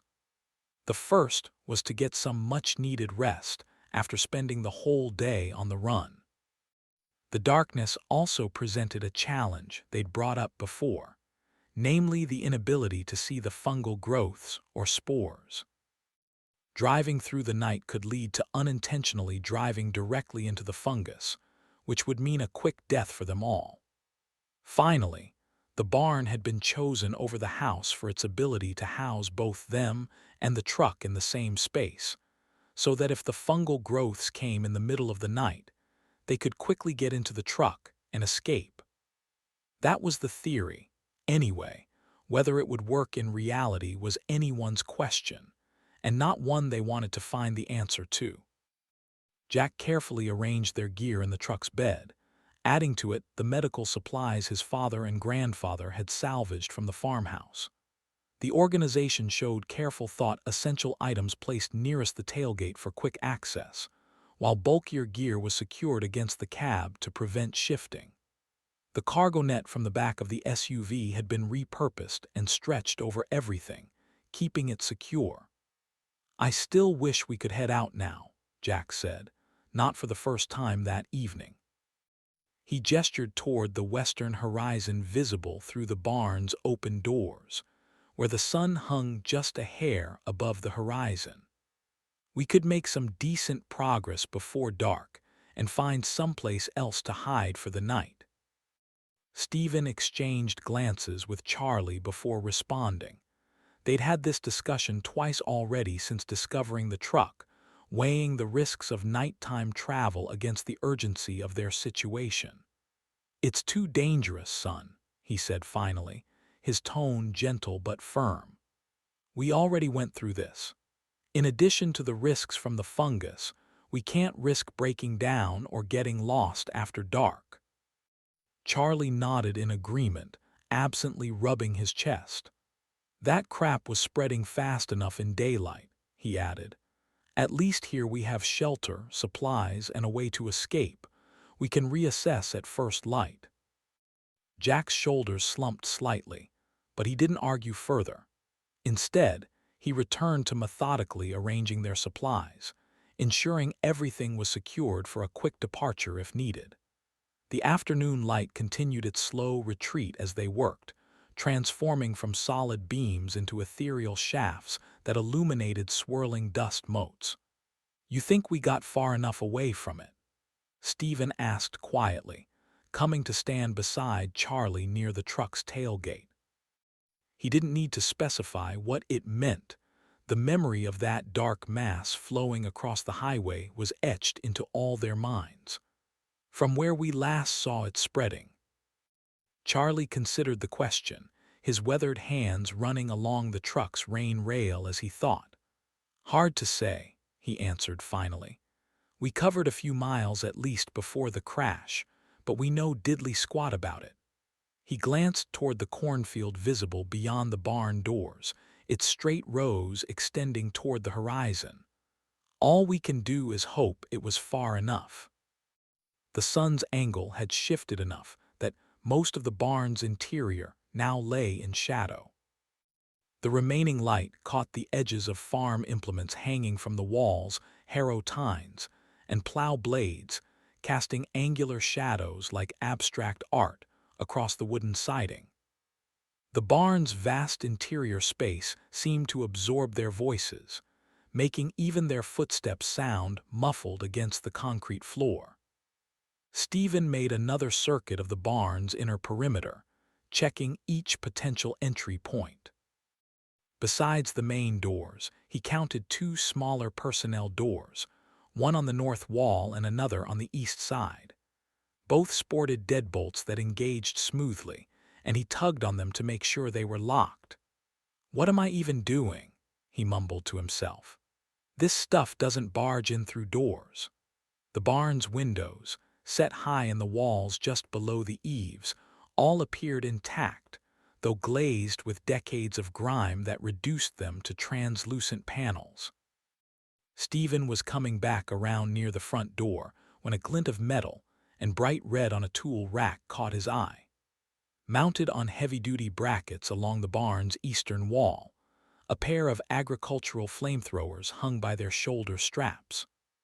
The tool's distinctive profile was immediately recognizable 36-inch wands, extending from ergonomic grip assemblies, their stainless steel construction contrasting with the well-worn leather shoulder straps.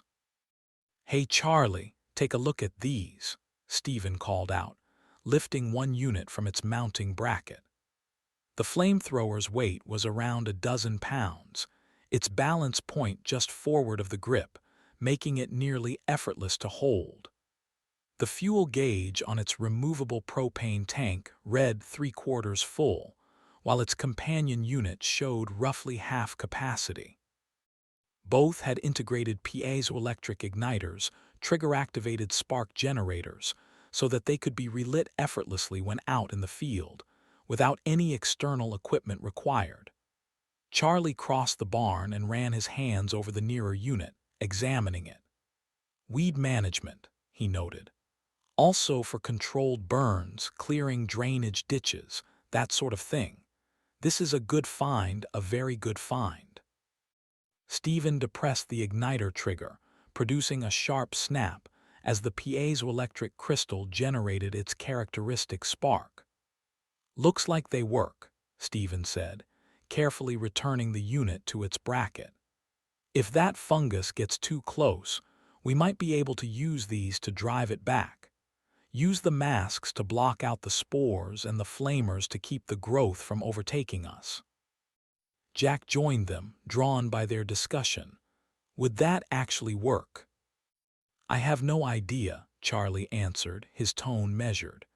"Nobody's seen anything like this before. We don't even know if masks will block the spores, or if that'll even matter if the growth gets to us. Fire could work to keep it back or not, but it's all we've got, and it's worth a shot." He gestured toward the flamethrowers.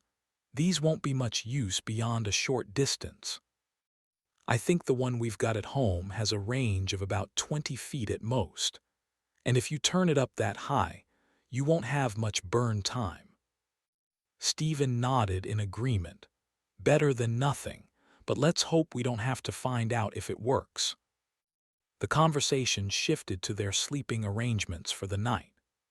While the original plan had been to sleep in or near the truck, Charlie's insistence that someone keep watch enabled Jack to eventually convince them both that better, more comfortable beds could be made up in the barn's small hayloft, without compromising their ability to quickly get into the truck and leave should an emergency arise.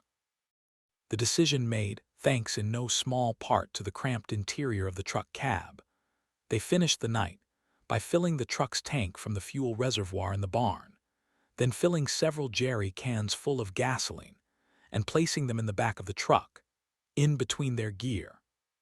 The flamethrowers remained mounted on their brackets near the main doors, their presence simultaneously reassuring and unsettling tools of last resort in a world where normal rules no longer seemed to apply. Finally, Stephen slid the sliding doors all the way shut before heading to the ladder leading up to the small hayloft, lights from above bright as Charlie turned on a pair of LED lanterns from their camping gear. Stephen stood at the bottom of the ladder as Jack climbed up, the oak rungs showing none of the typical splitting or rot common to older barn construction. The ladder's mounting brackets, fashioned from inch-thick angle iron, had been bolted directly into one of the barn's main support posts, and it didn't so much as rattle as Stephen ascended behind his son. Above them, the hayloft stretched 40 feet back to front along one side of the barn and 10 feet in width, its floor constructed of 2-inch-thick oak planks that had been blind-nailed to prevent catching on hay bales during loading. "Watch your head up here," Charlie called down from the loft, where he'd already laid out most of their sleeping gear. The overhead clearance measured roughly 8 feet at the far side of the loft, though it sharply tapered to 3 feet where the roof met the floor wall. Baled hay occupied the northern quarter of the space, stacked 6 high, and the fresh Timothy grass spread around the floor was a few inches thick, providing a nice padding for sitting and lying down upon. Jack emerged through the hayloft opening and looked around, sniffing a few times. "It's cooler up here," he noted. "Smells funny, though." "I'm not too keen on these gaps in the walls," Charlie grumbled. "If a cloud of spores comes, they'd slip right in on top of us." "Not any better downstairs," Stephen shrugged.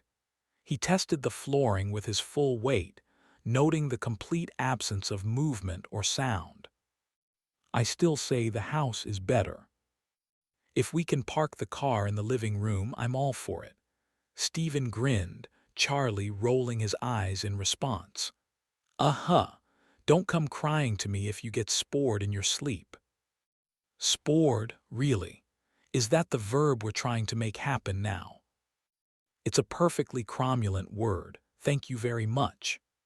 The faintest hint of a smile appeared around the edges of Charlie's mouth as he finished arranging their sleeping bags in a rough triangle. The synthetic fabric rustled against loose straw they'd spread as padding, the sound echoing off the barn's hefty roof beams. "I'll take first watch," Charlie announced, his tone brooking no argument. "I'm not going to be able to sleep anyways." "Sounds good. I'll set my watch for 4 hours. You can try to get a bit of shut-eye then." "Walking around might help. Let's eat first, though. I'm hungry enough to eat a horse." Their impromptu dinner was spread across one of their sleeping bags, the vending machine haul from the rest stop, creating an incongruous display against the puffy nylon exterior. Bright cellophane wrappers and aluminum cans caught the glow of the lanterns. The modern packaging created sharp contrast against the barn's 19th-century timber frame, where hand-hewn oak beams still bore the marks of their original crafting. "Protein first," Stephen raised an eyebrow at Jack, who had been reaching for a candy bar, distributing bags of nuts and beef jerky. The sealed packages crinkled loudly in the open space, the sound bouncing off the inside of the roof and the large support beams. Save most of the sugar for tomorrow when we're moving. Jack selected a bag of trail mix, the cellophane crinkling as he worked it open. Mom would hate seeing us eat like this, he said quietly, picking through the mixture for the M and MS. The chocolate had partially melted during their journey, staining his fingertips with artificial colors. "She's probably got dinner on the table right now," Charlie responded, though his tone carried less conviction than his words. He twisted the cap off a water bottle, the plastic seal's sharp crack echoing off the rafters. "Your grandmother's biscuits. Maybe some of that soup she always makes when we go camping." One of the barn's massive timbers settled around them, producing a deep groan that momentarily halted their conversation. The sound originated somewhere in the roof structure, where the old joints shifted under their own weight. The noise faded to silence, replaced by the subtle rustle of food wrappers and the occasional clink of water bottles and their tops. "Grace is probably playing that farming game that Mom hates," Jack continued, breaking the silence. He brushed salt from his fingers onto his jeans, leaving pale streaks across the denim. "She always tells her it's better to go plant in the real world." Stephen nodded, remembering how his daughter would spend hours in the virtual world. "I could go for a little bit of an escape from the world myself right now." "That sister of yours," Charlie adjusted his position against a hay bale, the timothy grass compressing with a soft whisper, releasing its characteristic sweet scent into the air. "Lindsay. I wonder what she's up to." "Working, what else? Is that all that girl does?" Stephen shrugged. "She's got a lot of postdoc work she's doing." "Any job offers?" Too many. 6 universities want her, and I think she was up to 30-some-odd private companies that want her to join them." "She's a smart cookie. All of you are smart cookies." A candy bar wrapper reflected the flashlight's beam as Jack held it up, his pleading eyes large as he stared at his father, Stephen finally relenting with a nod and roll of his eyes.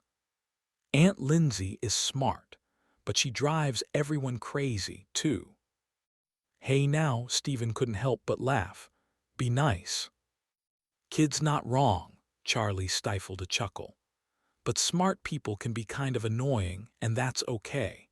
Better to be smart and annoying than dumb and boring." Stephen and Jack both laughed, the pair of them lapsing into silence as they finished eating, their thoughts on their family members back at home. Charlie's hand moved unconsciously to his shirt pocket, checking his medication bottle for the 3rd time since they'd settled in to eat.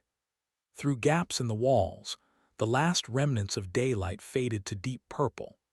The temperature began its nighttime descent, causing the barn's timber frame to contract with occasional creaks and pops. These sounds, normal for any large structure, now carried new weight in their implications.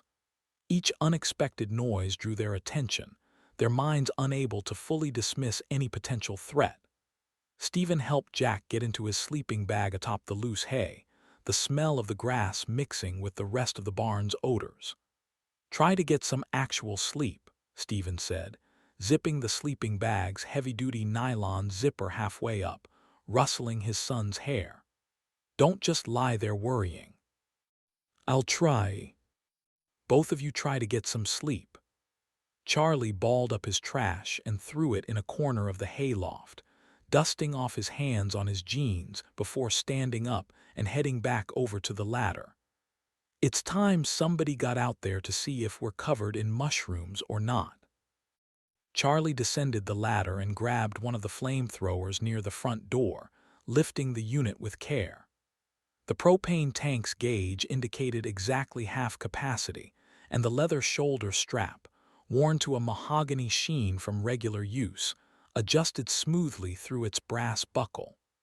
"You have a flashlight," Stephen called from above, digging through the bit of gear they'd brought up. "Yup." You two have masks up there, Charlie called back, pulling a flashlight out of his pocket and testing the beam, which cut through the gathering darkness with clinical precision, revealing elaborate cobweb structures in the roof peaks and dust motes swimming in the illuminated air. Right inside our sleeping bags, Stephen waved from the top of the loft. Thank you for those. You going to wear yours the whole time you're out there? I'll throw it on if I see anything suspicious. Having a hard enough time breathing with my damn allergies right now. Be safe, Charlie. Yup, will do. Charlie's boot struck the gravel as he began his first perimeter check. The propane-powered flamethrower's shoulder strap creaked softly with each step, the brass buckles ticking softly against the aluminum and stainless steel of the flamethrower itself, as he eased the main door open a few feet and slipped out, leaving Stephen and Jack up above in the loft. The flashlight beam appeared through gaps in the siding at regular intervals as Charlie conducted his patrol. The LED light cut sharp white lines across the loft's interior, momentarily illuminating dust motes that hung motionless in the still air. 2 hours passed without incident, marked by Charlie's footsteps completing circuit after circuit. The moon provided sufficient illumination between scattered clouds that he didn't need his flashlight most of the time, its light casting stark shadows across the farmyard, whenever he did turn it on to check for signs of fungal growth or spores in the air. The temperature dropped steadily as night deepened, causing the barn's century-old timbers to contract with occasional groans, and each time it did, Charlie started, turning toward the barn and raising the flamethrower before realizing what the sound was. "Way too jumpy, old man," Charlie muttered, wiping his sleeve across his brow. He maintained his patrol, each circuit around the barn and house requiring about 7 minutes to complete. His path took him around the perimeter of the property close to the cornfields, where 8-foot stalks stood still, occasionally swaying ever so slightly when a breeze came through. The night was cool, still and silent for the most part, and Charlie's nervousness began to wane with each successful trip around the perimeter. The midnight hour arrived with a subtle change, one that Charlie registered first as an absence. The periodic creaking of the barn's framework had stopped entirely, as if the structure itself was holding its breath. His flashlight played across the structure, revealing nothing, and he quickened his pace, checking the house and the cornfields around them, but still, nothing had changed. Then came the new sound from the cornfield's direction, a dry, papery rustle unlike anything produced by wind through vegetation. The noise carried a rhythmic quality, reminiscent of paper being crumpled in slow motion, or pages of a book being turned rapidly by an invisible hand. Charlie swung the flashlight toward the disturbance. The light revealed movement within the cornfield, approximately 200 yards distant. Individual stalks out beyond the edge of the field shifted and swayed, as if being shaken by some invisible force, their leaves and tassels rippling more with each passing second. The effect seemed to spread as Charlie kept his beam fixated on the tall plants, growing steadily closer, though there was no sign of what was causing the motion, and the air remained clear and still above. The first horrifying transformation began a few moments later as Charlie stood transfixed, watching the strange motion of the stalks creep ever closer, eventually coming right to the edge of the field. Each stalk's base darkened rapidly, the healthy green structure collapsing into a mottled black mass that climbed the plant like mercury rising in a thermometer. The progression accelerated as it moved higher, reaching the tassels within seconds. Consumed stalks swayed back and forth, some toppling, creating a wave of destruction that spread the fungal rot farther with each plant that was devoured. Charlie tracked the beam along the advancing edge where the dark mass flowed between and up the rows. The fungal growth was more liquid in nature than anything else, though it defied gravity as it climbed the stalks and covered the ground around the field and began encroaching onto the grass, pulsing and moving in waves as it spread. "Stephen!" Charlie finally found his senses, his shout carrying across the farmyard, competing with the increasingly loud rustle of dying vegetation. "Stephen!" Charlie roared. "It's here! Wake up, it's here!" The flamethrower's ignition system clicked rapidly as Charlie activated the piezoelectric striker, slowly stepping back from the fungal growth that had already advanced several feet into the grass beyond the cornfield. Off to the sides, the corn stalks and tassels were rustling, signaling the growth's arrival from a wide arc. The flamethrower's mechanism produced a steady stream of sparks visible in the darkness with each click of the trigger, but the pilot light failed to catch and ignite. He adjusted the fuel flow valve, hearing propane hiss through the 36-inch wand, but still achieved no ignition. "Come on, damn you, start! Come on!" Charlie growled at the flamethrower, shaking it violently before continuing to pull the trigger. Charlie's attempts to ignite the flamethrower grew more desperate as distance to the fungal growth shrunk. The piezoelectric striker's clicking accelerated to match his rising urgency, but produced only impotent sparks. His shouts for Stephen became continuous, cutting through the midnight air with raw urgency. He kept backing up, only a few dozen feet from the barn now, the progression of the fungal rot creating a rolling darkness that consumed everything in its path. Plants that had taken months to reach maturity vanished within seconds, replaced by masses of dark growth that bore no resemblance to known terrestrial organisms. In front of the house, the growth reached the tall oak tree, the fungus winding its way up the thick bark and into the branches, the leaves of the tree shaking as they were covered in the fungus, before shriveling as the growth consumed them, sucking their very life out of them before his eyes. Charlie's back was against the barn doors as he continued to shout, the sound of Stephen and Jack moving around inside finally reaching his ears. His relief was short-lived, though, as above the advancing fungal mass, clouds of spores rose into the night air. The particles caught in the flashlight's beam like dark snow, their movement patterns slow and sluggish in the lack of anything more than a slight breeze. The flamethrower fell from Charlie's hands, banging against the barn door as the shoulder strap caught tight on him, one hand scrambling to pull his mask up over his nose and mouth, while his other held the flashlight on the fungal growth that continued to advance toward them. Charlie continued to ignite the flamethrower, his motions growing more frantic by the second, but they produced only useless sparks as clouds of spores floated above the cornfield, and the fungal mass continued to spread on the ground slowly, inexorably closing in on the house and barn. Death itself had arrived, sickle in hand, intent on taking them in its grasp and squeezing every bit of life out of them.